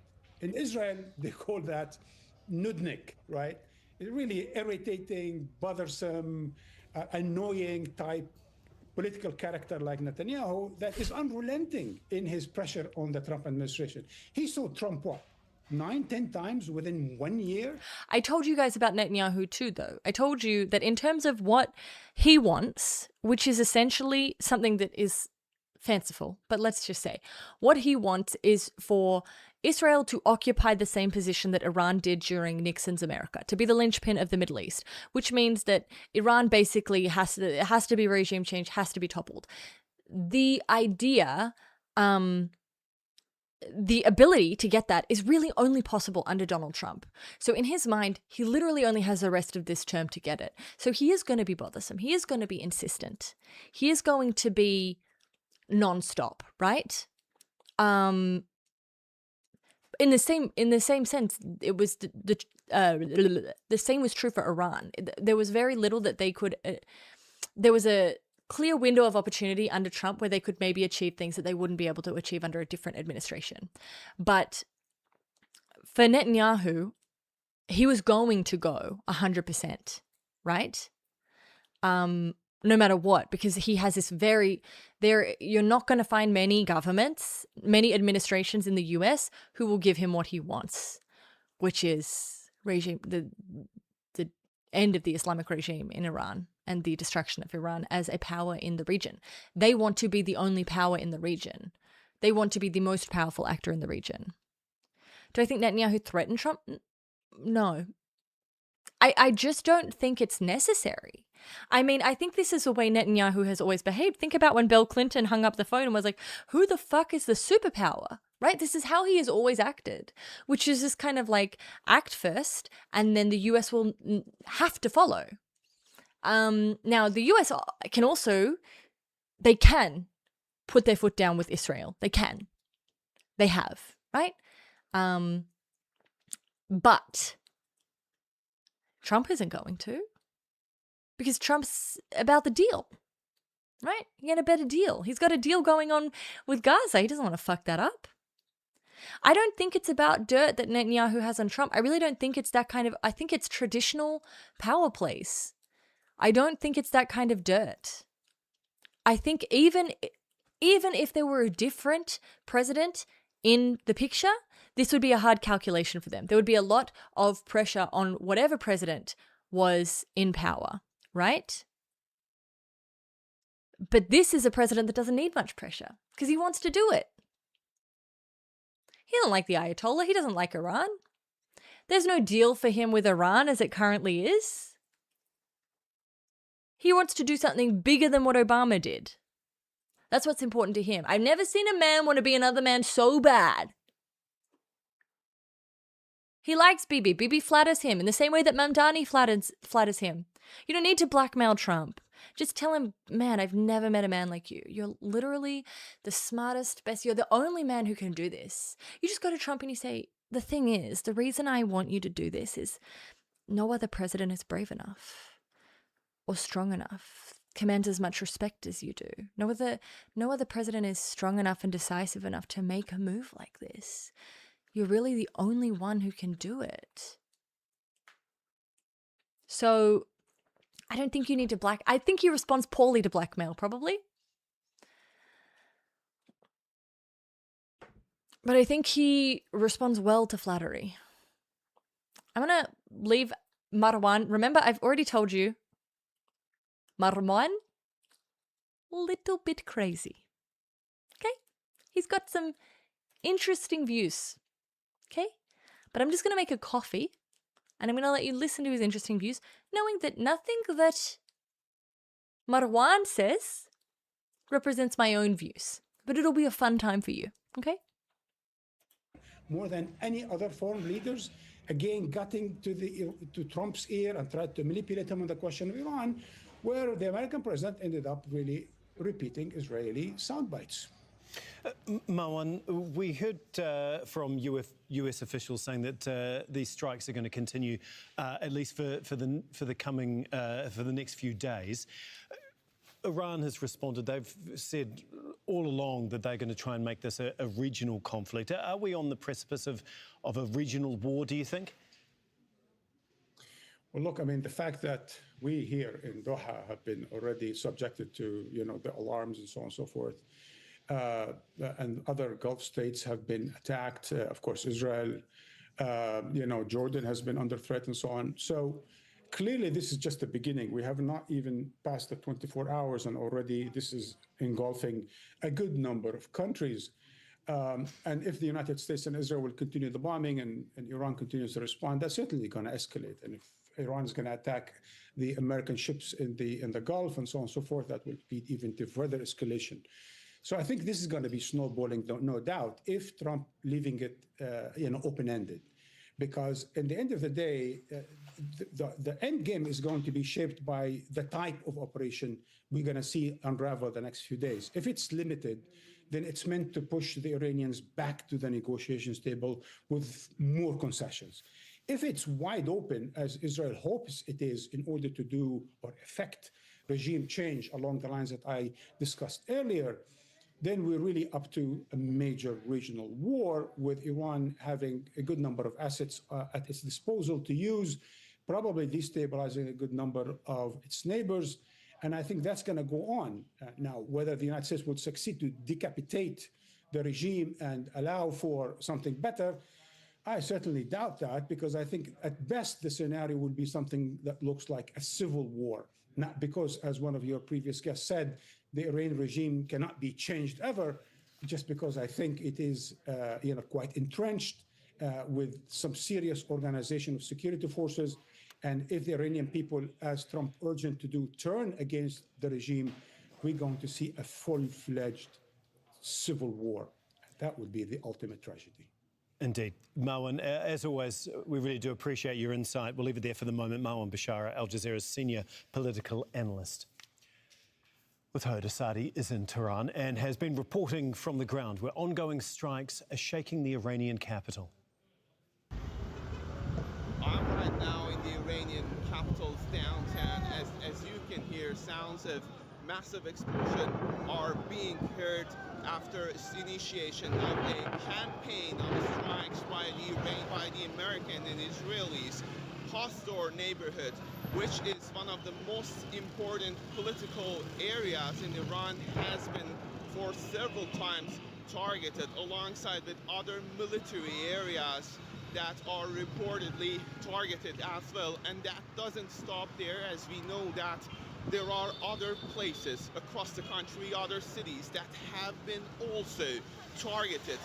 This is not the first time that Iranians are facing a confrontation, specifically back in June, when the country was in the middle of negotiations, and a campaign of strikes by the Americans and Israelis targeted not just nuclear facilities and nuclear scientists, and not just the military headquarters, but actually the civilian infrastructures, living fatalities. And right now, as we speak to people, there is a lot of concern regarding the possibility of escalation, not just here in the capital, but also across the country. And now this is a very critical situation, because what we are hearing from the Iranian side is that there are going to be a crushing response ahead when it comes to actually preparations of the military response from Tehran side. This is a developing story, and we are closely following to see what comes next. And still, I can hear sounds of explosion here in the downtown. Saudi Arabia has confirmed it was also targeted by Iran. The government has released a statement. It says the kingdom rejects and condemns in the strongest terms the blatant and cowardly Iranian attacks that targeted the Riyadh region and the eastern province and were repelled. It goes on to say the attacks cannot be justified under any pretext or in any way, and which came despite the Iranian authorities. Hang on.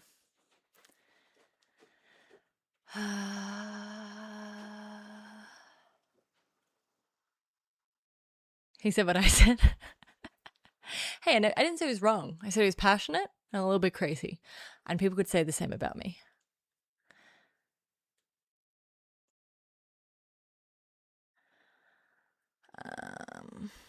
Let's see how the markets react.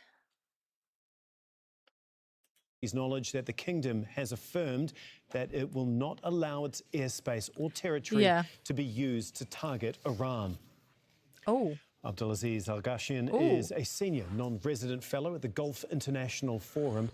He says the Israeli-US attacks have led to volatile uncertainty in the region. See what I mean, though? He always talks in, like, Marwan it's never, like, just, like, sober political analysis. It's always like, there is a bear and a dog and there's a bite. He said they were explicitly my views. Marwan and I talk. We talk. But he's always like, it's always, like, so many adjectives, so much picture. Like, it's very funny. It is exactly what the Saudi diplomacy and GCC diplomacy. That's the other weird thing about the Gulf. Everyone has an American accent because they learn, like, it's American or British, but it's very strong. It's always very strange. Has been trying to avoid for years. Nightmare scenario after nightmare scenario has been manifesting before our very eyes. And this is why, unfortunately, the diplomacy has been invested in so much to avoid this. And unfortunately, we have reached this limit. Right now, I think the strikes on Iran, which led to the strikes on these Gulf capitals and these Gulf states, is just simply making sure that, or reminding us that of how insecure we are really in the region. And therefore, I think that the condemnation that Saudi Arabia has issued speaks to the fact that I think it has done everything it can, just like what the Qatari statement suggested, that it does everything it can to try to avoid. Oh, the airport is fucked in targeted. Kuwait. It did not facilitate any American, needless to say Israeli, strikes on Iran, yet Iran still decided to strike some of these states and trespass the sovereignty. So we're right now in an era, really, of a nightmare scenario that's just taking place time and again. And I think what we're going to see now is a new era of just insecurity.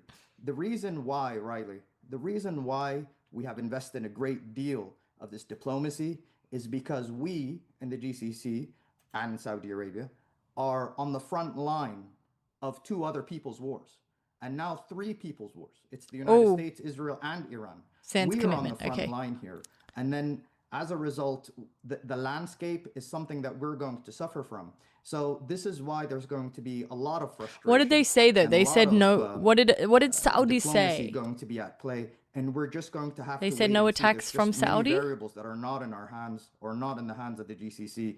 So I anticipate the Saudi ruling elite, as well as the Gulf states and their ruling elites, are not going to throw more fuel into the fire. Yeah. I think they are the most level-headed out of all these actors. So we are just going to wait and True, because all they care about is their bag. It's easy to be level-headed when all you think about is the bag. Money make the world go round. see. Rashid Al-Mohanadi is a Qatari defence analyst and vice president of the Centre for International Policy Research. He says the Iranian military action will be seen by Doha as a breach of regional security and state authority. The attack on June, there was... This is a nice dishdasha. The way this hat is flipped like this, I really like that. Okay?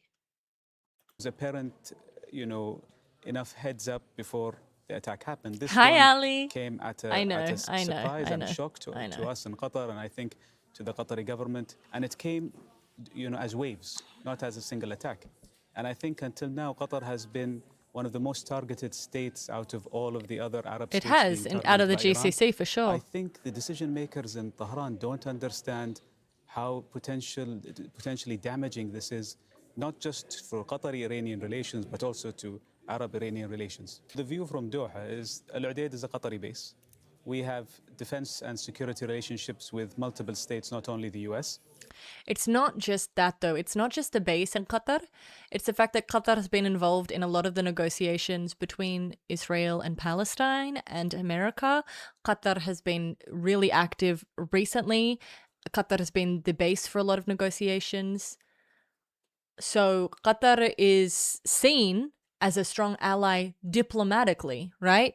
The only one who got out scot-free was Oman. So yes, Qatar well, Qatar, it sucks for them because they got hit in the 12-day war last year as well. So, you know, double hit for them. But you can say it's interesting to me. Yeah, actually, let me just keep my mouth shut for a second. And I think all Gulf states made it very clear that no strikes will come out of Gulf bases. And we can see that using open source information that most of the... Yeah, but that's not this is existential for them now. So as I said, why are they doing this? We know why they're doing this. They're trying to change the calculations. They want to make the Gulf states upset so that the Gulf states say to America, this isn't okay. We don't want war in the region. We told you we didn't want war in the region. We can't believe you're doing this in the region. We're so upset with you. And they all put pressure. They all put pressure on the United States in a way that Iran can't put pressure on the United States, right? There's nothing that they can do to Israel. This is just true. There is nothing that Iran can do to Israel that will make Israel turn around to America and say, we want to stop. Israel is willing to cut off its leg at this stage to get Iran. Okay? So Israel is prepared to take the damage. The GCC countries are absolutely fucking not. Absolutely not. So it makes sense. It was always going to be a horizontal escalation where they spread out and said, this is how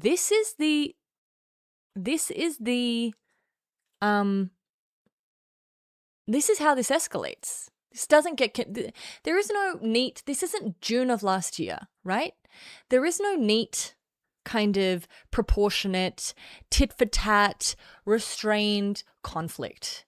That is not how this goes. You bet I play a good game of Civ. I'm insane at Civ, man. And you know what? I only play women leaders.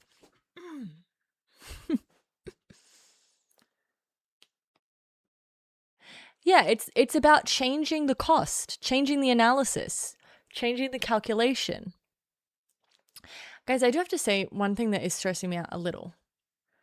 Remember how Iran was like, Khamenei's going to speak in a few minutes? I feel like that was an hour ago. Now, I'm not going to freak out because obviously if there's anyone who knows about tech issues, it's this girl. So maybe they're having tech issues, especially given the internet's down. And also they want to make sure that wherever he is, there's no way to triangulate that and, you know, have people work that out. So I understand that there's a lot of tech stuff that needs to be sorted. But I feel like it's been a little while. Why? How could they object? How could they assure them of that? That Iranians' response won't last long. And it doesn't really matter to them because every single hit that these countries get, these countries, other than oil, which obviously is important, right? Their entire countries run on tourism. Their entire countries run on being a place where expats can go and chill. So this is not a place where war happens. That's really important to them. War doesn't happen here. So it doesn't matter how big the response is. All it takes is the Burj to be hit. Guys, if I log off and the Burj is hit, I hope you guys think of me. And you know, if the Burj gets hit and I'm not online, know it impacted me. No oil because the strait's closed. No tourism. And doing this during Ramadan, their busiest period. Closing Doha Airport, closing Abu Dhabi Airport, closing Dubai Airport. Attacking hotel resorts. This simply will not do.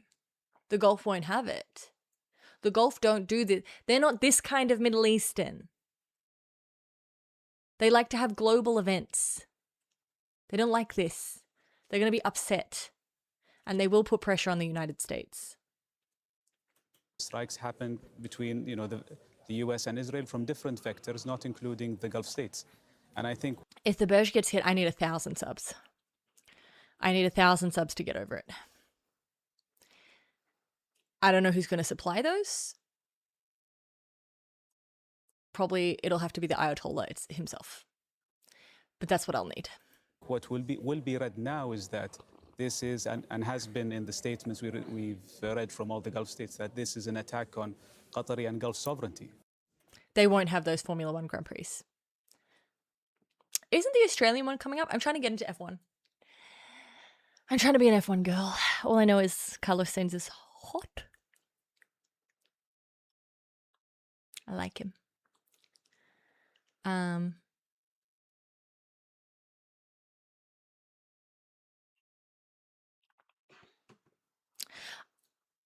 I should do a subathon, but that's one of those things that requires me knowing how to put a timer on the screen.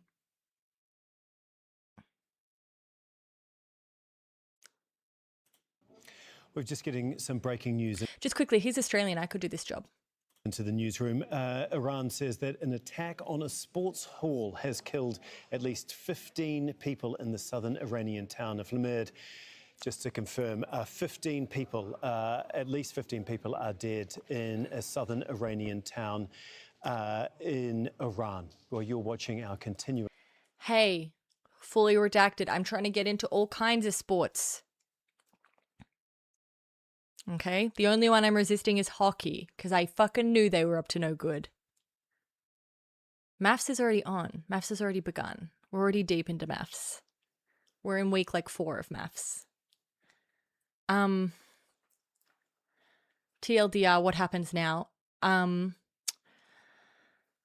It's going to be, it's nighttime in Iran. There's going to be a heavy air assault on Iran, heavier than you expect. Whatever you expect, triple it.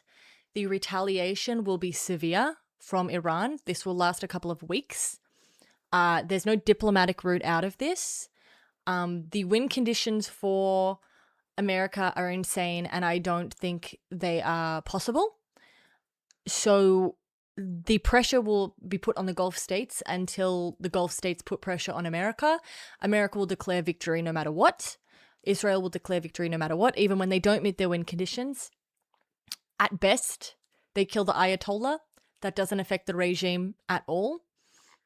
In terms of affecting the regime, they could create a failed state scenario where Iran becomes like Syria. That is bad for the entire world. So I don't know. What if Canada makes the Stanley Cup? I don't fucking care. I am so fucking pissed off at those stupid hockey players.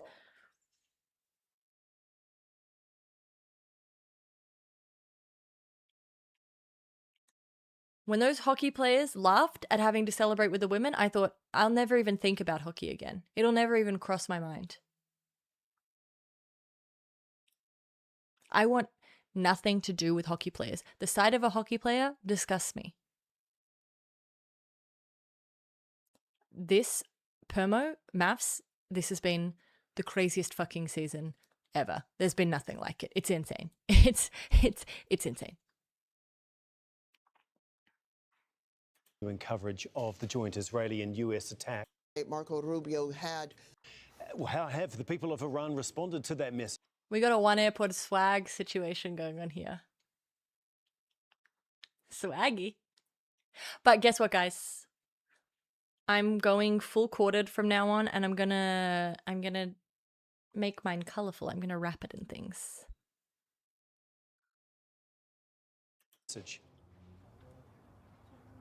Why would it be bad if they were failed states?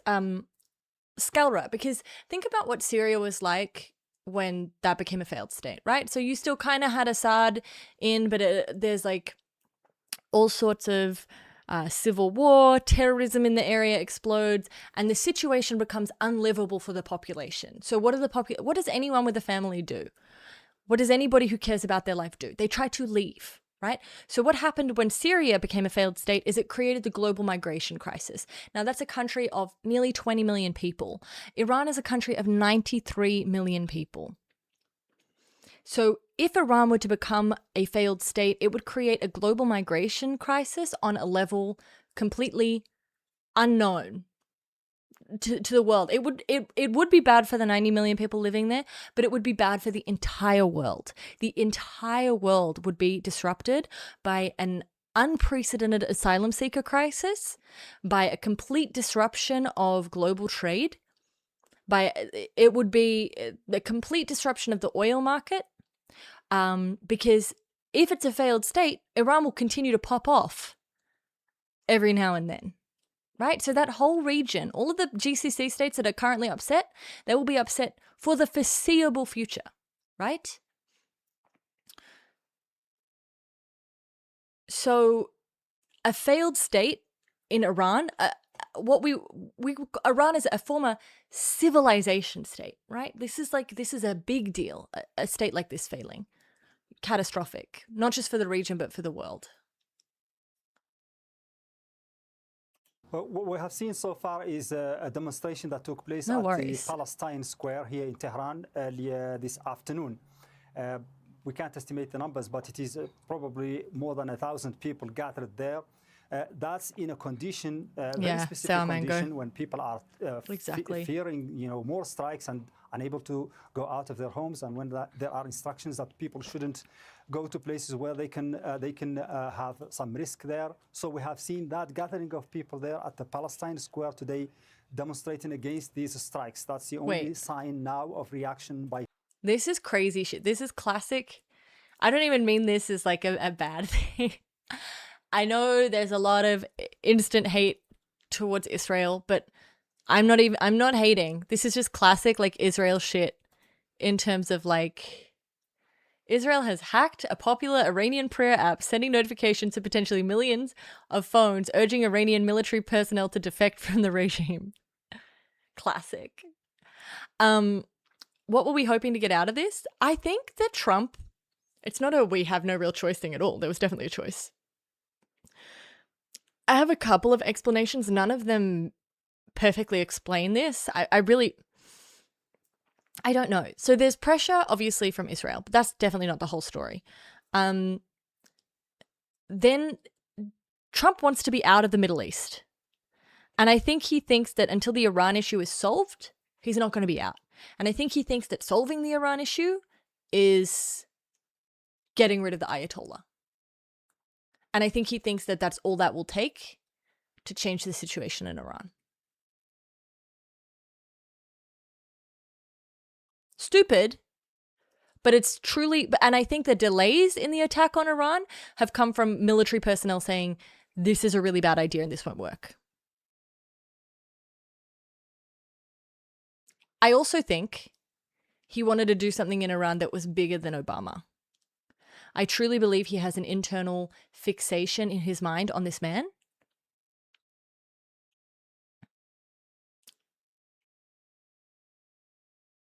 They're kind of taking out China's potential allies. That's always it's a really good point, right? If it's about changing because it's also, when I say like Iran is currently trying to change the calculation, America is always doing that in relation to China as well. So it's definitely a point worth considering, but it's like, are they taking out Iran? And what is China's pivot when it comes to Iran?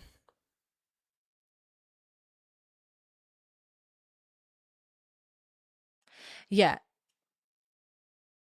Obama never should have embarrassed Trump at that dinner, exactly.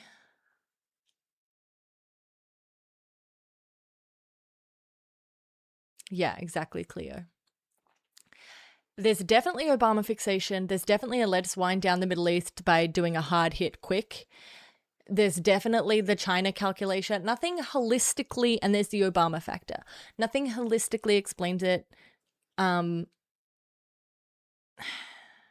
don't know. That's the best I can give you.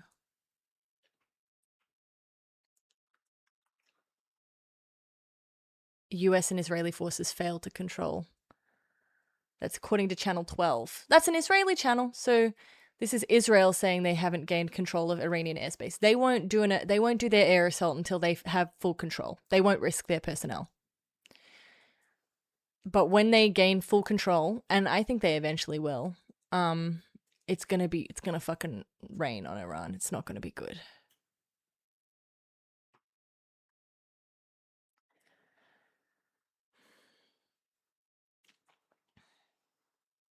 Yeah, if you object, you just get removed. Exactly. Wings of Zion, B767. Guys, where are my plane guys? What do we think of the B767?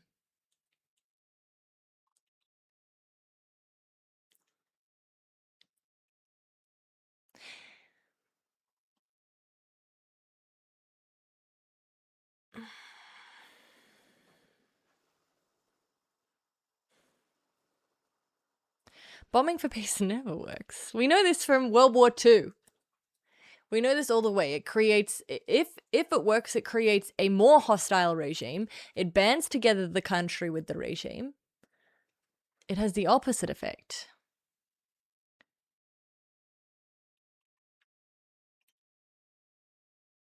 Uranium and the enrichment, and also... See, the people from Oman always look the fucking coolest. Hey, Peep, welcome back. Willing to negotiate is regional policies. It's important to have your comfort creators. It's important to have people who make you feel like things are under control. And also its missile technology, etc. So Iran was actually accepting almost all the terms and wanted to have very dismayed. I wonder what's left to take out the Iranian airspace.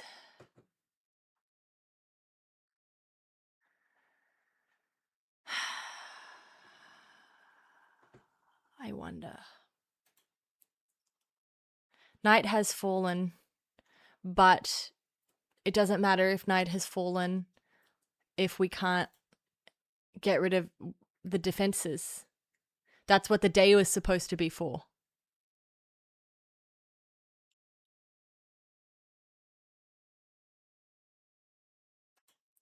The day was supposed to be to take this shit out. It was supposed to be out.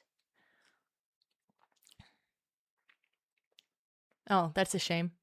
The short answer, Russia no longer needs Iran's help to sustain the war in Ukraine. Well, that sucks.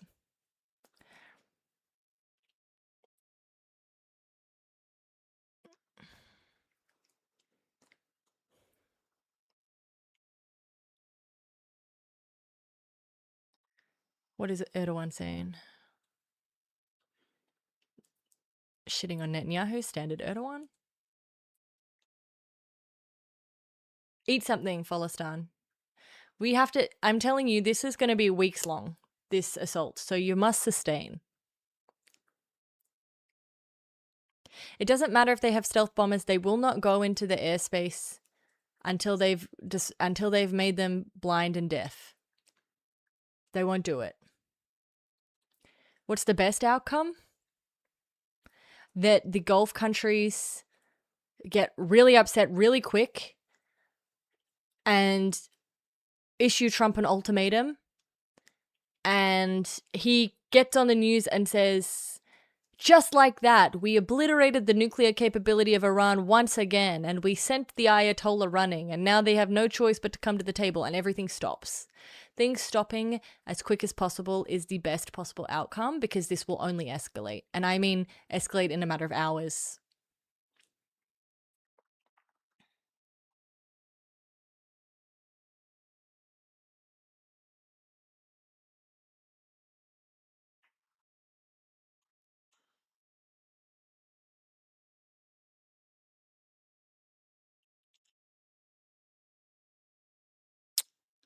I do not trust this guy, by the way. Just so anyone who does their own OSINT, I've seen bad stuff from War Monitor. Well, not bad stuff, but like wrong stuff. So I don't like this guy. You don't think they'll back down for the Gulf states? I think they might. Trump's got... America may not, but Trump has a lot of personal deals with the Gulf state that are personally enriching him. Dubai and Saudi and Qatar are personally putting a lot of money in Trump's pocket. Don't forget that. A lot of his crypto ventures are fully backed by these Gulf states. His own personal bag is affected, and they will gladly take that money away. So maybe it's not America, but it will sway Trump and his decisions.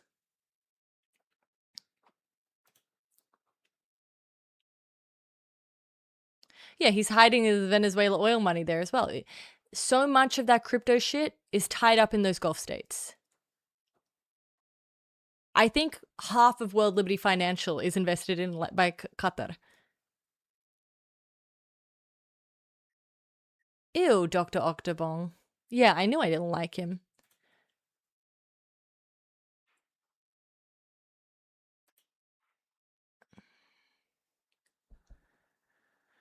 What is this Feytux? I don't know about this one either, but we're reading it. They're saying that the intelligence people were killed. As I said, it doesn't matter. Kill as many people as you want.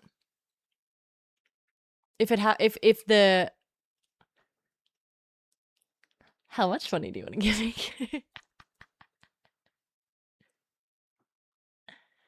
What do you think, Tom? What do you think is the best case scenario? How do you think we get out of this?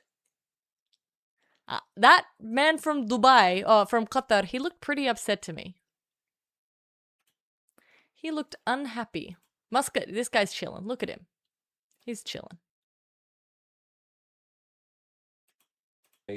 But I think they have no option but to continue the dialogue and to ensure that this comes to a peaceful resolution. Yeah, Oman obviously not the only ones in the region to be dismayed at what has happened. Trita, if I can come to you next, what, if anything, changed, do you think, in the last 24 hours or so that made military action in the eyes of Donald Trump inevitable? What was the tipping point, despite all this anger? It wasn't anything in the past 24 hours. It was when they were ready. They've been planning for a long time. But so is Iran, right? Like, no one is caught off guard here. Everyone knew this negotiation was not a real negotiation. No one went into it thinking it was a real negotiation. Okay?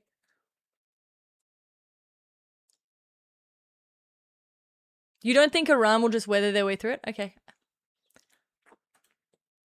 Bet.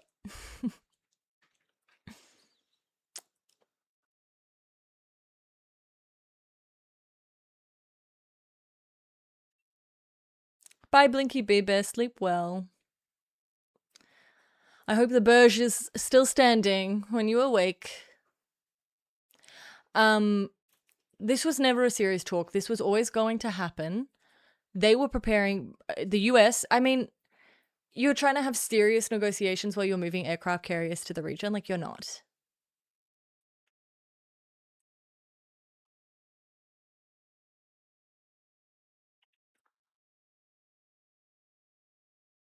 Yeah, I'm making my own.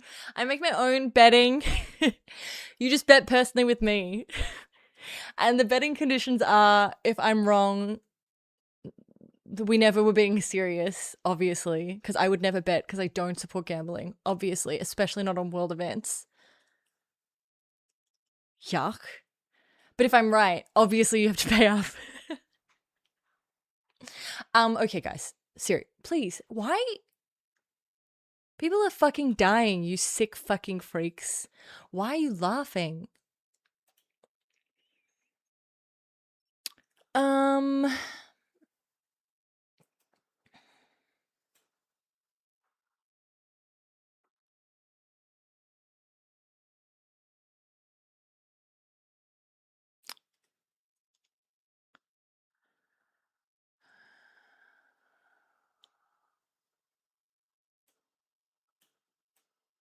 Gunboat diplomacy.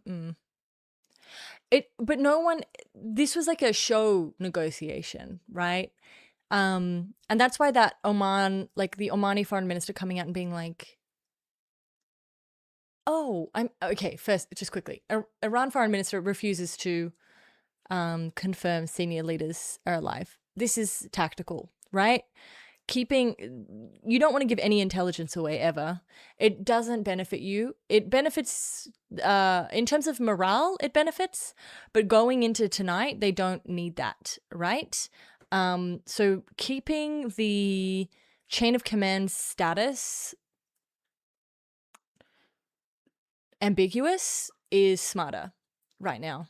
As a move, there's absolutely no reason for them to confirm that the Ayatollah or anyone from the IRGC is alive. It doesn't make sense. So that people being like, oh my God, they must be dead. They're not confirming it. They're not dead. Well, I mean, they may be dead. Who knows? But the point is, like, it doesn't surely mean that.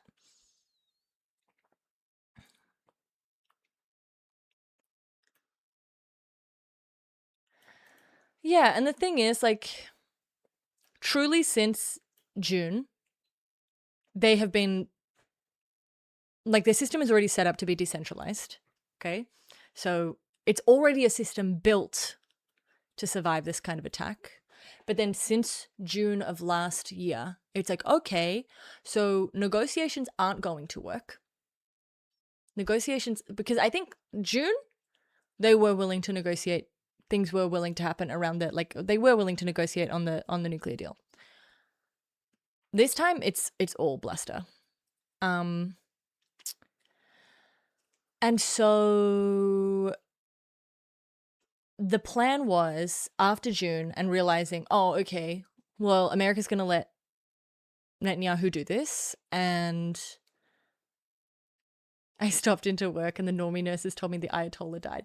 I mean, well, that's like, this is, you have to understand, there's an information war as well as, like, it benefits America and Israel for people to think the Ayatollah is dead, both symbolically, right? In terms of having a quick win for the United States. Imagine taking out the Ayatollah that quickly. And in terms of, like, morale, like, you want those people to rise up, tell them the Ayatollah's dead. He's not dead. Well, he may be, but it doesn't matter if he's dead. There's been Khomeini, then there was Khamenei, next we'll have Khomeini. Have another confusingly similarly named Ayatollah. Hi, Arbelin.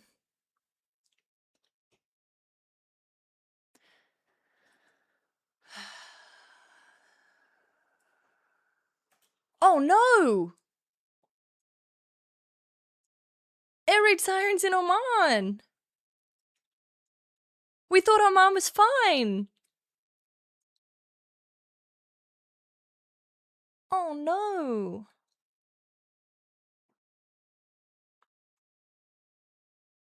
You want Himini for the next Ayatollah.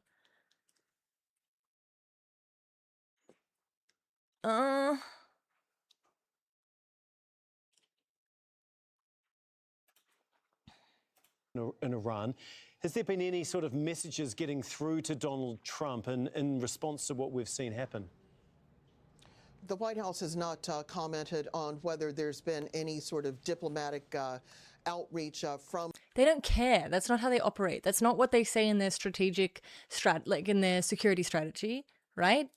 It's not about, who cares what Canada has to say? Who cares what anyone has to say? America does what America wants to do, and people either fall in line or they don't. Any confirmed American casualties yet? No, and they won't confirm them. They'll wait until, this is when they'll confirm, in my opinion. This is my opinion. Could be wrong. Remember, it's very rare that I'm wrong, but it's always possible.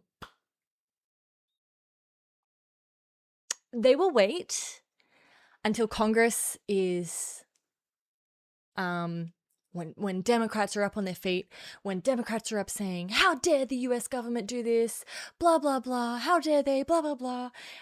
America must stop its attack on Iran immediately.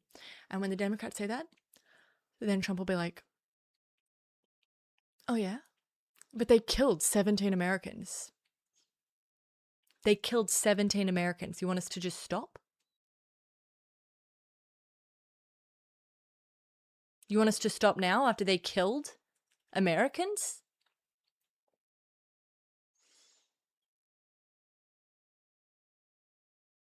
Yeah, there's so many Ayatollahs in line to be Ayatollah. Like, I really wish... It's very complex, so I couldn't do it in a single stream, probably. And it's also like, we're monitoring the situation, guys, so we don't have time right now. But if we weren't monitoring the situation, I would run through the Iranian government structure with you guys so you could understand how complex it is and how decentralized it is. Like, this is a government structure formed out of a revolution planning to survive this kind of thing. Now, as I said, the Nasrallah exception, right? We didn't expect Hezbollah to fall so easily. We didn't expect Nasrallah to be taken out, and he was. So, you know, who the fuck knows anymore? Who the fuck knows? It's possible. Ayatollah could die. Regime could fall. Failed state. Global migration crisis too.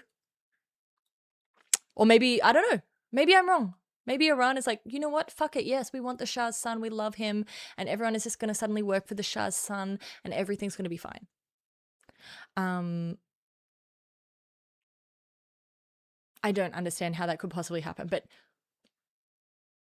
okay, sure.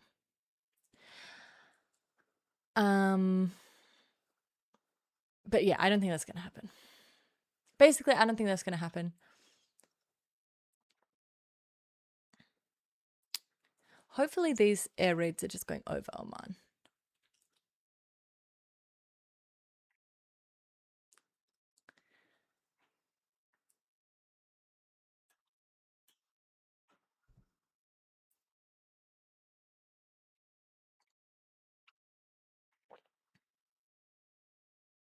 Cheering to me?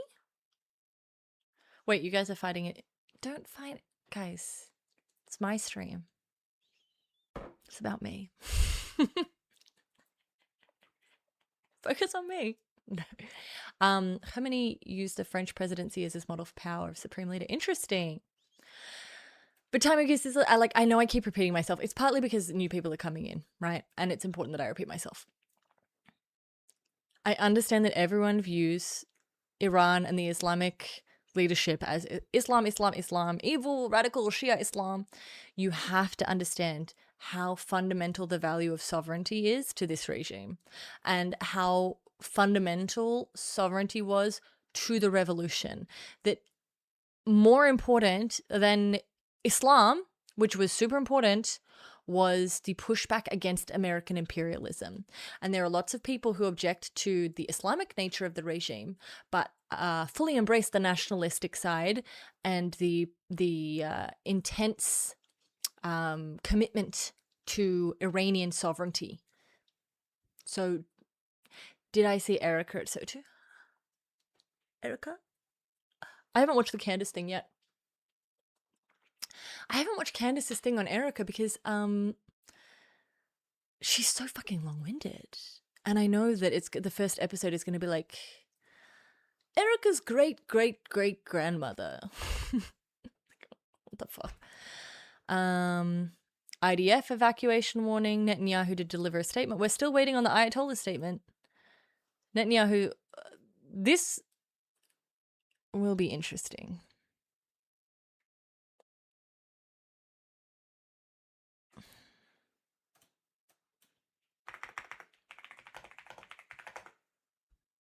Okay. I really need it to get... I need them to work out what's happening with the air defense.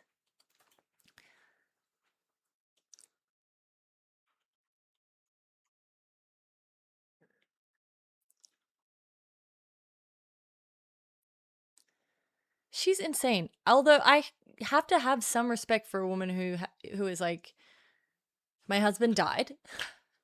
That's just a fact. He's fucking dead. Get over it. I'm like, yeah, he is fucking dead. Where is Netanyahu hiding? Netanyahu, would he have left Israel yet?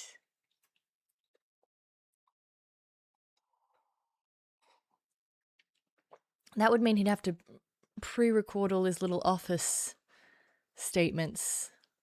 But remember when he was like pinning up the Hebrew signs on the wall so it looked like he was still in Tel Aviv? Or is he based in Tel Aviv or Jerusalem?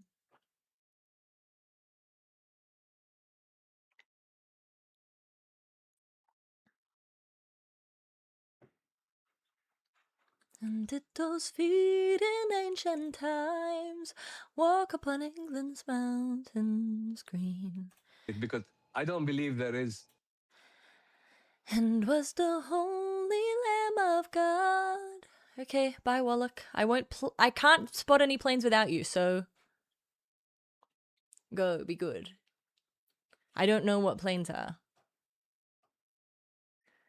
Kill 201, injure I don't understand Iran war triggers worst oil market crisis in decades already. Qatar suspends public events. What's gonna happen to the F1, guys? What's gonna happen to Hajj?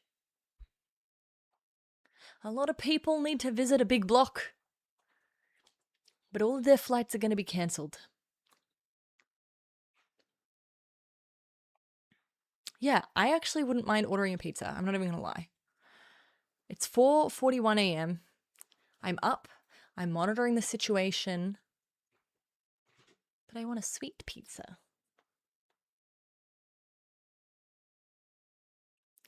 You know what's crazy? It's Mardi Gras in Australia. It's Pride.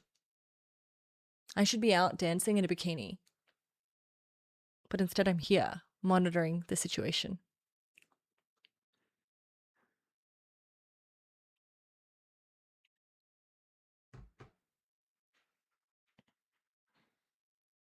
The what? The what? I don't know, Faith. I don't know what you're referring to. Do we have any transparency left when it comes to governments? Most of all governments are the same. I mean, I'm not sure what you mean in terms of transparency. I assume when you say that you mean like trust.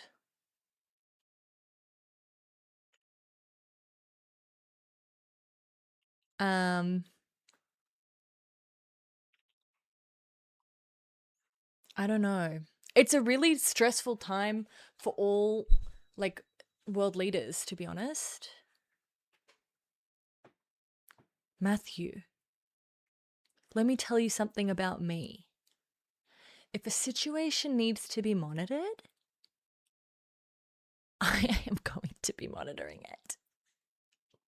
You should have seen how sick I got in like the first 3 months after October 7. It was bad. It was bad. I was not sleeping. I was sleeping, but I had the news on under my pillow. And it was bad.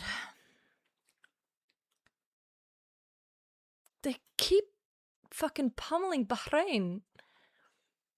Leave it alone. Wait, no, Wallach left. The Shaheed drones are the big drones, right? These are the big ones. These are the ones they sell to Russia. They sent big bad boys. Who will monitor the monitors?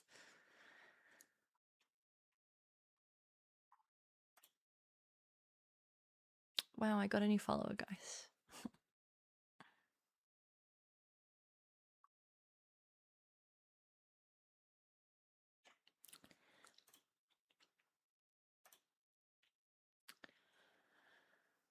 Audio has been posted of the Islamic Revolutionary Guard Corps Navy making announcements on Marine VF channel, closing the strait. But the traffic looks normal. What's Macron saying? France was neither informed nor involved, nor were the countries in the region or our allies. Interesting.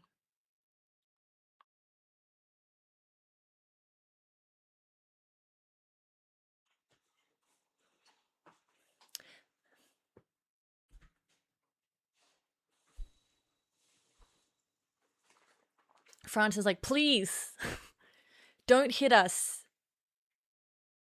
Oh, really? I was so scared to go on Destiny stream after October 7 because people were not nice to me.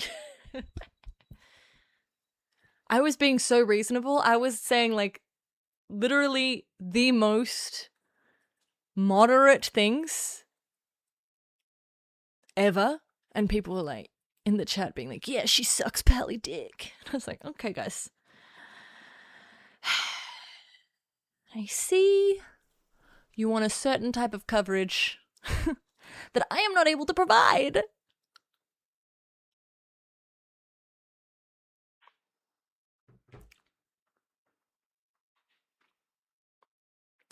I was referring to your previous comment regarding American casualties. Oh, it just doesn't make sense to release that kind of information. Any information you get about casualties from either side, you should assume that it's all operationally kind of it's been cleared to be released, right? Like any information you get from Israel is extremely good at locking down the media when it comes to any strikes on their facilities. So any information you get about a hit on Israel, you should assume is already vetted to be released, right? The same is going to be true about American casualties. If an American casualty happens, that is going to be locked down until the administration is ready to release it. It is no surprise that the casualties being pushed out of Iran, they're saying, oh, look, you killed a bunch of elementary school girls. Are you happy? You killed a bunch of elementary school girls. Of course, why wouldn't you, you'd be like, oh, you hit us and you killed a bunch of elementary school girls, you know?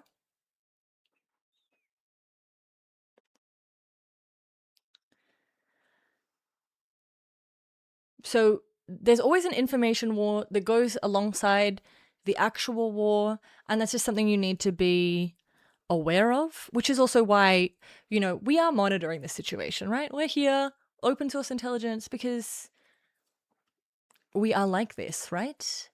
We have to monitor the situation, but we also know that most of this information, we're using the information that we're reading as a bouncing point for discussion of more analytic frameworks in terms of what we know about Iran, what we know about America, what we know about international relations, what we know about strategic security, how these things play out. We're using it to talk about that. We're not being like, oh my God, they struck a tower in Bahrain, because it's not useful to us. Because one, we don't know how factually accurate that is. Two, it's like, okay. It's like, I was talking to Pixel before I went live today, and she was like, oh my God, Israel hit Iran. When it came out that it was Israel before we knew it was America. And I was like, I know. She's like, are you going to go live? And I'm like, and say what? Like, you know, it's kind of live coverage of breaking events is kind of pointless because you're really just sitting around waiting for the next thing to happen. So you can be like, oh my God, the next thing happened. And I had only like 2 nights ago told you my entire point of view on how Iran was going to react when this inevitably happened. So I was kind of like, well, it's just a repeat stream for me.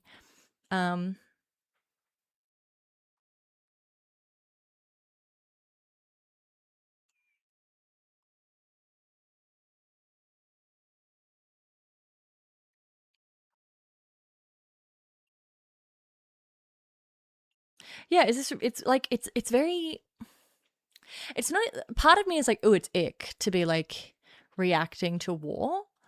It's not even that though. It's just like, it's boring.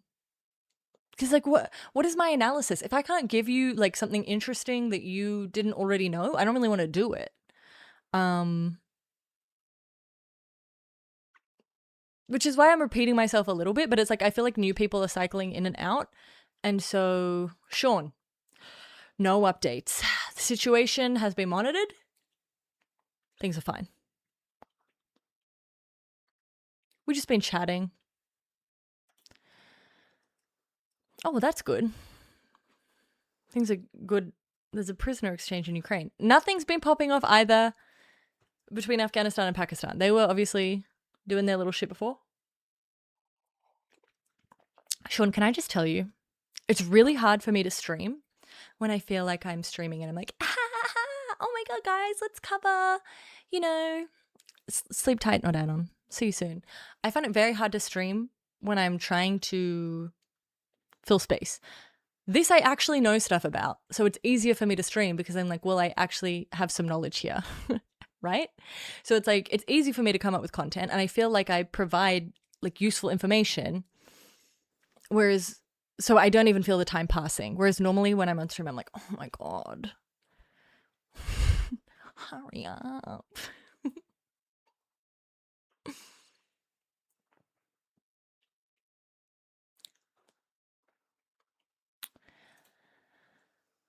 That's interesting as well, because I don't know if you guys, I don't know if Australians, I'm not sure at 4:50 in the morning, many Australians are left in my chat.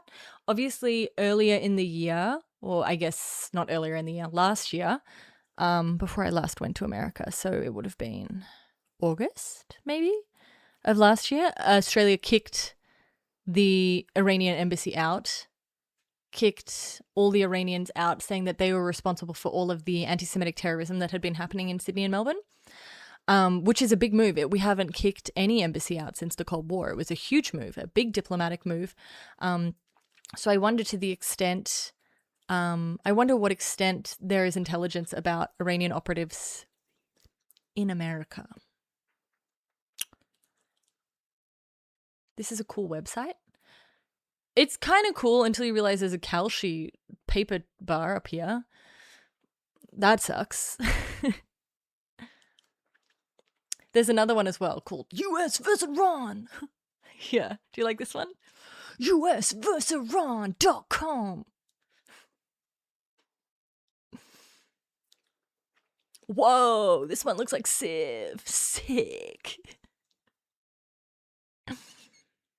What happens when I press this button? Oh, we zoom in. Fuck yeah. Nuclear. Missiles. Oh, we've even got stats. Holy shit.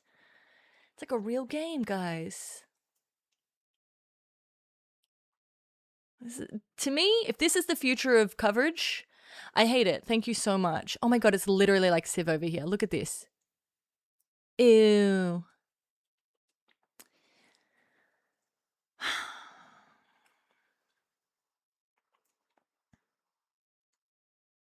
Can you take bets on this site? Probably. I just haven't worked out how. Hey, you're not betting on a website. You're betting with me, personally. That's the only bets that are happening. You bet with me. If I lose, I don't have to pay.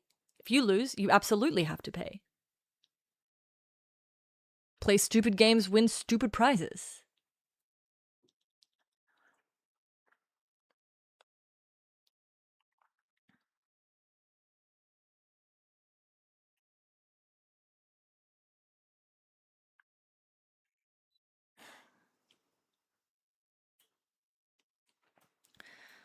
Saudis and Audis, Saudis and Audis.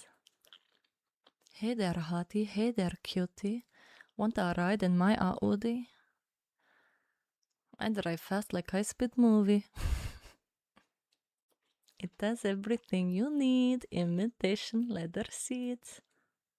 Heater so it don't get colder. Even has a mustache holder. They call me oil, I tell you why. It's because I'm crude and unrefined. Guys, be serious. There's a war happening. Please, pull it together.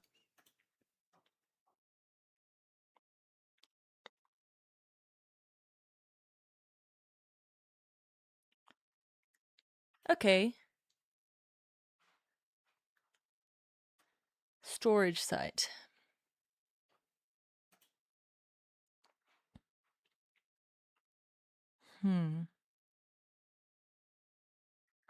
We are serious. Just silly serious. Can you bet on countless humans will suffer? No, I already made that bet, Larry. Sorry. Wait. Oh, I'm going to click it, even though I don't... How did you get a link in, Bryce? Wait, that's so crazy. How did you get a link in? Links are banned. How did you get a link in? How did you do that? And I'm going to post it now on Twitter, and this video may make me look stupid in a week from now. In a week from now, we could see a full It already makes you look stupid. War, and everybody can retweet this and mock me. Oh, okay. But I don't think that's what's going to happen. I think this is all theatrics. I think this is bullshit. I don't think this is a real war. I think that we have some shrapnel from interceptors which has fallen inside of Dubai and caused fires, yes.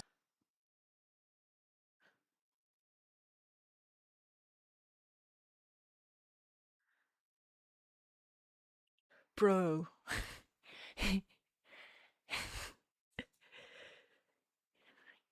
He's going to be so upset when the Burj goes. He won't cope. But Dubai is not being bombed. Tel Aviv is not being bombed. Tehran is not being bombed. This is all global... The Gulf War never happened. ...repositioning for a new future in the Middle East. Everyone who has decided not to move to Dubai is now laughing at the people who decided to move to Dubai for stability and safety. Oh, sorry guys, it's not war. It's the personal war we all have against Andrew Tate. It's not anything to do with Iran or nuclear power or regime change. It's that we all want a reason to laugh at Tate. Also, where the fuck is he? This isn't Dubai? Is he in Russia? They're saying, ha, look, Dubai's getting bombed. Look, you should have stayed here, where you have to face the constant and persistent threat of crime, and that you might get robbed for your watch or stabbed. You actually don't get robbed in Dubai. That's like one thing. Unless you get robbed by a slave, in which case you can't even be really all that upset about it. And they're more likely to do other things. But you won't get robbed. And you have to give half your money to a hostile government. Ha ha ha, you move to Dubai. Did you want to mention the 10%? Oh, I guess you're not Emirati, so you don't have to do that. And you're getting blown up. Nobody's getting blown up. Interceptors from the UAE are taking down Iranian drones and missiles. And yes, there has been some shrapnel which has fallen and caused some fires, but this is not a bombing. Anybody who remembers the Iraq war remembers the videos of Baghdad when a real war begins. As I said, he will be very lucky to receive that tonight once Israel and the United States destroy the air defense system in Iran, which will happen. It should have already happened. But once they do, it'll be insane. It'll be... Once again, descriptive, not normative. I don't want them to bomb. I don't want any bombs. I'm not pro-bomb. I'm not excited about the bombs. I'm just saying this is what will happen. You fucking sickos. That hasn't happened in Dubai, hasn't happened in Tehran, and it certainly hasn't happened in Tel Aviv. A real war would see Tehran currently in an entire ball of fire. What do you see coming out of Tehran? A plume of smoke on the outskirts and a bunch of people pointing at it. You call that... Guys, I don't need to tell you he's an idiot. I don't need to tell you he's an idiot. I don't need to tell you that. I don't need to tell you he's an idiot. I don't need to tell you he's an idiot. You don't attack Tehran in the daytime because darkness is your friend. Okay? You wait until nighttime, which it now is. Okay? And you don't attack until you first destroy their air defense. Because you don't want to lose your defense materials. You don't want to send your shit out there to get bombed out of the sky. Why would you do that? I'm sorry, I can't watch that because he's so stupid. It's making me stupid by osmosis.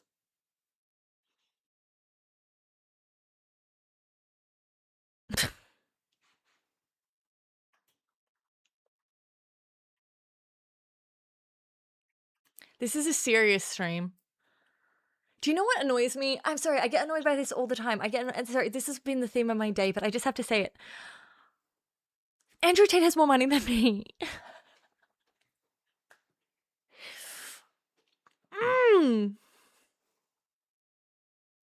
It's okay. It's okay. It's okay. How? It's okay. It's okay.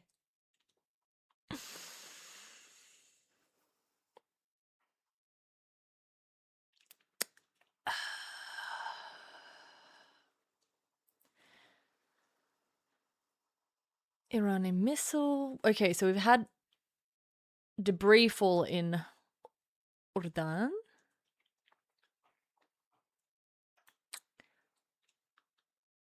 IDF 200 fighter jets bomb Iran missile system and air defense. Okay, do we think that did it? Not that that's not how we're covering this, guys. I deserve a Bugatti. Yeah, why is Asmongold rich? People, I'm going to say it, and I don't mean anything, like if you don't have a choice because you're homeless or something, I'm not talking about you. People who are dirty have not proved they're responsible enough to have money. People who are dirty, Asmongold needs to clean his house. Do I really need to be in competition with that creep? Sour Mango, I don't. But the world punishes me and rewards Andrew Tate, and I want to know why. Because I'm a good person. I'm a smart person. I put a lot of time into learning things. And for what? I should have just told men that women are sluts. And the problem is, I can't even do a right-wing pivot now. It's too fucking late.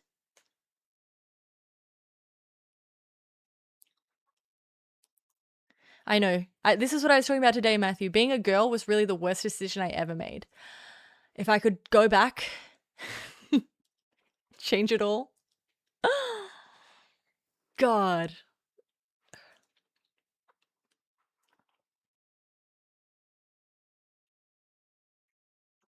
Just got to believe in myself. Oh, I thought that we were just having peace in... Okay. Don't worry, guys. Everything's fine. What's happening over here? They're saying that they're still with this guy from Oman. That's just not true. Iranian people There we will go. not go unanswered. A See, satellite exactly. image captured by So where they said that there were 86 dead from the school, that's intentionally released. You don't think it's too late for me to make a right-wing pivot? Maybe it's right now. I actually find this attack on Iran incredibly persuasive. And I'm feeling kind of like a neocon. Suddenly I feel a tingling urge to go to war with everyone. I think we should... Here's an idea. What if we bombed for peace? Don't clip it.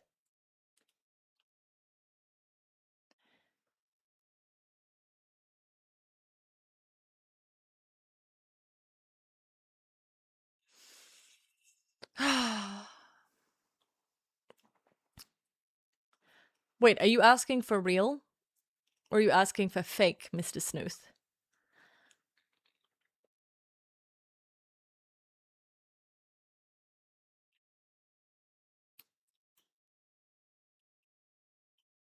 People who are dirty don't deserve money, says Neocon Streamer.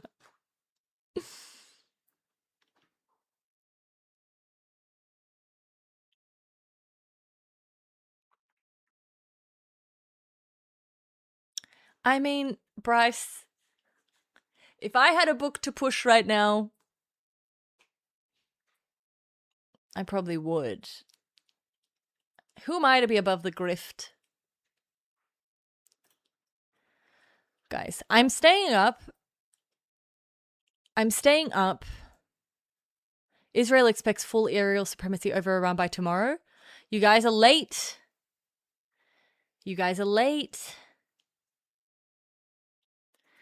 I can't wait until tomorrow. God. My favorite Tate moment was when his pizza box got him arrested. He couldn't help but just snack for credit.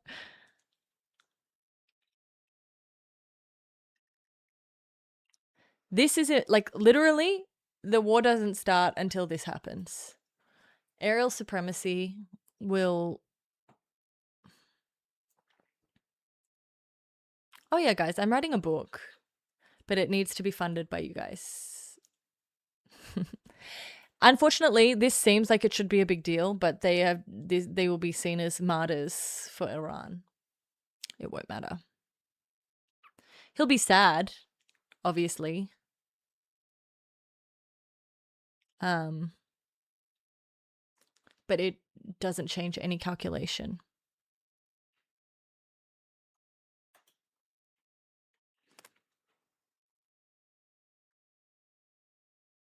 Yay! Thank you for the biddies. I like saying biddies because it sounds like titties. And yes, I'm 4. I mean, it's just, it's like this is how committed to Iran we are. I lost my daughter for Iran. Like, this is how it's going to be pushed.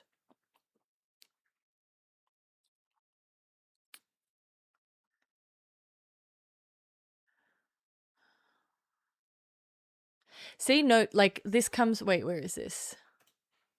The Tehran City Council member says... So, this is someone who is part of the regime releasing this information, right? Information only comes out when they wanted to come out. This is intentional.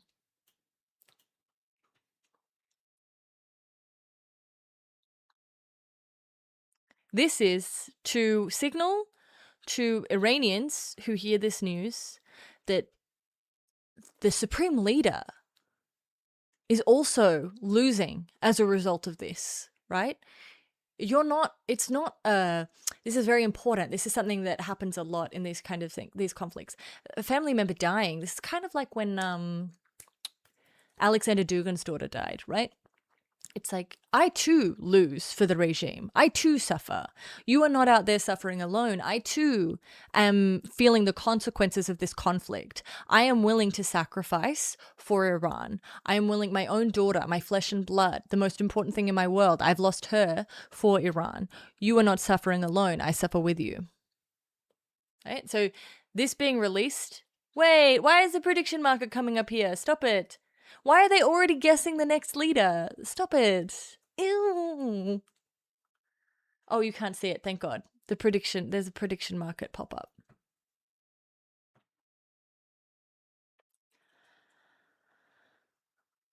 I think it just requires like a lot of intelligence case, knowing where everything is and being able to get a solid hit without it being part of what I think makes this conflict so difficult compared to others is that there's no element of surprise, right?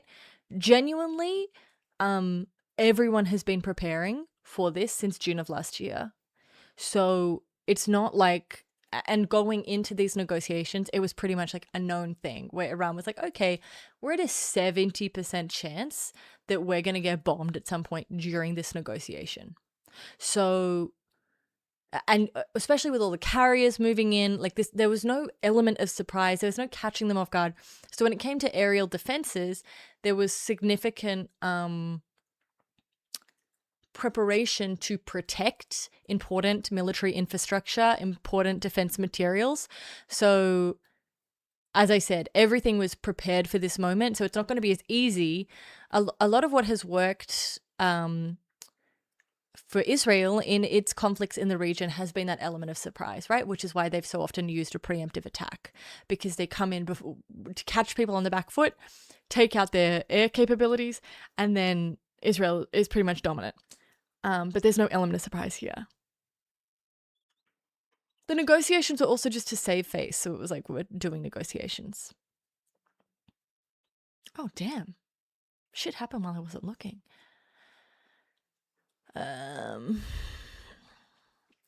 Isfahan Sandaj. Khamenei alive. Okay, but you said he was going to come and give us a little speech, and he didn't. So we just want to know what that is about.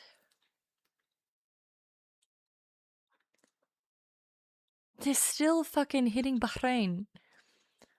Poor little Bahrain is not going to make it. Exactly, Bryce. Oh.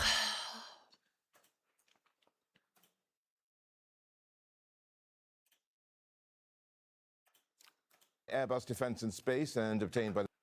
It's lying to me. Republican leadership, they were notified as these strikes were initiated, and the Department of War.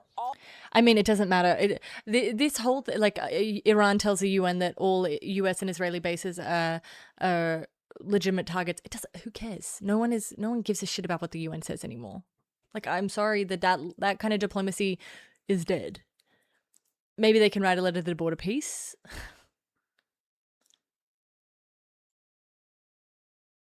From the Iranian side too, now that I think about it, they probably felt they needed to go really big in response, given how everyone knew this was coming, unless your plan was to roll over, yeah, and I think as I've said many times now,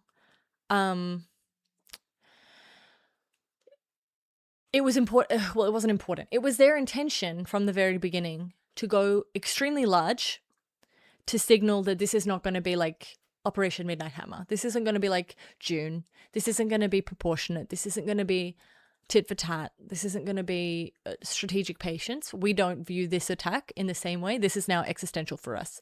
So it was never going to be like a small little, sweet little, Hey, don't make fun of the Dubai girlies, okay? Those girls are my friends. That could have been me. That was me.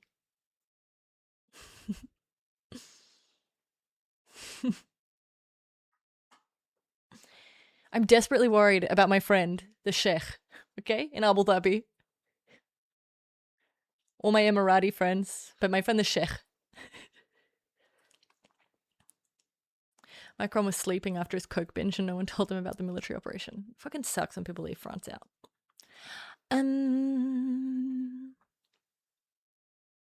No, I don't want to share. I don't want to see a video of the Dubai girls freaking out. Thank you. Peter Thiel! Thank you so much for giving me my Teal bucks. I love what you're doing in the Middle East. You didn't pay me to say that at all.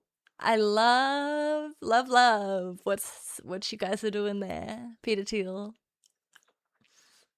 Thank you for your support of this stream. Thank you for the Teal bucks. Guys, I should probably go to sleep at some point, but I'm just wondering if they get supremacy. Oh my god. See? Now, who's saying this? They're lying. Channel 12. No.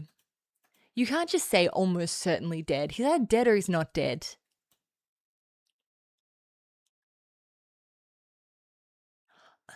Khamenei almost certainly dead.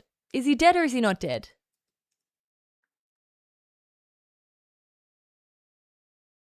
It totally depends on, do you think the next 3 hours will be more or less missiles?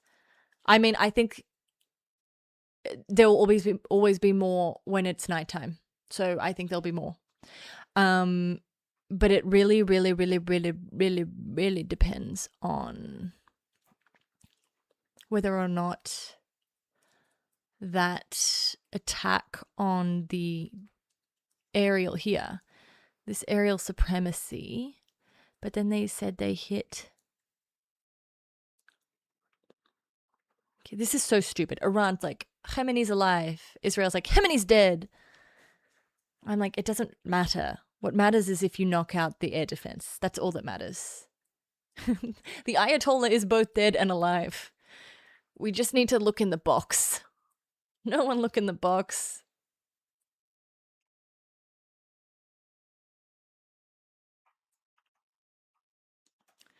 Over 30 munitions dropped. In Gaza? Jesus fucking Christ. Can the Gazans get a break? I guess not. Hit them while no one's looking, I guess.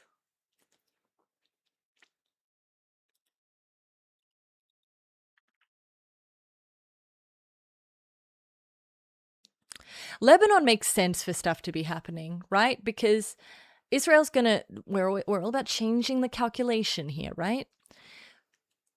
Israel is going to try and signal to Hezbollah, don't.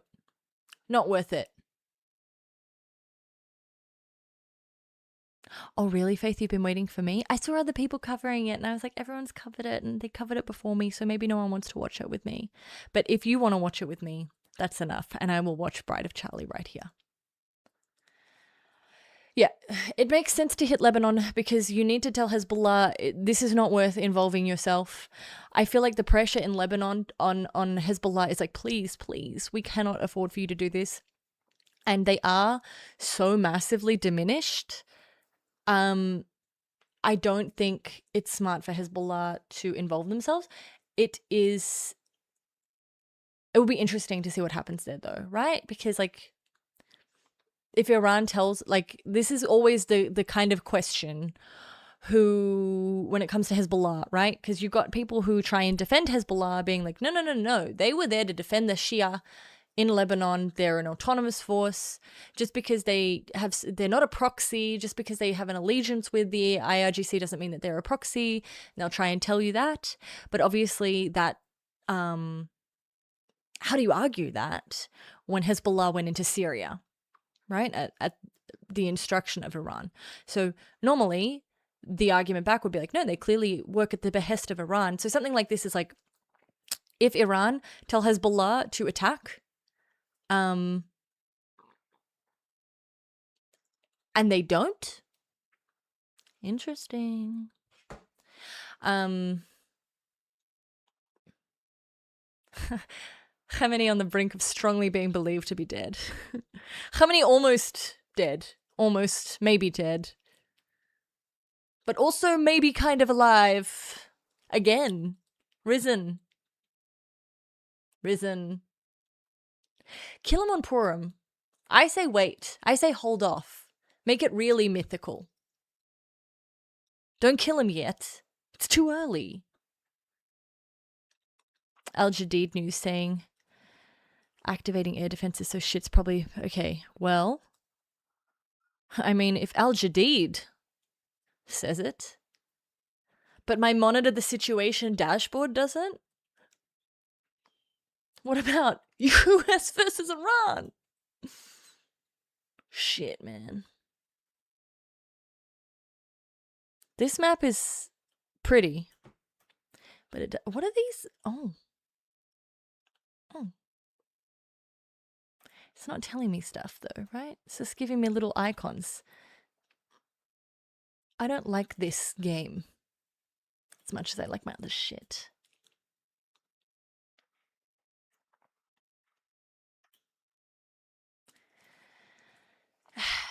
Al Jadid is good. Good news.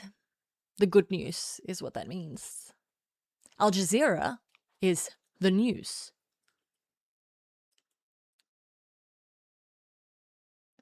The rumors of my death are neither exaggerated or aggravated. Or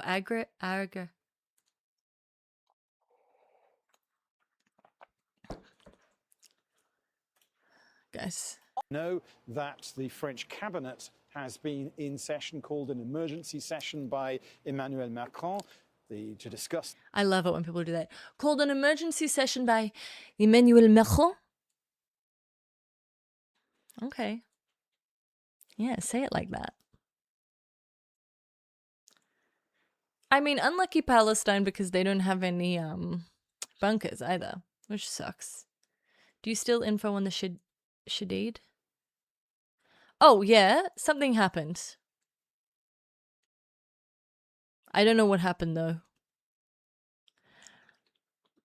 Oh my god, yes, imagine if Khamenei died and then rose again.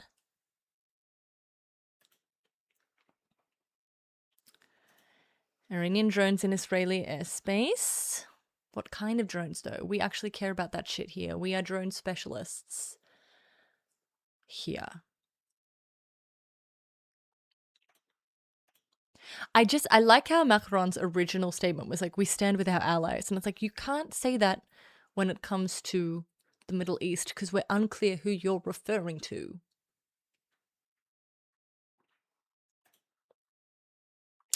Oh, thank God, a gorilla followed me.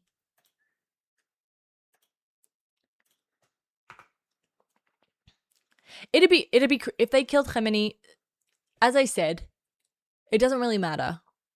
But symbolically it matters, and that'd be crazy if they did. Macron hasn't been told who he's referring to yet.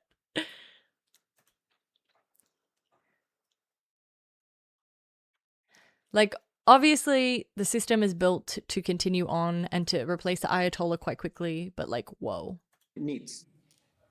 Well, here with me in the studio is Paul Musgrave. He's an associate professor of government at Georgetown University here in Qatar. He focuses on US foreign policy and international relations theory. Also on set here is we have Rashid Al-Mohanadi. He's the vice president of the Center for International Policy Research. But it does seem, Paul, that... Guys, I love the dish dasha. I try not to, but I do. This is going to go on for a while. Yeah, I think that's right. 3 weeks. The Americans have at suggested least. that they have a 10-day campaign planned. Of course, when Russia invaded Ukraine, they had a 72-hour special operation plan. So I think that those of us here in the Gulf who are living with the consequences of this action are probably going to be dealing with it for a little bit longer. I also think there's a possibility that what we've seen could just be the first stages. We've heard rumors, of course, that the IRGC is threatening vessels. The war will go on. Iran has a strategic advantage in terms of time, right? So you're not going to outweight Iran. It depends how many carriers they bring and how long America is willing to sustain the war. You will not wait out Iran. So it is fully dependent on how much the US is willing to commit. Hannah, I'm monitoring the situation, okay? I will be up. I don't know how long I'll stay up, but for a little bit more. We just got to see what's going on. In the Arabian Gulf with escalation, and we know from social media that what's already happened in other capitals here in the GCC is much worse than what we've been dealing with in Doha. So it's the first step, it's early days, and I think that we're all digging in for a much longer conflict. Rashid, I mean, how does a country in the GCC, like Qatar or the United Arab Emirates, actually retaliate here without good question, actually. further upping the ante, if you will? That's a really good question. So me and Dishtasha we've guy. always known that the Iranian strategy is if they were struck by the US, they would strike US interests in the region. So we've always known that. But I think what came as a shock was just on the sheer amount of retaliation. You know, the initial reports we're hearing is, and you know, we've been counting the explosions, you know, during the day, a few dozen interceptions. Just so you guys get a sense of things as well. Like, keep in mind, in June, Operation Midnight Hammer, when Iran was responding to Israel, they were sending over a barrage of missiles every 6 to 12 hours, and then they were taking a break. And so, oh really? My longest stream ever? Oh my God. This has been nonstop. And this has been nonstop across what? Let's say Bahrain, UAE, Qatar, Saudi, Jordan, Iraq. Did they hit Iraq? I think they did. Israel. So that's 7 countries. Thank you, Midnight Ringer. I appreciate it. Congratulations on investing in Moralcoin, the world's first crypto morality. The only on-chain morality where you can buy yourself goodness for an entire month. We keep our shit DAO. So, congratulations. Anything you do for the next month, it's fine. Okay, guys. Let's hear what else Mr. Dishtasha has to say. In the UAE and Bahrain attacking civilian infrastructure. I think we've... That's another crazy thing. So the way that this would normally escalate is it would go proportionate attack against Israel, responding to the same attack that they got. Then it would escalate to attacking naval, American Navy water assets. Then it would go to attacking United States bases in third countries, so GCC countries. Okay, that is how this would escalate traditionally. If you are following a traditional vertical strategy. This is a horizontal strategy, which not only attacks all of the Gulf countries immediately and at once, but attacks civilian infrastructure. So resorts, airports, things that are normally would be considered out of bounds. So this is almost like, to the Gulf countries, this is offensive. Okay? This is like, you're really fucking with the bag. They do not like it because there's an understanding. The understanding when these Gulf countries accept the US base is like, okay, we might get attacked, but it'll be on the US base, right? Like what we're seeing in Bahrain. It's like, okay, a lot of attacks on the US base. We understand that there's a chance that we will be bombed. It will be on the US base. When Dubai gets hit at the bottom of the Burj Khalifa, they're like, whoa, that's our very tall building. You're not meant to go near. We spend a lot of money on that. You're not meant to go near that. That's very important for us. What are you doing? Also, it's Ramadan and people are doing Hajj and you are fucking our bag up because now we have to close the airport in Doha, close the airport in Dubai, close the airport in Abu Dhabi. How's anyone meant to get here to do Hajj? And then on top of that, in Bahrain, they're like, bro, F1. Okay, so GCC, pissed off. Important to be pissed off though, because that is how Iran is changing the calculation. Make Gulf countries pissed off. Suddenly, Qatar doesn't want to fund World Liberty Financial anymore. Qatar's like, we need that money now because all our shit got blown up. Will my American taxes go up because of the billions of dollars we lost? Maybe. I don't know how your taxes work. I don't know how America works. Do you think it was helpful that Iran was signaling that they would go straight to this and blocking the strait and everything? Or are the Gulf bag securities still very pissed off? It doesn't matter because from the Gulf's point of view, they're like, the Gulf is like, what happens around us? We are the non-war Middle East. We are the tourist crypto bro influencer Middle East. We are the new Middle East. We are the soulless Middle East. That doesn't happen here. It happens around us. And so even when Iran's like, hey, it's gonna be big. They're like, yeah, it's gonna be big. They're gonna hit our bases. They're gonna hit America. Here, they're gonna hit America here. It's not gonna be a big deal. And then they hit the fucking airport in Kuwait. And it's like, oh, I forgot Kuwait before when I was counting countries. 8 countries at once. There is no war in Ba Sing Se. Exactly. Let's see. This is a pissed off man in the Gulf, by the way. When he's not, obviously behind closed doors, it's different. That's where he hits you. But on camera, this is how they show their displeasure. It's very restrained. This is something we haven't seen before.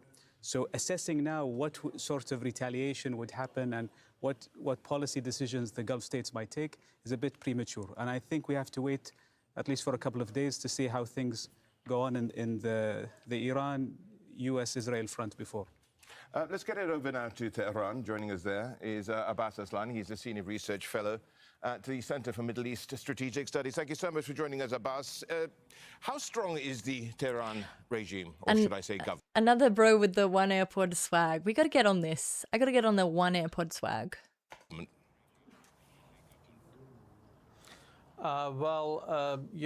We have been hearing all along that the United States have been saying that Iran is very weak, but I would say that the system in Iran is not that weak, and the United States itself is not that strong.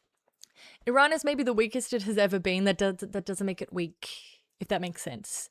So Iran is currently maybe the weakest the regime's been in a very long time, but that doesn't make it a weak regime that's an easy win over at all. Strong. And, the lessons that the system has been integrating into the current conflict is also visible. They have been trying to somehow incorporate it into the command and control system. That's why they're just like us. Armed forces try to absorb the attacks in the initial stage, and they retaliated against different targets in the region. And that indicates that they have this Iranian system this time was not caught off guard, and they were expecting such kind of attack coming from the United States as well as Israel, and they had planned for this. So that's why we are seeing this kind of conflict is taking place in the early hours of the aggression against the country. So let's just look at all this. Now, Paul, if regime change is the stated objective here. Now, an air war on its own is not going to cut it, is it? That's absolutely so what right. Well, it's unclear what will. And if you parse President Trump's statement very carefully, he doesn't say that the United States will be in the business of regime change. He says that the United States will facilitate the conditions whereby regime change will come about. And underlying all of this, there's a lot of context. Iran's nuclear enrichment program struggles with Israel, but also, of course, the crackdown on protesters over the winter that led to thousands or perhaps tens of thousands of deaths. So in Washington and in Tel Aviv, there's a sense that Iran's hold on power might be fragile. That might be a little bit optimistic. Yeah. I think it is actually very optimistic because people don't spontaneously rise up. And the only organized bodies in Iran that have the capability to take power, if the top echelons of Iran's leadership are removed, are going to be groups like the IRGC, which I don't think the Trump administration would view as a win. The Iranian. The problem is as well, right? So you basically, under an autocracy, you have two groups that are in a position to take control. Yes, I went over this already for some of you, so just to deal with the repeat. You have two groups that are going to work. You're going to have military groups, which had some power under the former regime, and you're going to have religious groups, which are transnational. These are the kinds of organizations that are allowed to continue under a regime. Now, keep in mind, when you have a country like Iran, which has a population of 93 million people, you need a group with institutional capabilities, right? This is a large terrain, this is a large landmass with a large population. Government needs to function. You can't just be like, oh, let's ship in the Shah's son, and he'll him and who's going to work for him? What bureaucracy, right? You're not going to get a buy-in from the Ayatollah's bureaucracy to support the son of the Shah. So who is going to support him? Because that is the real government, not the leader, but who is the bones of the government, right? And so you have very few people who are going to be able to do that, either religious organizations which have strength in foreign countries, or military organizations which have strength within the country already. You don't want a military taking over. The IRGC are not a good alternative for the Ayatollah. So it's kind of one of these things where it's like, okay, we're creating the circumstances for you to rise up and change, right? But it's like, okay, and change to what? Because if the obvious example being Egypt during the Arab Spring, changed from the regime to the Muslim Brotherhood, and that's the change you want? That's the change that brings freedom to the people? No, it's ridiculous. Or you don't have a change and you turn into a failed state like Libya. You know, change is difficult. You know what? I'm still a bit confused and mind blown by the recent turnaround in Syria. But we might need to look into that, actually. We should do a stream where we look into that, because I don't know enough to speak on it sensibly. So I simply won't. Iraqi paramilitary. Do we think this means Kataib Hezbollah? Or someone else? Pentagon reports minimal damage to US installations. Everyone loves reporting how not hurt they are. That's what I love about this shit. Guys, no one's dead. Nothing's hurt. We continue on. We're fucking fine. The Iranian president just a few weeks ago said that a US strike on Iran would, quote, export chaos, refugees, militancy, instability faster than anyone could contain it. I mean, that's probably a bit overblown, but certainly this has been the most unprecedented and widespread retaliation that we've ever seen from Iran. Mm-hmm. That's true. No more strategic patience. And this is why the Gulf states have taken all of these steps towards de-escalating and preventing this.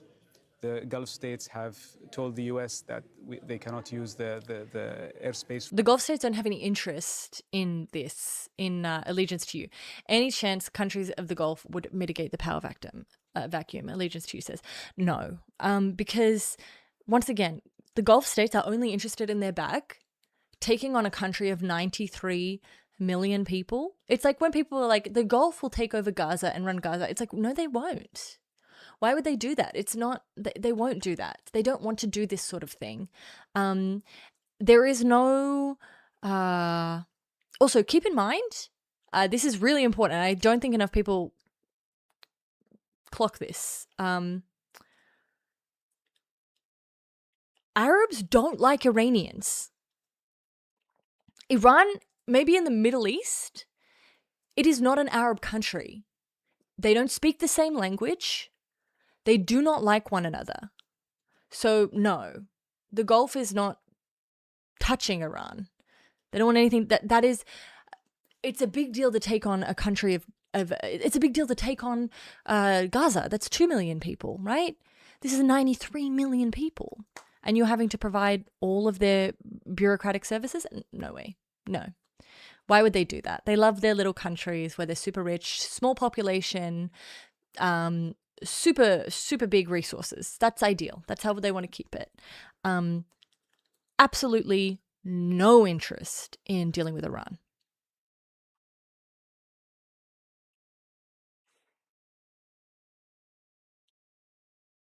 For strikes, the Gulf states were the main mediators trying to stop the... And also you have to understand, these are all like theocratic regimes, right? So in terms of who are they going to appoint? That's not how these states work. They're very like family oriented.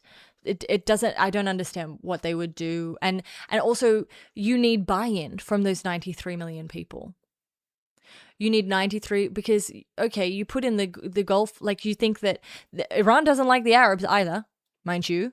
So you think that someone like Saudi or like even just the GCC generally, like as a group, they're like, hey, we've come up with a leadership for you guys. Iran, as I said, you have to remember the key value that has driven Iran since the 1980s is sovereignty. That's not something that disappears even if you hate the Ayatollah. Is he not doing the opposite to his campaign promises, but people are still behind him? Do you mean Trump? Hey, old owl Hooten. Yeah, Iranians consider some to be ruled by Arabs. Offensive. Offensive to the Iranians. Disgusting. They would never. It's okay. It's okay. You don't have to study for my class. I'm a cool tutor. I used to rock up to my tutorials with like a full beat on my face, but I would be in gym gear. And then like everyone would be like getting around, sitting in their seats, and then I'd sit at the front of the class and there'd always be like one or two kids be like, wait, are you the teacher?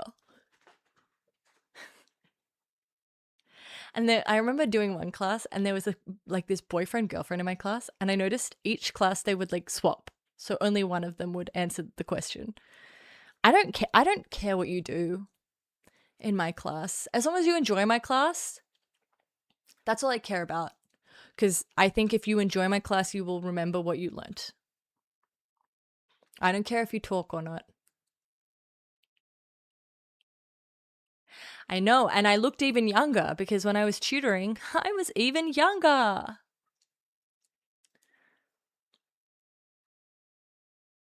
I actually loved teaching. This from happening, but unfortunately it happened, and now we have to deal with the mess that ensues. To you now, Abbas, when you look at this and you look at the regime, what are people saying on the streets right now? Because we did see protests there by university students of late once more. Are people taking to the streets, or are they sheltering in their homes?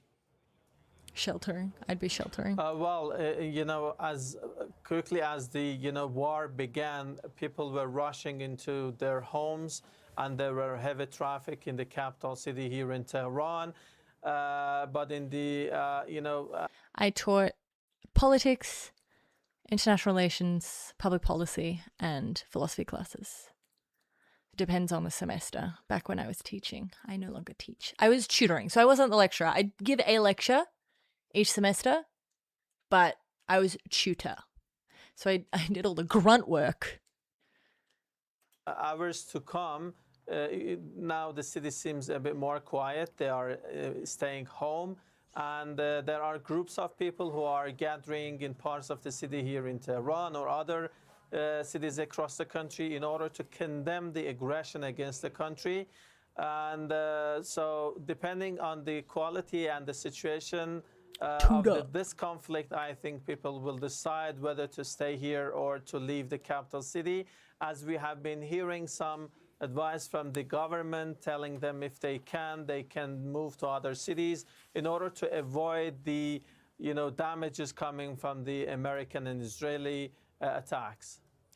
Abbas, what would a realistic off-ramp for Iran actually look like? That's a good question. Who has the leverage to create it? This is very difficult to imagine what could be the off-ramp, because, the walls of mistrust between Iran and the United States were already... There's no diplomatic off-ramp that I can see. I don't understand, because there's no trust at all from either side. Tall, and this is increasing that toll even further. So I think, this conflict might be continuing for some days, and the Weeks. escalation can continue to even get more. But normally we might be witnessing some efforts from regional, powers in order to de-escalate. There have been some, let's say, messages coming from the European sides who are not favoring to see a war in the region. And I think this back and forth and tit for tat between Iran and Israel and the United States could impact this process. Maybe the US and Israel were not expecting this type of response from Iranian side. And this response this time is going beyond that, classical Iranian response, retaliatory response in the past. And this is a departure from the past, which might impacting this process, which deals with the rules of engagement. And this is not just about Iran's nuclear program or the missile, activities. It is mostly about a deterrence balance and the future order in the Middle East. And many here in Tehran think that the outcome of this war can somehow be, decisive in setting the future trend in the region and the future order, as well as the deterrence of power between the two sides. Great answer. Didn't answer the question. Learn a lot. Learn nothing. Learn a lot about things other than the question. Off-ramp, I think, is for the US to hold up something symbolic and say we won. I mean, the thing is, the United States and Israel will say they won no matter what happens. They will say they achieved victory, despite the fact that their victory conditions are almost... I don't understand how you can achieve them, right? So no matter what, they will be saying that they won. The question is, at what point is there enough pressure for them to back off? At what point is the calculation change significantly enough that it's too costly to continue? You've got to just, this whole thing was kicked off. I think it was Israel who started firing the first missiles. Is this America's war or Israel's? Well, it seems It's that their joint mission. the Israelis have successfully Look, prop. Netanyahu's prop is in the background. pushed the mediation out of its track. But, nobody moves two aircraft carriers for no reason. Yeah. And I think the availability of these strike assets provided the optionality of strikes, which then, when the negotiation treaded quite long, and we know the current administration... I mean, strategically led, Vitamin. I understand what you're saying, but strategically there is a difference between the US and Israel because it's a different calculation, right? When the strike is by Israel, America can say, okay, we're stepping in, enough now, right? There's kind of a plausible deniability about whether or not the United States will back up Israel. And so there is kind of a limiting factor in terms of how hard either side will hit. Because Israel will only hit so hard knowing that they can't afford a huge retaliation if the United States won't back them up. And Iran won't hit so hard because they don't want to draw the United States into the conflict. Now, if from the very first strike, the United States' name is on it, that changes the calculation of the conflict completely, right? Which is why it matters. Even though I understand 100% what you're saying in terms of these two kind of come in tandem, right? Factually, the assessment changes based on whose name is on the attack. I suppose it's a waste if they don't use all that stuff they move in. Chocolate, I'm not sure because there's a lot of moving of, for instance, in Australia, China loves to just, put the Navy in the harbour just to show that they can. They love to bring their Navy right as close as they can in international water to Australia, just to remind us that they can. This happens a lot, right? It's kind of saying, hey, we're ready. We're willing. We will. A lot of the time, before Russia invaded Ukraine, a lot of IR scholars were like, no, this is just a military exercise to show strength. They won't actually do it. They're just trying to demonstrate that they can. It's just meant to be a scare tactic. It's just meant to be a deterrent. So that does happen a lot. So just because someone moves their stuff, but it is a big risk for America to move their carriers from the Pacific all the way to Iran. It took a lot of time. So I see what you're saying. Would we say it's a waste? Melbourne and China are friends. So that's just us in Melbourne threatening Sydney via China. Do you think John Bolton is a... Can you imagine being John Bolton and you don't even have a security clearance?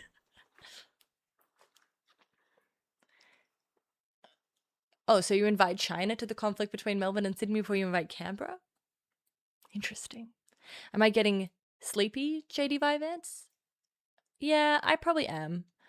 I should probably go soon because, as I said, this is going to be happening for a while. But I'm so worried I'm going to go and I'm going to fall asleep and the Burj Khalifa is going to fall.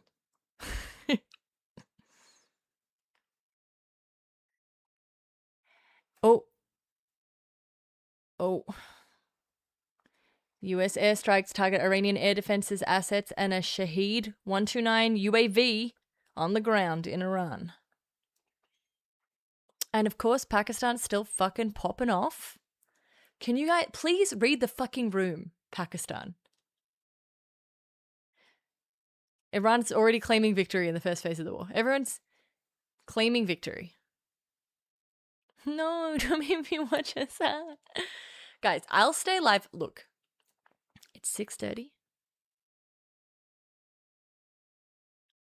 I will stay live for half an hour more if I get a sub. If I get 3 subs in the next 5 minutes. Okay? Otherwise, I gotta go to bed. I cannot monitor the situation non-stop. I'm monitoring as much as I can. Attention span is very short. Then the optionality of strikes became much more attractive for the administration. This is how I see it. Exactly. Amazing. Very fast.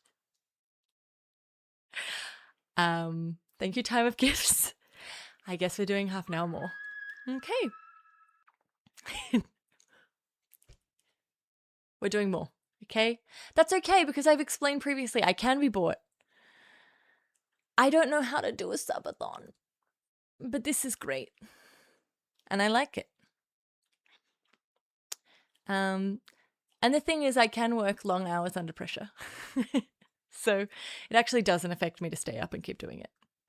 And Paul, when what changed in the few hours between Donald Trump saying that he was unhappy with Iran to the launching of these strikes? Guys! Well, we really can't know. Am I being funded by the Ayatollah?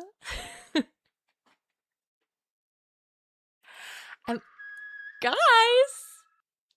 Thank you so much, guys. Thank you for investing in moral coin. The world needs moral coin right now. Okay? The world needs it. Because this requires visibility into the internal workings of the Trump administration. We've all grown familiar with this. This is an administration that is not a well-oiled machine. It is an administration with many moving parts. And it's also an administration that sometimes makes decisions based on what seems like gut instinct. And so we don't know what group chats, what sorts of... Oh my God, guys, it just occurred to me. They're fucking talking about this in a Signal chat right now. All of those losers from the admin, they're in a group Signal chat. They're sending each other emojis. I hate it. But also accidentally add me. Accidentally add me. thesillyserious.72. Guys, add me. I won't tell anyone except everyone. Should I message? No. I won't get any new information anyway. Content might have I'm not joking. Right? We know that these are the sorts of things that move world leaders.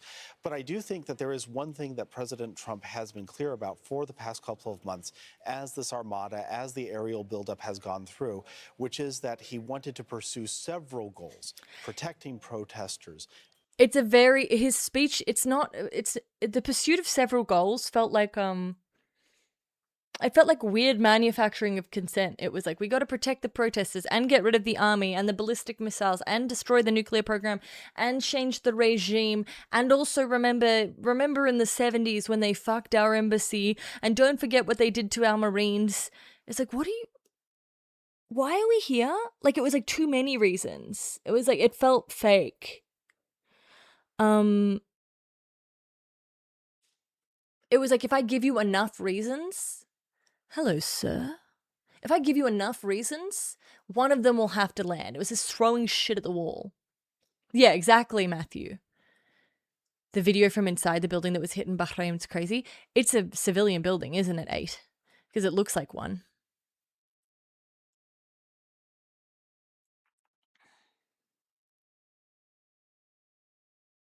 Ending the threat of Iran's ballistic missile capability. And I think all of us in the region now have a firm Except keeps understanding forgetting about and saying why, you up. That poses a threat without the nuclear program.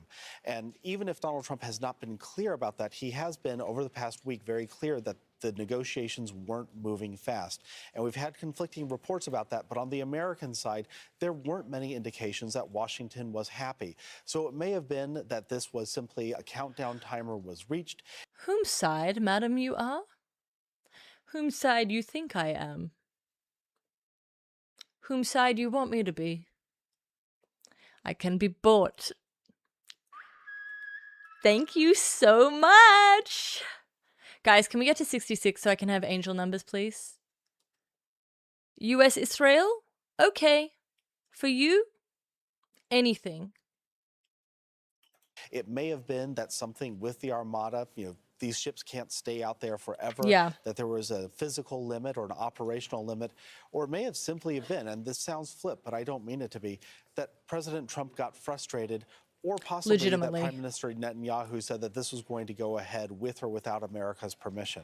And I do want to say, your question about whether this is America's war or Israel's war, they are both in it together, but I think they each have separate agendas. And that's something that I think players in the region are keenly aware of. Yeah. Paul, thank you very much indeed, Rashid, and also Abbas there in Tehran. Guys, they're so smart. Kulsum Sharif explains what areas in Iran were hit by and what Tehran's response was. Especially the energy. Marwan, our crazy friend. Worldwide. Marwan, we... 666, despite being the number of the beast. This is a very powerful angel number. I'll accept any angel numbers, okay? I'm not scared of the devil. I'm not. I'm monitoring the situation. I did hear there was some attacks on the... I heard attacks on the Navy much earlier. Now, the benefit... Obviously, an air attack is going to be the main kit and caboodle, right? Attacking the Navy is more about the strait and shipping lanes, which is going to be important.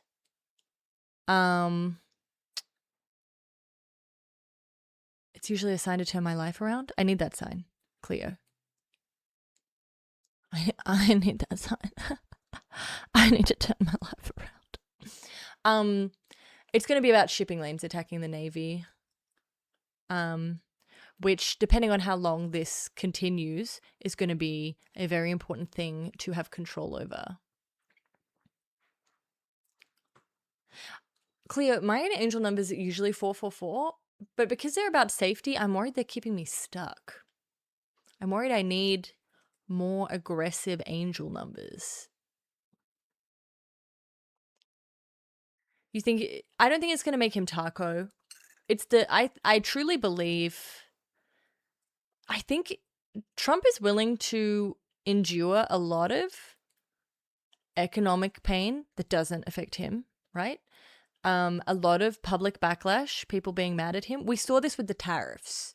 He's willing to just hold on and have people kind of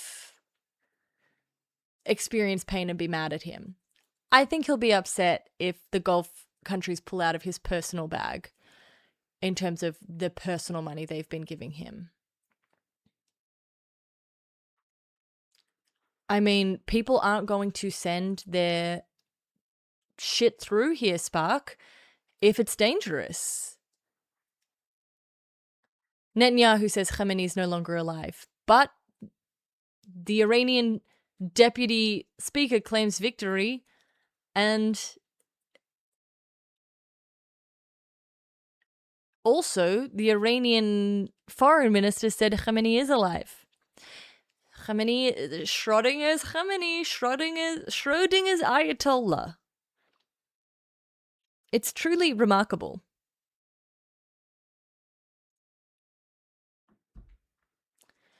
How can one man constantly be so alive and so dead? Actually, I'm just going to interrupt because we've got Prime Minister of Israel, Benjamin Netanyahu, speaking at the moment. We will bring you with what he's saying. Benjamin Netanyahu.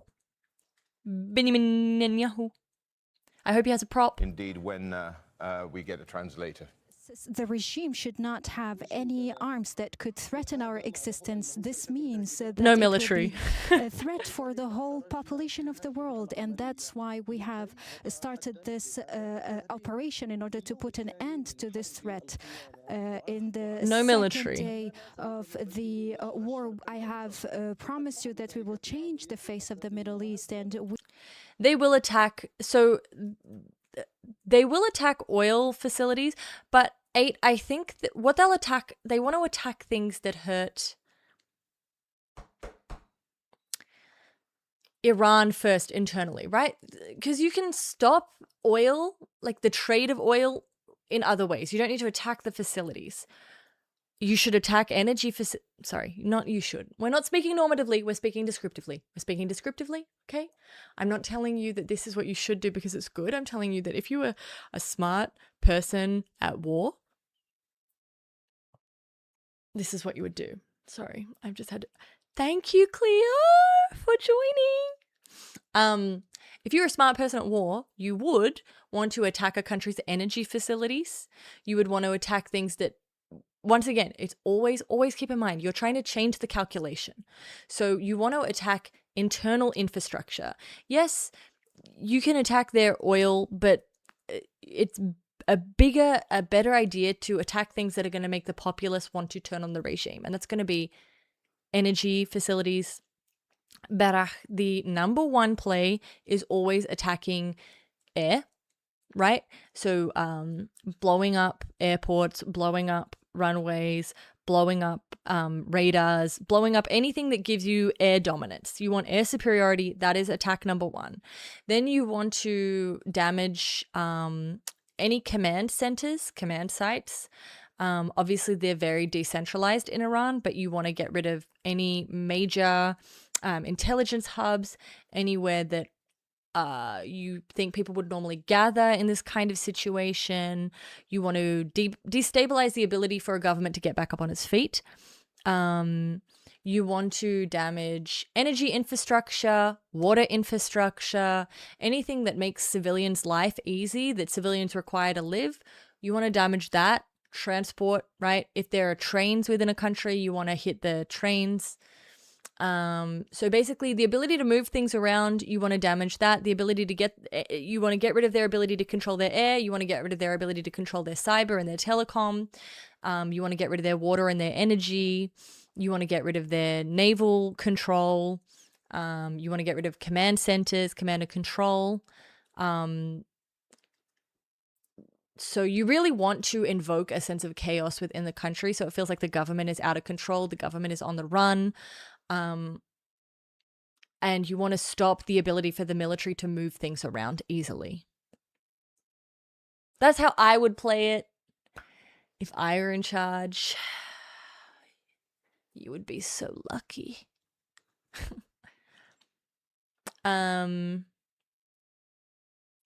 because this is the thing.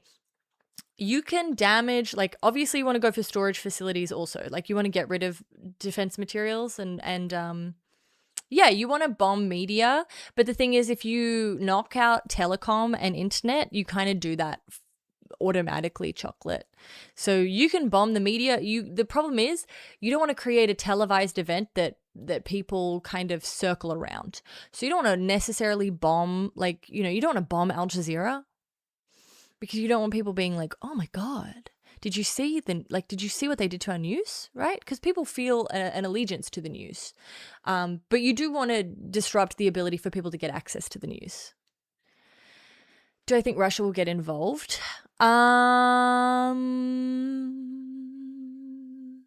Maybe. It really depends. I think it's too early to call if Russia will get involved.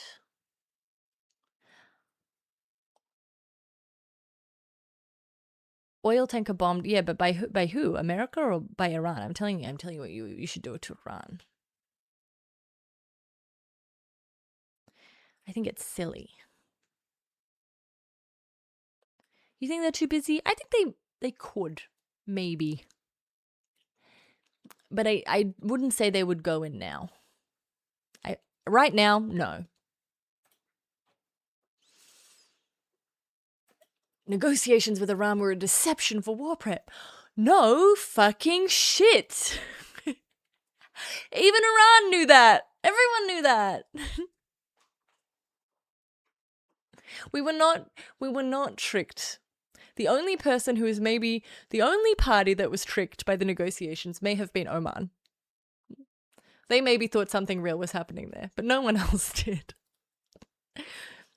You think after last time, you think after June of last year, everyone walked into that and they were like, yeah, guys, it's not like last time.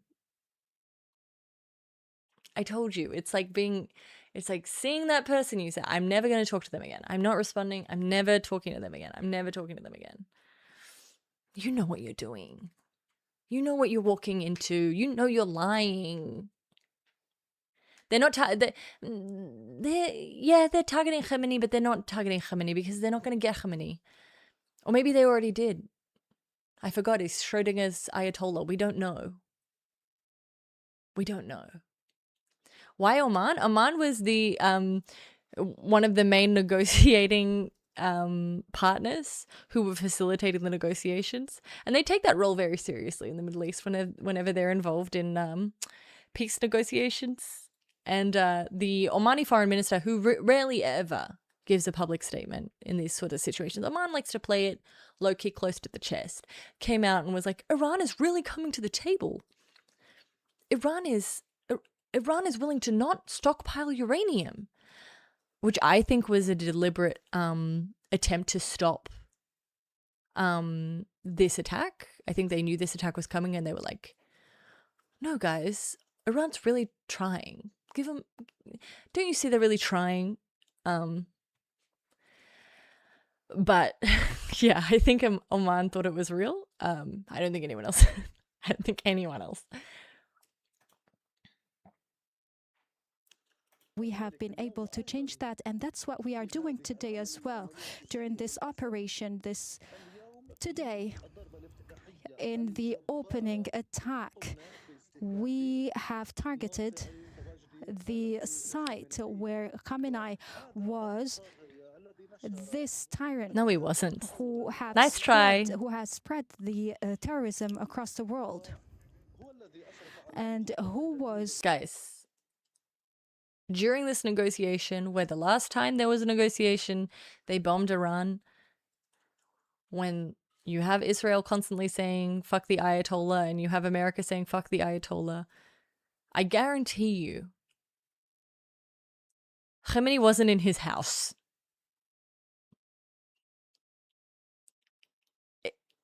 He just wasn't. was the architect of the plan to destroy Israel. This plan has been destroyed completely. This is what we are seeing, and this is also the destiny Already of this declaring tyranny. victory. Today we have killed several major leaders that are involved. So keep in mind, Netanyahu, it's election time in Israel. He obviously wants to win that election, but there's also stuff he doesn't want to talk about during the election. He doesn't want to talk about his corruption trial. He doesn't want to talk about the Orthodox waiver for military service. There are things he doesn't want to talk about. But Mr. Security, who's constantly talked about the threat that Iran poses to Israel, would love to talk about killing Iranian military leaders and securing safety for Israel by destroying the Islamic regime. When am I getting to Netanyahu part 3? The people didn't like my Netanyahu videos, so I stopped. And it was about to get really tiring because we were about to get to peak Netanyahu. You think you just popped back? Guys, I forgot my charger. Involved in the nuclear program of Iran, Thanks, and we will Matthew. continue to target several sides of this regime. The Iranian people, we are with them. We support them in order to free them from this tyranny. And we tell them, don't miss this opportunity. This is a chance and an opportunity that will not come again, because you will have your moment, a moment where you will be demanded to take to the street in order to finish the work and to topple this regime. And watch, if they don't do it, it's like, oh, they didn't want it bad enough. They didn't want their freedom. They lied. We did everything for them. We did everything for them and they didn't hold up their side of the bargain. You were bombing them. Maybe allegiance. I'll think about it. Of massacres who made your life bitter, and also the blood of your martyrs and your beloved ones will not go in vain, and the support and aid that you asked for has arrived. That's why you should all rally for this historical moment. Iranian people, all the different confessions, the Kurds and the other confessions, this is your time, this is your chance in order to He's very good at it, topple this Mango. regime. Dear people of Israel, during the previous war, I used to get strength from your... Keep in mind, and I know this may be confusing because obviously a lot of missiles will be hitting Israel. I would tell, I don't know for certain because obviously there's no polling or anything, a majority, but my instinct is that a majority of Israelis would support this. A majority of Israelis, because this is a young population as well. Most have had Netanyahu around their entire life. Netanyahu has always talked about the danger posed by Iran. Iran has always been this specter that's trying to destroy Israel. I think many Israelis would be happy that this action is being taken. I don't think you would find a large opposition. You definitely won't find government opposition. As I said, Yair Lapid has already said, like, you're not gonna, this will have a unified government. There's not going to be any resistance from us. So you're not going to find internal pressure on Netanyahu to stop this war.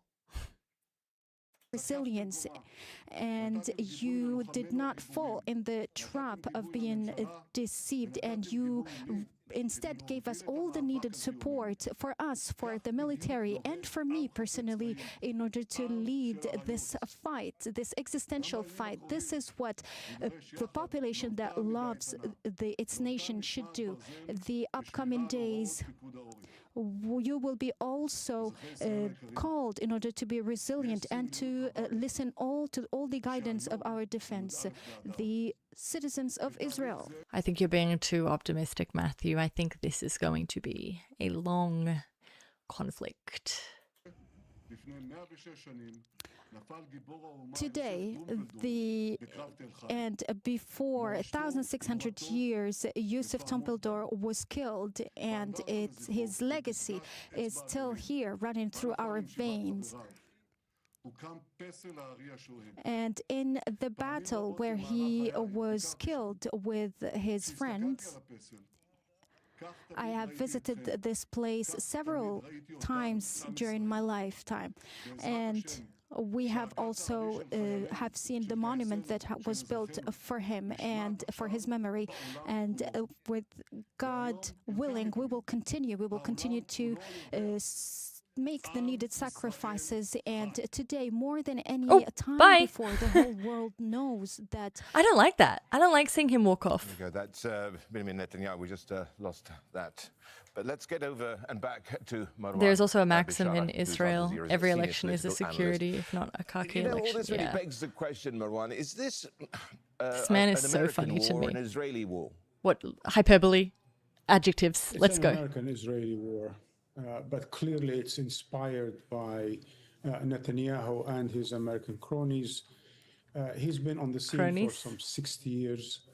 Mr. Trump has been on the scene for the past 8 or so years, 10 years. And clearly when it comes to the question of Iran, the American president has been following in the footsteps of Israeli leader, notably of Benjamin Netanyahu. 30 years ago, 1996 exactly, when he first became prime minister in the first term, Netanyahu worked out a paper called Clean Break with American neoconservatives. Guys, and you actually have to watch my Netanyahu video part 1. Because part 1 introduces Netanyahu's fixation with Israel. Of course, he's fixated with Israel.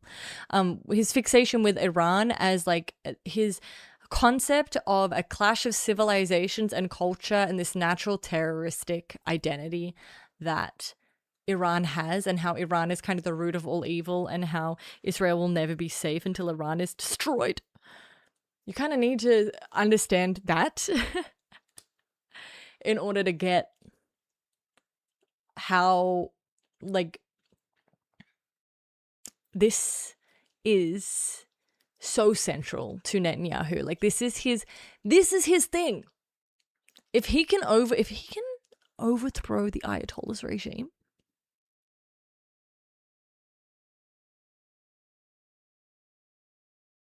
I think he might actually retire.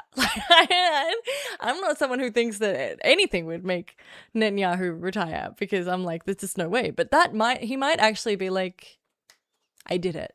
My life's goal has been achieved. I'm done.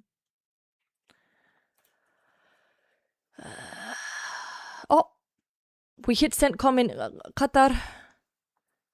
Iran has hit CENTCOM in Qatar. Okay, the Strait blockade is also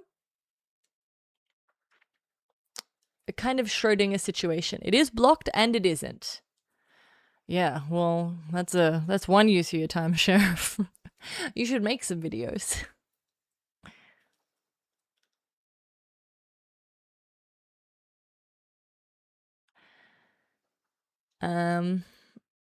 Israel hits Qom. Okay, so we have maybe the strait is blocked, maybe it's not. Okay, we have maybe the Ayatollah is dead, maybe he's not. We have explosions everywhere. Standard. This is okay, it is standard, but keep in mind, okay, I've been streaming for 7 hours. Oh my fucking God. And it's felt like 1. I'm not even kidding. I've been streaming for a while. There has been non-stop updates of hits across the GCC countries and Israel. That is not how things normally go. That is a pretty sustained attack. That is not how things normally go. It's a big deal. And I will be back tomorrow.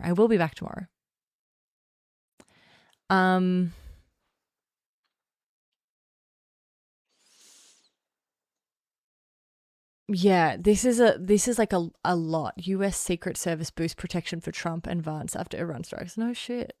I don't think they would. I don't think Iran would. Although Hormuz ethically sealed. I love it.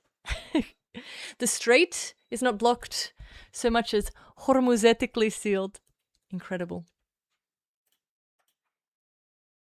That diplomacy was betrayed by Americans.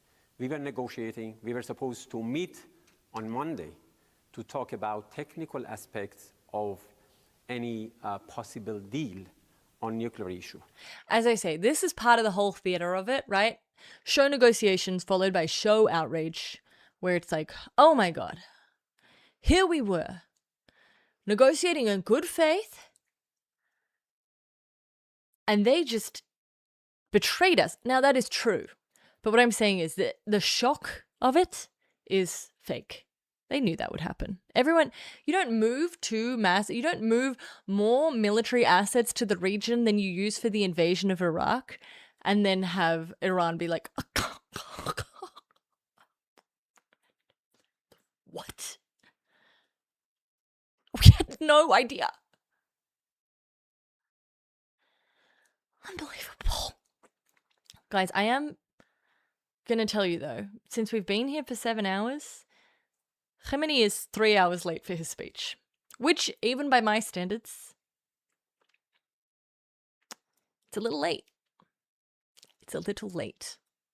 He's a bit tardy. Now, wait, he's not an Arab. He's a Persian. I was going to say, Arabs are late, but he's a Persian. And the Americans themselves acknowledged that these negotiations went quite well. Thank you. Time of gifts. It's like your name reflects your outlook on the world. Thank you. The mediator, Foreign Minister of Oman, he's just making an qualified entrance. this round of negotiations. He understands it's not sexy at all to arrive on time. How closely are we monitoring the situation? Aquilin, no one's ever monitored the situation as closely as I have monitored this situation for the last 7 hours. Okay? Yeah, guys, get me to 66. Do it. I'm so close. I personally engage in a little... I think this is the thing. If you're going to be racist, you have to make it extremely specific. And it has to feel like it comes from an intimate knowledge. It can't just feel like you grew up hating this group of people. It has to be like, I've interacted with them closely. And it's so specific and so niche that it is no longer racist. Right? Wait, I'll go to the full screen and we can see if it updates. What time is it there? It's 6:18 a.m. It's going to do this a few times because I don't know why. I don't know why it works this way. Ooh.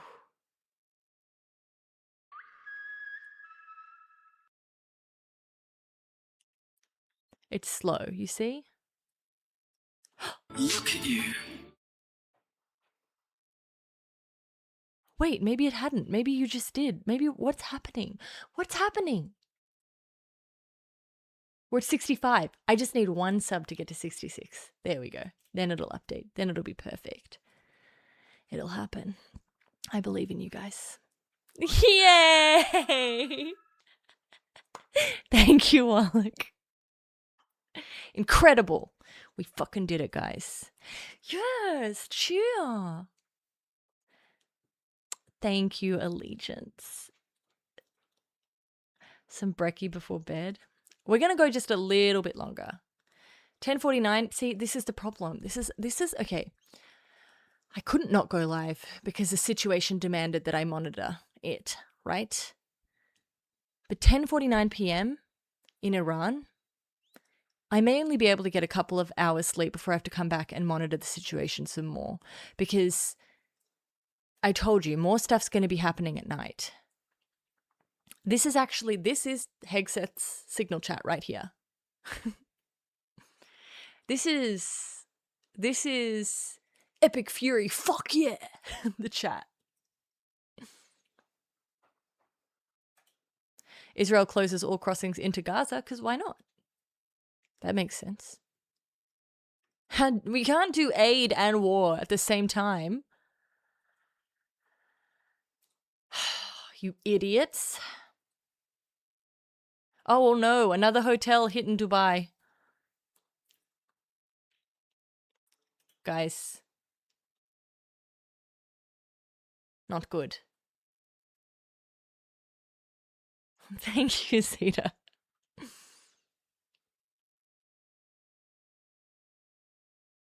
You think I have a full 8-hour shift?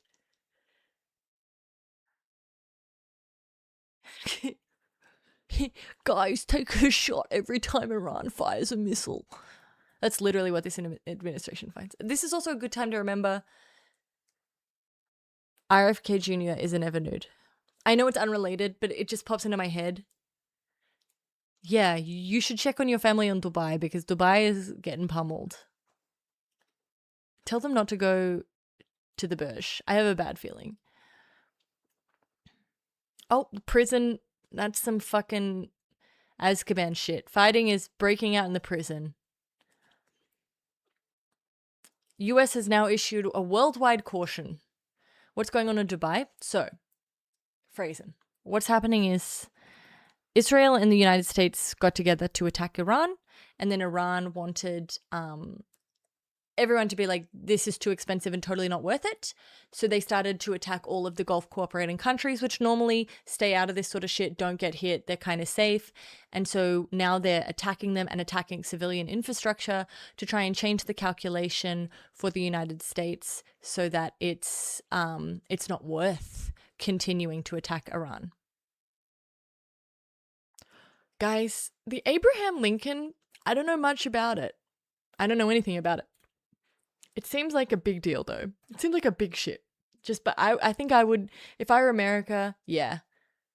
Oof. Nothing like some military propaganda. Oh my god, it's Top Gun. Wow, it's Top Gun, guys. I saw this in Top Gun.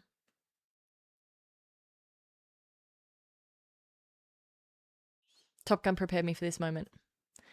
God, I loved that bullshit military-industrial complex propaganda. That latest Top Gun movie was so fucking good. I don't even care. I knew I was watching. I was like, this is propaganda. This is propaganda. I am watching military propaganda. Unnamed enemy, war, very expensive fighter pilot jets. This is propaganda. And I was like, inject it right into my motherfucking veins. Tom Cruise is a movie star. What's the situation in the US proxy Arab states? Last I read was that some strikes, but the usual everything has been intercepted. No, many targets have been hit. Massen. Many targets have been hit. They've been pummeling the GCC states. Anywhere with the US military base, with the exception of Oman, which I don't think has a US. It's got a base that some US operate out of, but every single GCC country has been hit. Yeah, actually, maybe I do my neocon grift through Top Gun. Maybe I join the army and then just slowly become more and more right-wing. Uh-oh. Saudi Arabia explosions at the airbase. Oh, Saudi's gonna be fucking pissed. Guys. They're not gonna like it.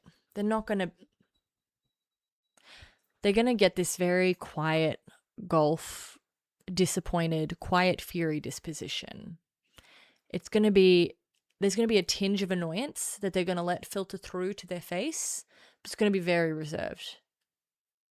They're gonna be like, doesn't really make sense to us why we're getting hit. We didn't really want to be involved in this. And Iran is making an enemy of us. And that's going to be the reaction. But I want you to know, when you see that from the Gulf states, that should be read as like that guy from Hamas who screamed all the time? Same. That's the same. The Levant states are very loud. The Gulf states are very quiet. But do not mistake quiet for okay. I know, I have a soft spot for jingoistic movies too. I love leaving and being like, oh. But the best jingoistic movie is not pro-war, and that is Gallipoli. You can both be proud of being Australian and anti-war. It's very powerful.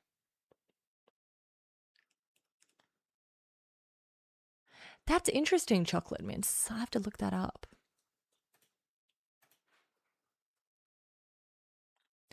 Iron Dome. Well, I mean, it's hard to know what gets hit in Israel. They have such good control over what gets out about what's been hit. So I don't know.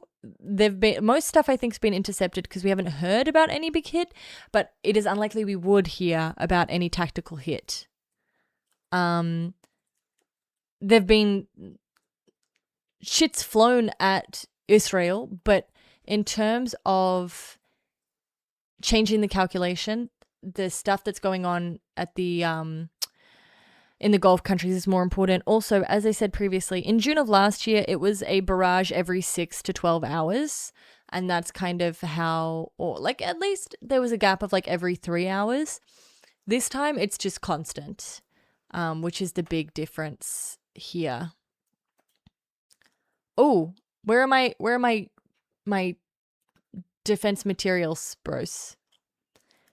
A Bayandor class corvette. This sounds important. Zibbity, this shit's going to be going for a while. A couple of weeks. Peep, what do you think of the submarine in the latest Mission Impossible movie? It's not? It's boring? Okay. Damn, why'd they give it a cool ass name? Why'd they give it a cool ass name if it's going to be boring? Can't trust anyone. The Abraham Lincoln's a big deal though, isn't it? Because it sounds like a big deal. Oh, speaking of Iran and jingoistic movies and movies that you know are bad, my mum, one of her favorite movies to rewatch and rewatch and rewatch is Not Without My Daughter. So in this household, Iran, no good. I guess they're in Ankara. So what can Ankara do in order to... No known American casualties, but as I say, if there is an American casualty, they'll be sitting on that shit until Congress pipes up and they need to say, oh, you want us to just let them kill Americans and not do anything in response? In my opinion, they won't announce it immediately. Perhaps facilitate some kind of, I suppose, ceasefire or at least some mediation. Bro, that angle. We need to talk about this angle. How bad would I say things are in Dubai? No, they're not that bad. Dubai is ticked off. A couple of resorts have been hit. It could get much worse, but it's just so unusual for anything like this to happen in Dubai that it's going to feel like a very big deal. I haven't seen Bridge Over the River Kwai. I'll have to watch that.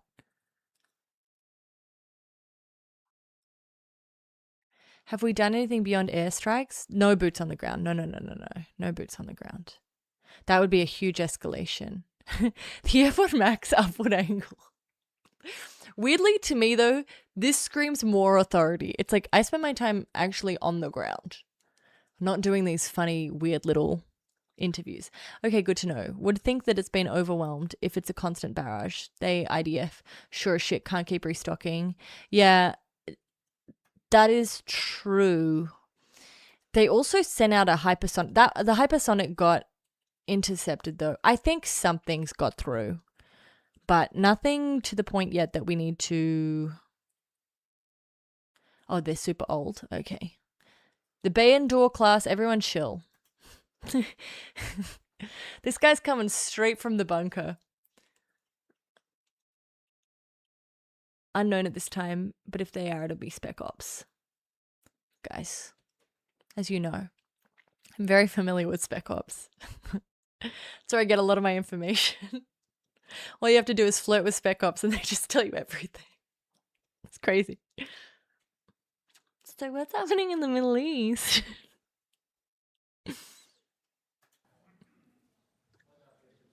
In fact, Beats by as we Khomeini. did before, we showed our effort first to convince Oh, all the that's Arabic calligraphy. So it's actually a word, but you draw it in a picture. I used to do this a lot. It was a skill that I was trying to cultivate. I love this. So these are actually, this is a word. It's probably the word for like peace or dove. See, this is this big thing here. This is a letter. These are all letters. Very cool. How many's watching my stream, actually? Has Turkey done anything? Turkey's not going to do anything. So long as they're not hit, they're not going to hit. Turkey is going to want to stay out of this. Turkey was trying really hard to convince America not to do this before the fact. Now they have condemned Israel. You know, but that's nothing new for Turkey. That's not the same as actually doing anything. So they're not going to do anything. Yeah, the Shaheeds are up in the air. There's many of them. They're flying around. parties related to this cause to sit and negotiate through diplomatic channel to reach any peaceful solution. Luckily, both parties are accepted our proposal and they restarted their negotiation in Oman. And following,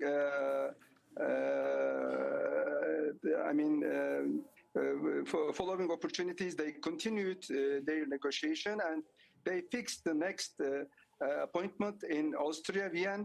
But unfortunately, before the appointment, we witnessed this is important. Sorry, guys. Unexpected. This is what I mean by no matter what happens, America will declare victory. Because look at this. Where is it? I opened too many things. Trump says, I can go long and take over the whole thing or end it in 2 and 3 days and tell the Iranians, see you again in a few years if you start rebuilding your nuclear and missile programs.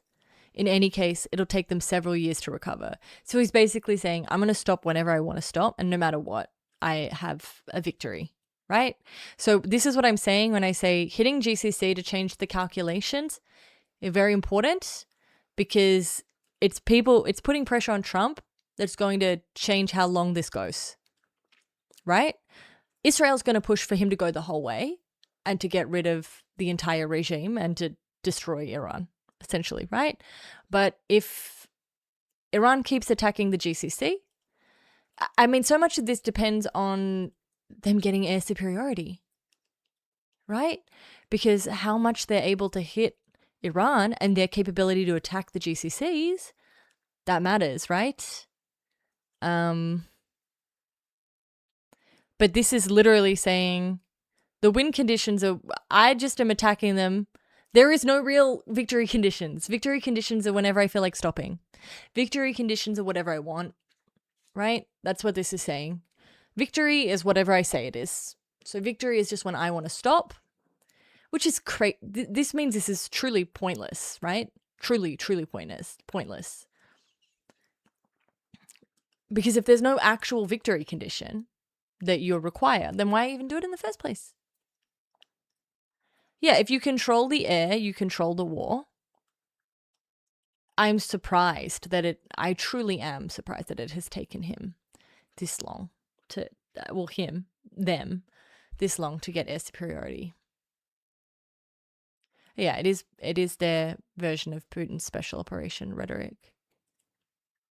We'll see how the markets go. Yeah. Is Khamenei toast? He's Schrodinger's Ayatollah. He's both alive currently and dead. We don't know. And we don't have access to the box. We can't look inside the box. He's both alive and dead currently. Trump really putting in the work for that Nobel Peace Prize. One active war at a time. Fuck yeah. God, I wish we were still in that signal chat. God. Damn. Okay, Israel's going into Lubnani. That's all right. Body of Iran's supreme leader, Khamenei found? Who's this from? N12. Who's N12? It's War Monitor. We don't trust him. We don't trust him. We don't trust that guy. We're gonna need to hear it from someone else. Sorry guys. False alarm. We don't trust that guy. Wait. No, we don't trust that guy. I like this guy, but I need to see what's happening now. Body. I trust this man's wrinkles. Yeah, do you want to see the other website, Aquilin? I need you to prepare yourself. Okay? I need you to prepare yourself for US versus Iran. Dun dun dun dun. Dun dun dun dun. Dun dun dun dun. Fuck yeah. War. Dun dun dun dun. Huh, you want to see stats? I got stats. Yeah, you like that, don't you?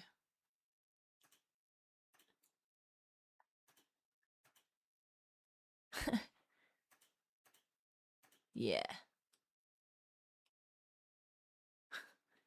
This is the stupidest website ever. US versus Iran. But I keep it open because it's funny to me.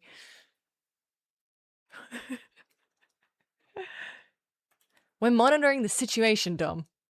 We're monitoring. We can't stop monitoring currently. Who is War Monitor and why don't we trust him? War Monitor is a OSINT account on Twitter. I have just found that often his information is incorrect. He also steals information. I just don't like him. I personally don't like him. We're seeing indications of projections that Khamenei is estimated to be somewhere between healthy and vaporized. I don't know. Is he dead? Is he alive? It's very annoying that Pakistan and Afghanistan are also popping off currently, yes. Shit could really be popping off at any minute.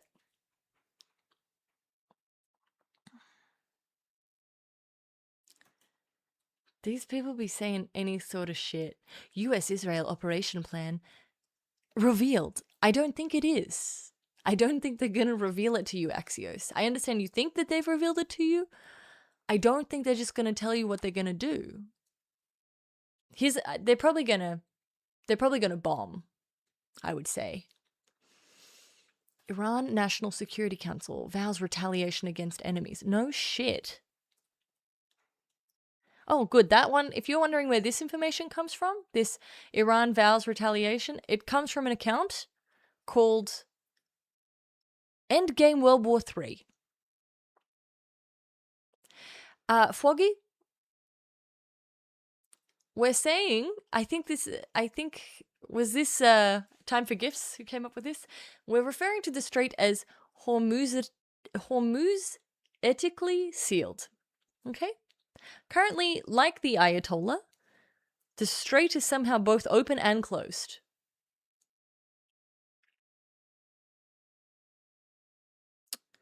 I'm worried for you, Aquilin. I think shit's spilling.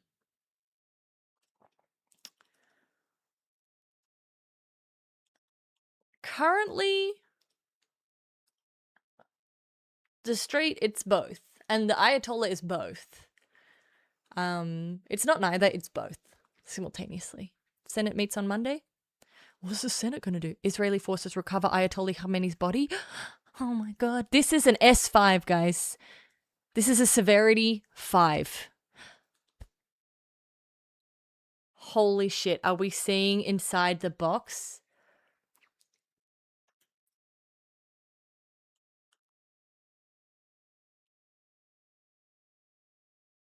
Guys, this would be huge.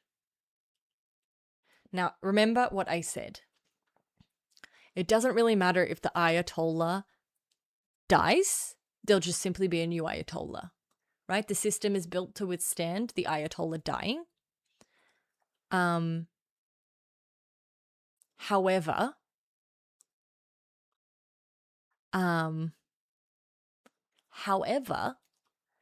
this would be a huge symbolic win. Because it's not just about killing the Ayatollah, it's about killing the Ayatollah so quickly, right? It's like, oh, you thought defeating the regime was hard? It's not. This is how easily we killed the Ayatollah. This man you thought was so powerful, he's gone, right? So, even though this doesn't actually do anything to affect the regime, this would be a huge symbolic win. And it's also a huge win for Israel and the United States as an off-ramp, right? This is something that looks like a victory condition. Well, we killed the Ayatollah. But right now, this is Schrodinger's Ayatollah. Khamenei is both alive and dead.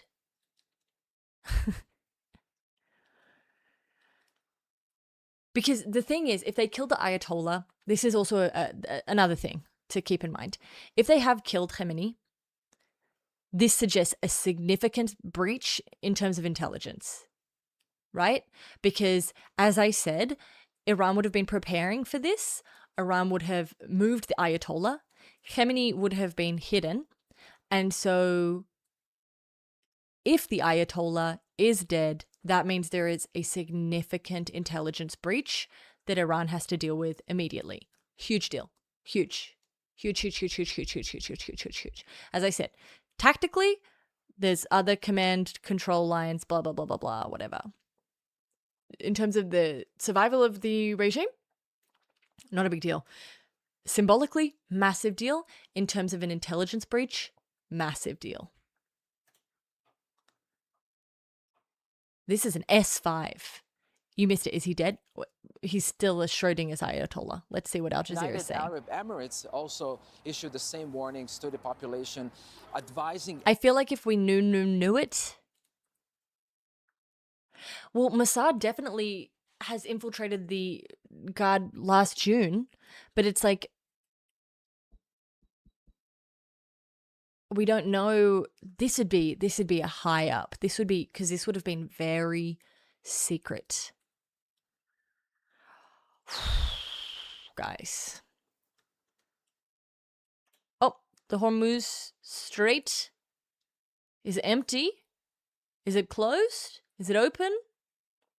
It's both, but it's empty. We know that for sure.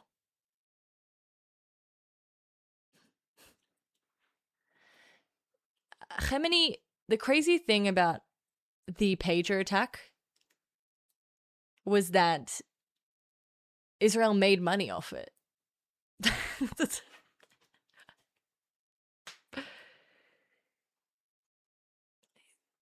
They should release a video of Khamenei in a plane and call it the Ghost of Tehran. Guys, I'm so stressed. Do you think the Ayatollah is dead? I'm not stressed because I love the Ayatollah. Just to clarify, because I know you guys are fucking freaks. And you don't know how to deal with me saying anything. I don't love the Ayatollah. I just... Shit like this keeps happening. These big important... Like Prigozhin, Nasrallah, like these big important people that just be dying. It doesn't really matter. I know it doesn't matter. I've been telling you it doesn't matter. But it matters to me for some reason. You just like him. You think he's dead? Oh my God. I'm sick. I'm like, show me the fucking body. I'm like, who are you becoming? Show me the fucking body, you fucking freaks. Guys, Schrodinger's Ayatollah. Okay, people are telling routers, but we don't know. You can't just be telling Reuters, routers, whatever. Oh my God. But Israel's ambassador to the US is saying he's dead. Documentation of Khamenei's body was presented to Netanyahu. No confirmation from Iran. Oh my God.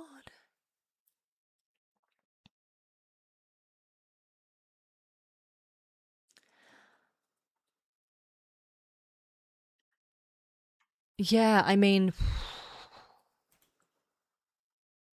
Oh my God.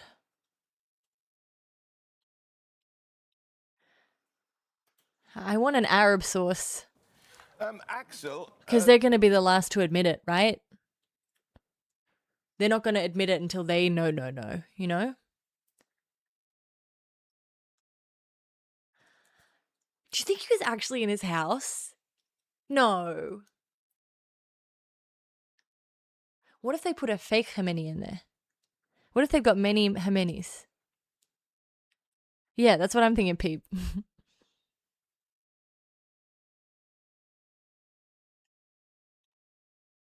Always more war crimes, Transabiker. There are always more. Fidel Castro's threats. How many? How many?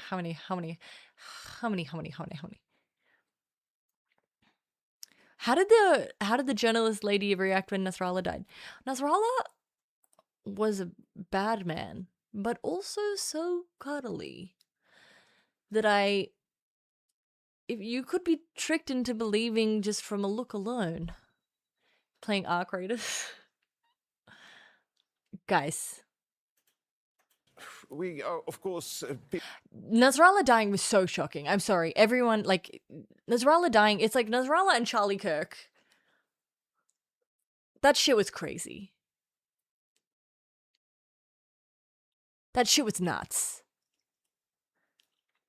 People are talking about the danger of... Some emergency steps, already preventive steps taken care here, particularly in Doha. Oh, there's an We've seen earthquake the in number Malaysia? of That's just retail fucking, stores that's great. Are extending their operating hours for 24 hours. Just I don't think I will burst into tears. I might end the stream because I'll be like, well, we've officially reached the crux of monitoring the situation. That's enough monitoring for one night. Okay?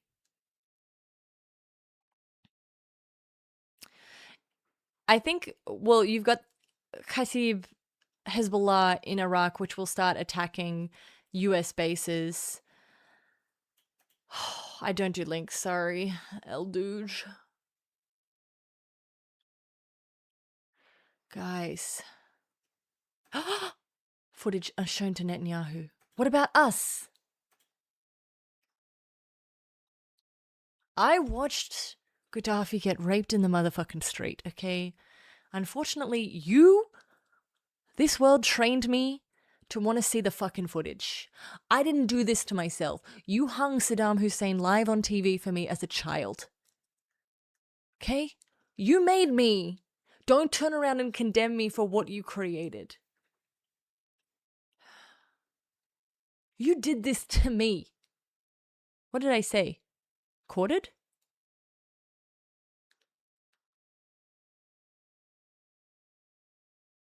What did I say? I've been live for so long, I don't even know how I said they killed him.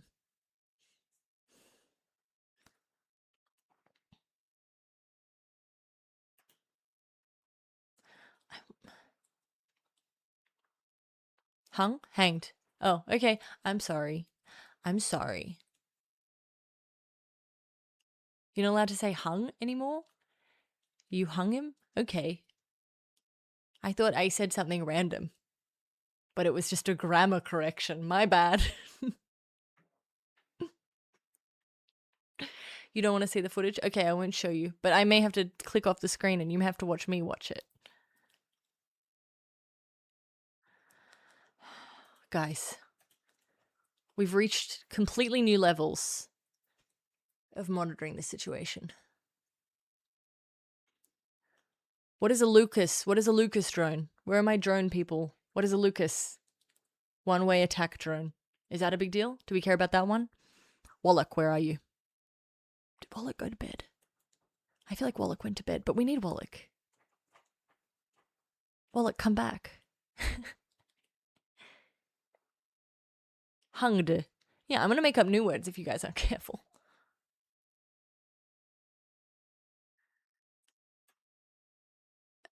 Come on. I'm trying to monitor it. Okay, now Iranian media claim Khamenei is personally leading the war. Schrodinger's Ayatollah. I don't think if they had footage of Khamenei, it would be him dying, it would be him dead. But I'll make a decision. Guys, what the hell? What the hell?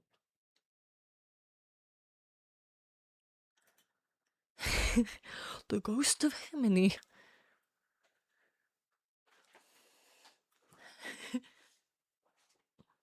It's his spirit. It's his spirit that's leading the war. Oh my god.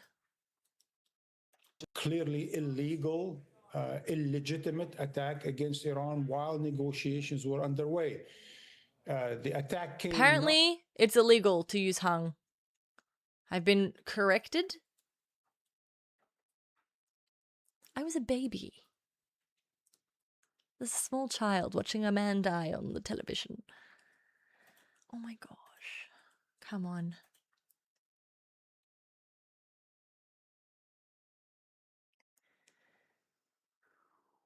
Okay, my tummy's going. I don't know if you heard that, but don't listen to it. Release the Khamenei files. Some serious acquisition problems for the 3 Patriot ADS.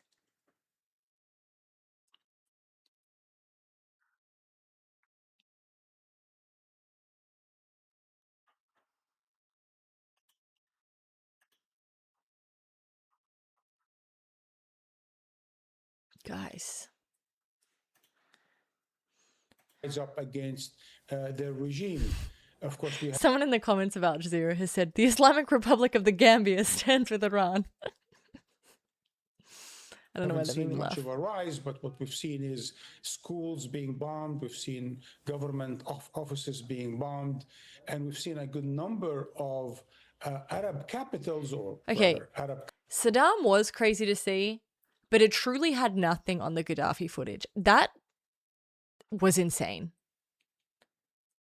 No one's seeing me eat on stream. That's disgusting. I don't do that. You're lucky you see me drink on stream.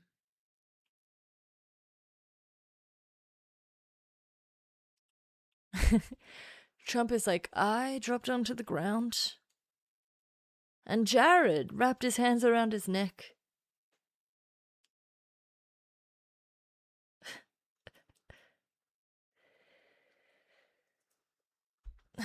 The gad. The gad.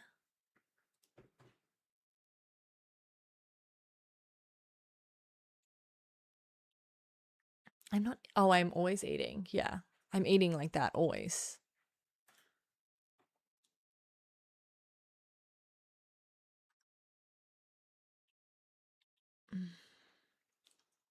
Should we say Gaddafi or should we say Qaddafi? US offered Iran free nuclear fuel forever in rejected proposal. According to whom? Trump administration official. Mukbang. That's the thing. If I was going to eat, I would really eat.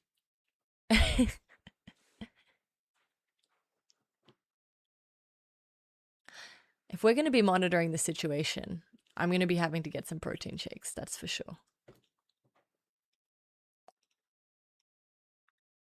I don't know from whom. They rejected it because, once again, why did they reject it? That is an issue of sovereignty. What has Iran learned previously about having things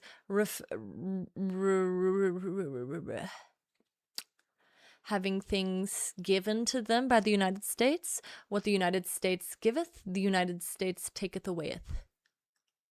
So, oh my god, good morning, Pixel. So they won't ever accept that. They would never accept that. They would see that as a violation of their sovereignty. They can't accept that.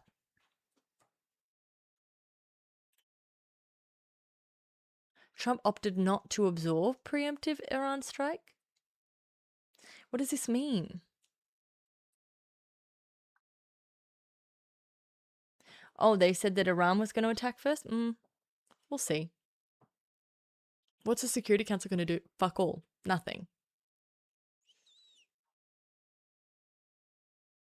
I watched something called Girl Worlds Pussies, which is, I don't know how to explain it, but they do a lot of mukbangs. That's where my fascination comes from. Out of the American invasion, and we've seen a total implosion within Libya. So much of what we're seeing, and we will continue to see in this Marwan, I need to see what's happening right now. of American Israel. He's Kevin Bacon. Guys, what time is it in America? It's the middle of the day, right? It's the middle of the day on Saturday. Okay, and it's like what, 11 p.m. in Iran? Time in Iran. 11:25. Okay, when I next monitor the situation, I'm going to get some clocks up on this screen. 3 p.m. Oh my god, it's so late. What the fuck? Guys, I'm crazy. I can't believe I streamed this long. Noon West Coast. Okay, so it's the middle of the day. The Fourth Crusade ended in Constantinople because the Crusaders couldn't pay Venice for the invasion fleet because fewer Crusaders turned up than expected. Venice had sunk a lot of its working capital into building the Crusader fleet.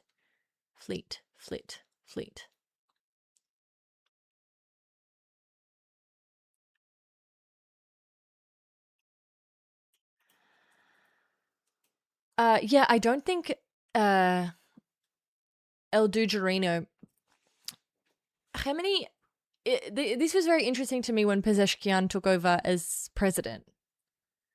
I think some people call him Pezeshkian, but I call him Pezeshkian because I do what I want. He's a moderate. He's from a very different party. There doesn't seem to be as much internal discord as you would think. It's a very, yeah. There's no internal party. There's no party to do a coup d'etat, right? There's no internal party to do that. So there is no internal party to do that. There's no willingness that I see for there to be a military coup, which means that the coup would have to come from the people, which is going to be extremely difficult given the current conditions in Iran and the fact that there's no leadership for them to rally around.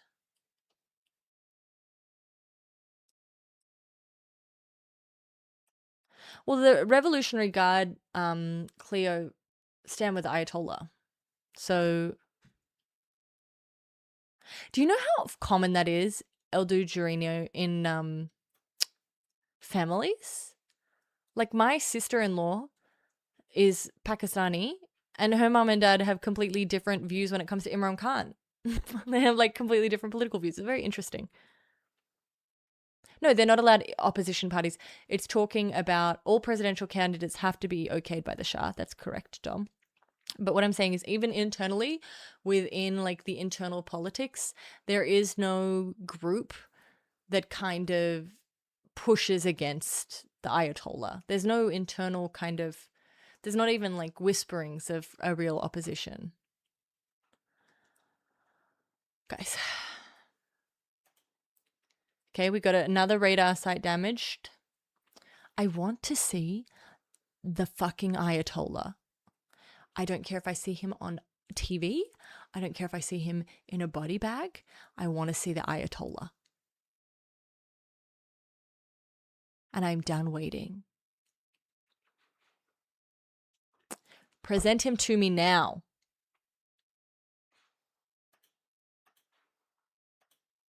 Israeli war on Iran, I didn't think you hardly anything because I know, Transit Biker, that's what I said, and now everyone's got me questioning shit. And by everyone, I mean the OSINT community in Israel. I was like, there's no way he's in Iran. There's no way he's anywhere near there. And now they're all like, we have his dead body. And I'm like, could it be? Could it be? We never saw Bin Laden either, but we got him. Ladies and gentlemen. Oh, my dog is so mad at me. She's like, what are you doing? Hi, puppy. Hi. Oh, you're so tired. Why are you awake, sweetie? Have you come to monitor the situation? Do you want to give me a cuddle? Don't jump from there, you'll hit your head on the table. Do you want to give me a cuddle? Jump out, you're too tired to jump. That's okay. That's okay, my love. I'll be done soon, I promise. I'm not supportive of it because I don't think that interventions like that are helpful. I know, darling. I know. I know. And it's not like a real R2P sort of situation. I'm just like, that's not what's being invoked here, so.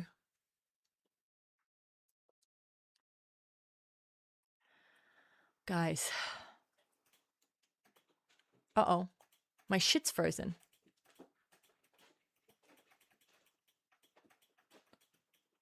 Is this a sign? Oh no. Watch me for a second while I get all that shit set back up. What the fuck?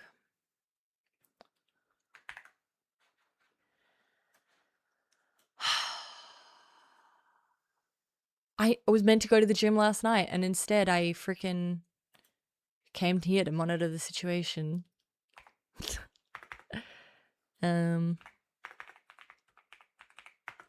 I monitor the situation. Apple, my dog, monitors me.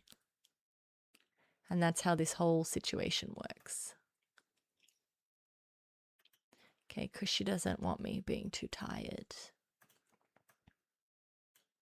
She's my soul puppy, and she loves me, and she wants to make sure I'm okay. End situation here, not very clear in terms of publicized statements by the president and members of his administration. Yeah, and they've updated the something he's been Wikipedia warning people for of, that this is not going to Khamenei. be just for a couple of hours. This campaign, as it were. Well, remembering the U.S. attacks back in June last year, that lasted the 14-day war, essentially. But there, President Trump claimed to have demolished the entire Iranian nuclear infrastructure, saying that the U.S. had That's achieved not her. its That ends, is or rather, King the Wally. president had achieved what he'd set out to achieve. There are indications that this is a completely different scenario, given as well Iranians the fact that cheer now the Khamenei's president death has in been the publicly street. stating Let's as well see. that he is seeking regime change. Oh, this page doesn't exist.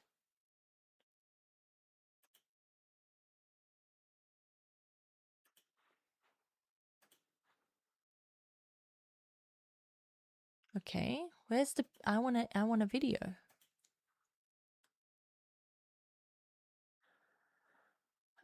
Okay, you can hear people clapping. No one wants to give proof anymore. Nobody wants to give proof.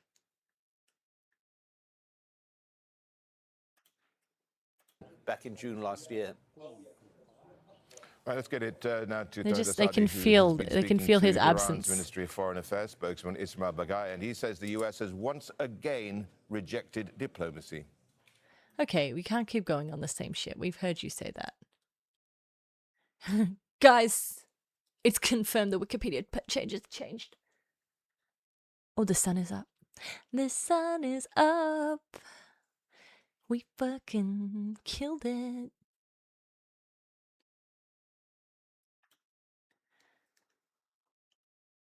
Iran hits Bahrain again. Bahrain. I'm sorry. Such a little country. Such a big impact.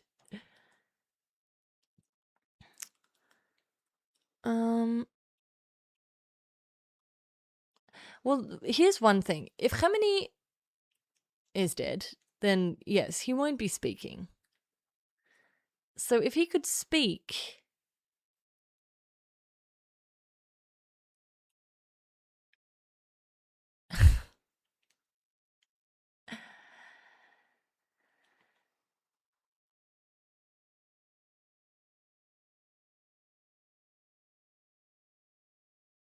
yeah, even Tom Cotton's saying it's going to go on for weeks. Unless, of course, Trump just decides he's done. Yeah, guys, why? Like, I understand, but like, why so much shit towards Bahrain? Bruh.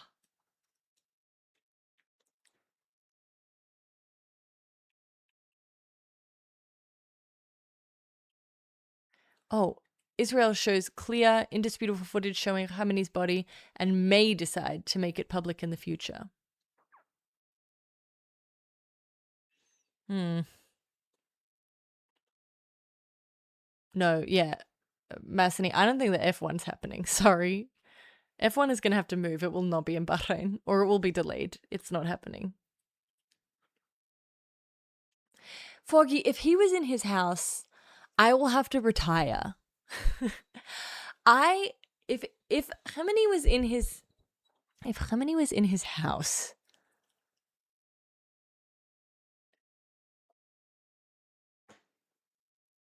what?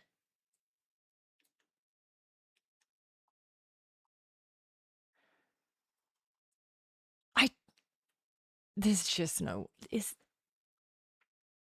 what? It makes no sense. Iran International saying he's dead now.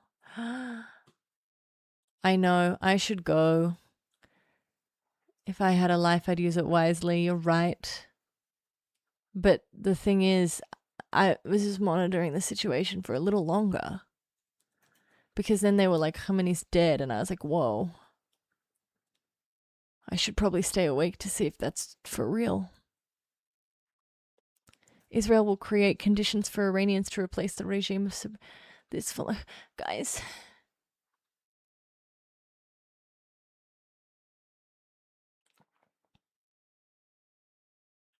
I'm almost at 8 hours. This in his house? It's like when they found Osama bin Laden, he was in Pakistan. I was like, in Pakistan? You didn't check there?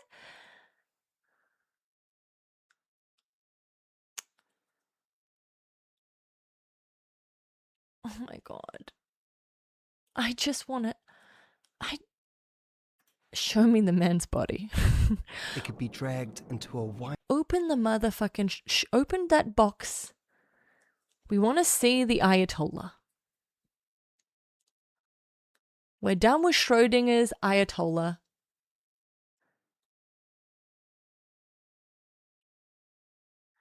Okay, it might be time for me to go. I know that I didn't quite make it to 8 hours.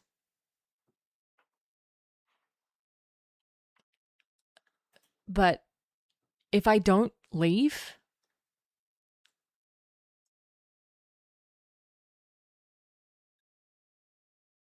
I may never leave. I may...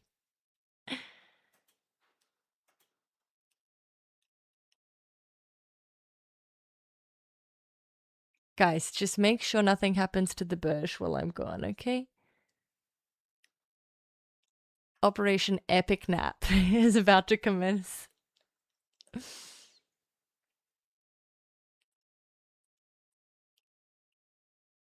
I will be monitoring. I'm going to have Al Jazeera playing under my pillow, okay? So technically, I am monitoring even when I'm not monitoring. Never forget it.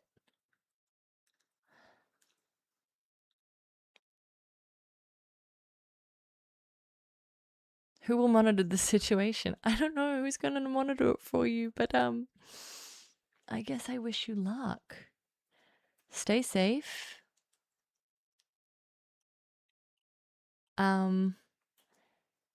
Don't do anything I wouldn't do. Monitor that situation. And yeah, be very, very good. I know you don't want me to go. I know, but all good things must come to an end for a couple of hours. I'll see you later. CNN saying it's real? Oh my god. Wait. Hang on. Hang on. Trump and Netanyahu shown Khamenei's... I'm sorry, Trump wouldn't know what Khamenei looked like. It could just be any random man with a beard, and Trump would be like, that's him.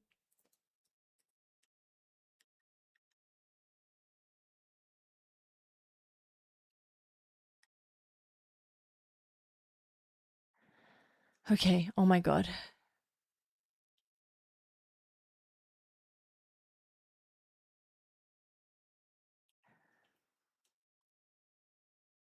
Oh my God. No, I have to go. I have to go. Wait, just give me 1 second. Just give me 1 second. I'm under the situation.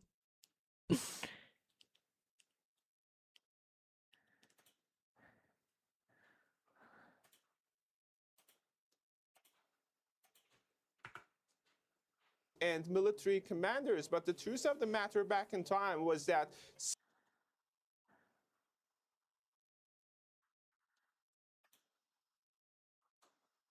Okay, I'm going. Guys? I don't know. I'm leaving you with Schrodinger's Ayatollah. The man is dead and not dead. I don't know what to tell you. Good night. When I next see you, the Ayatollah may be dead, or he may be alive, or he may still be both. Mwah. Okay? Goodbye. Sleep tight. I mean, do whatever, it's your day.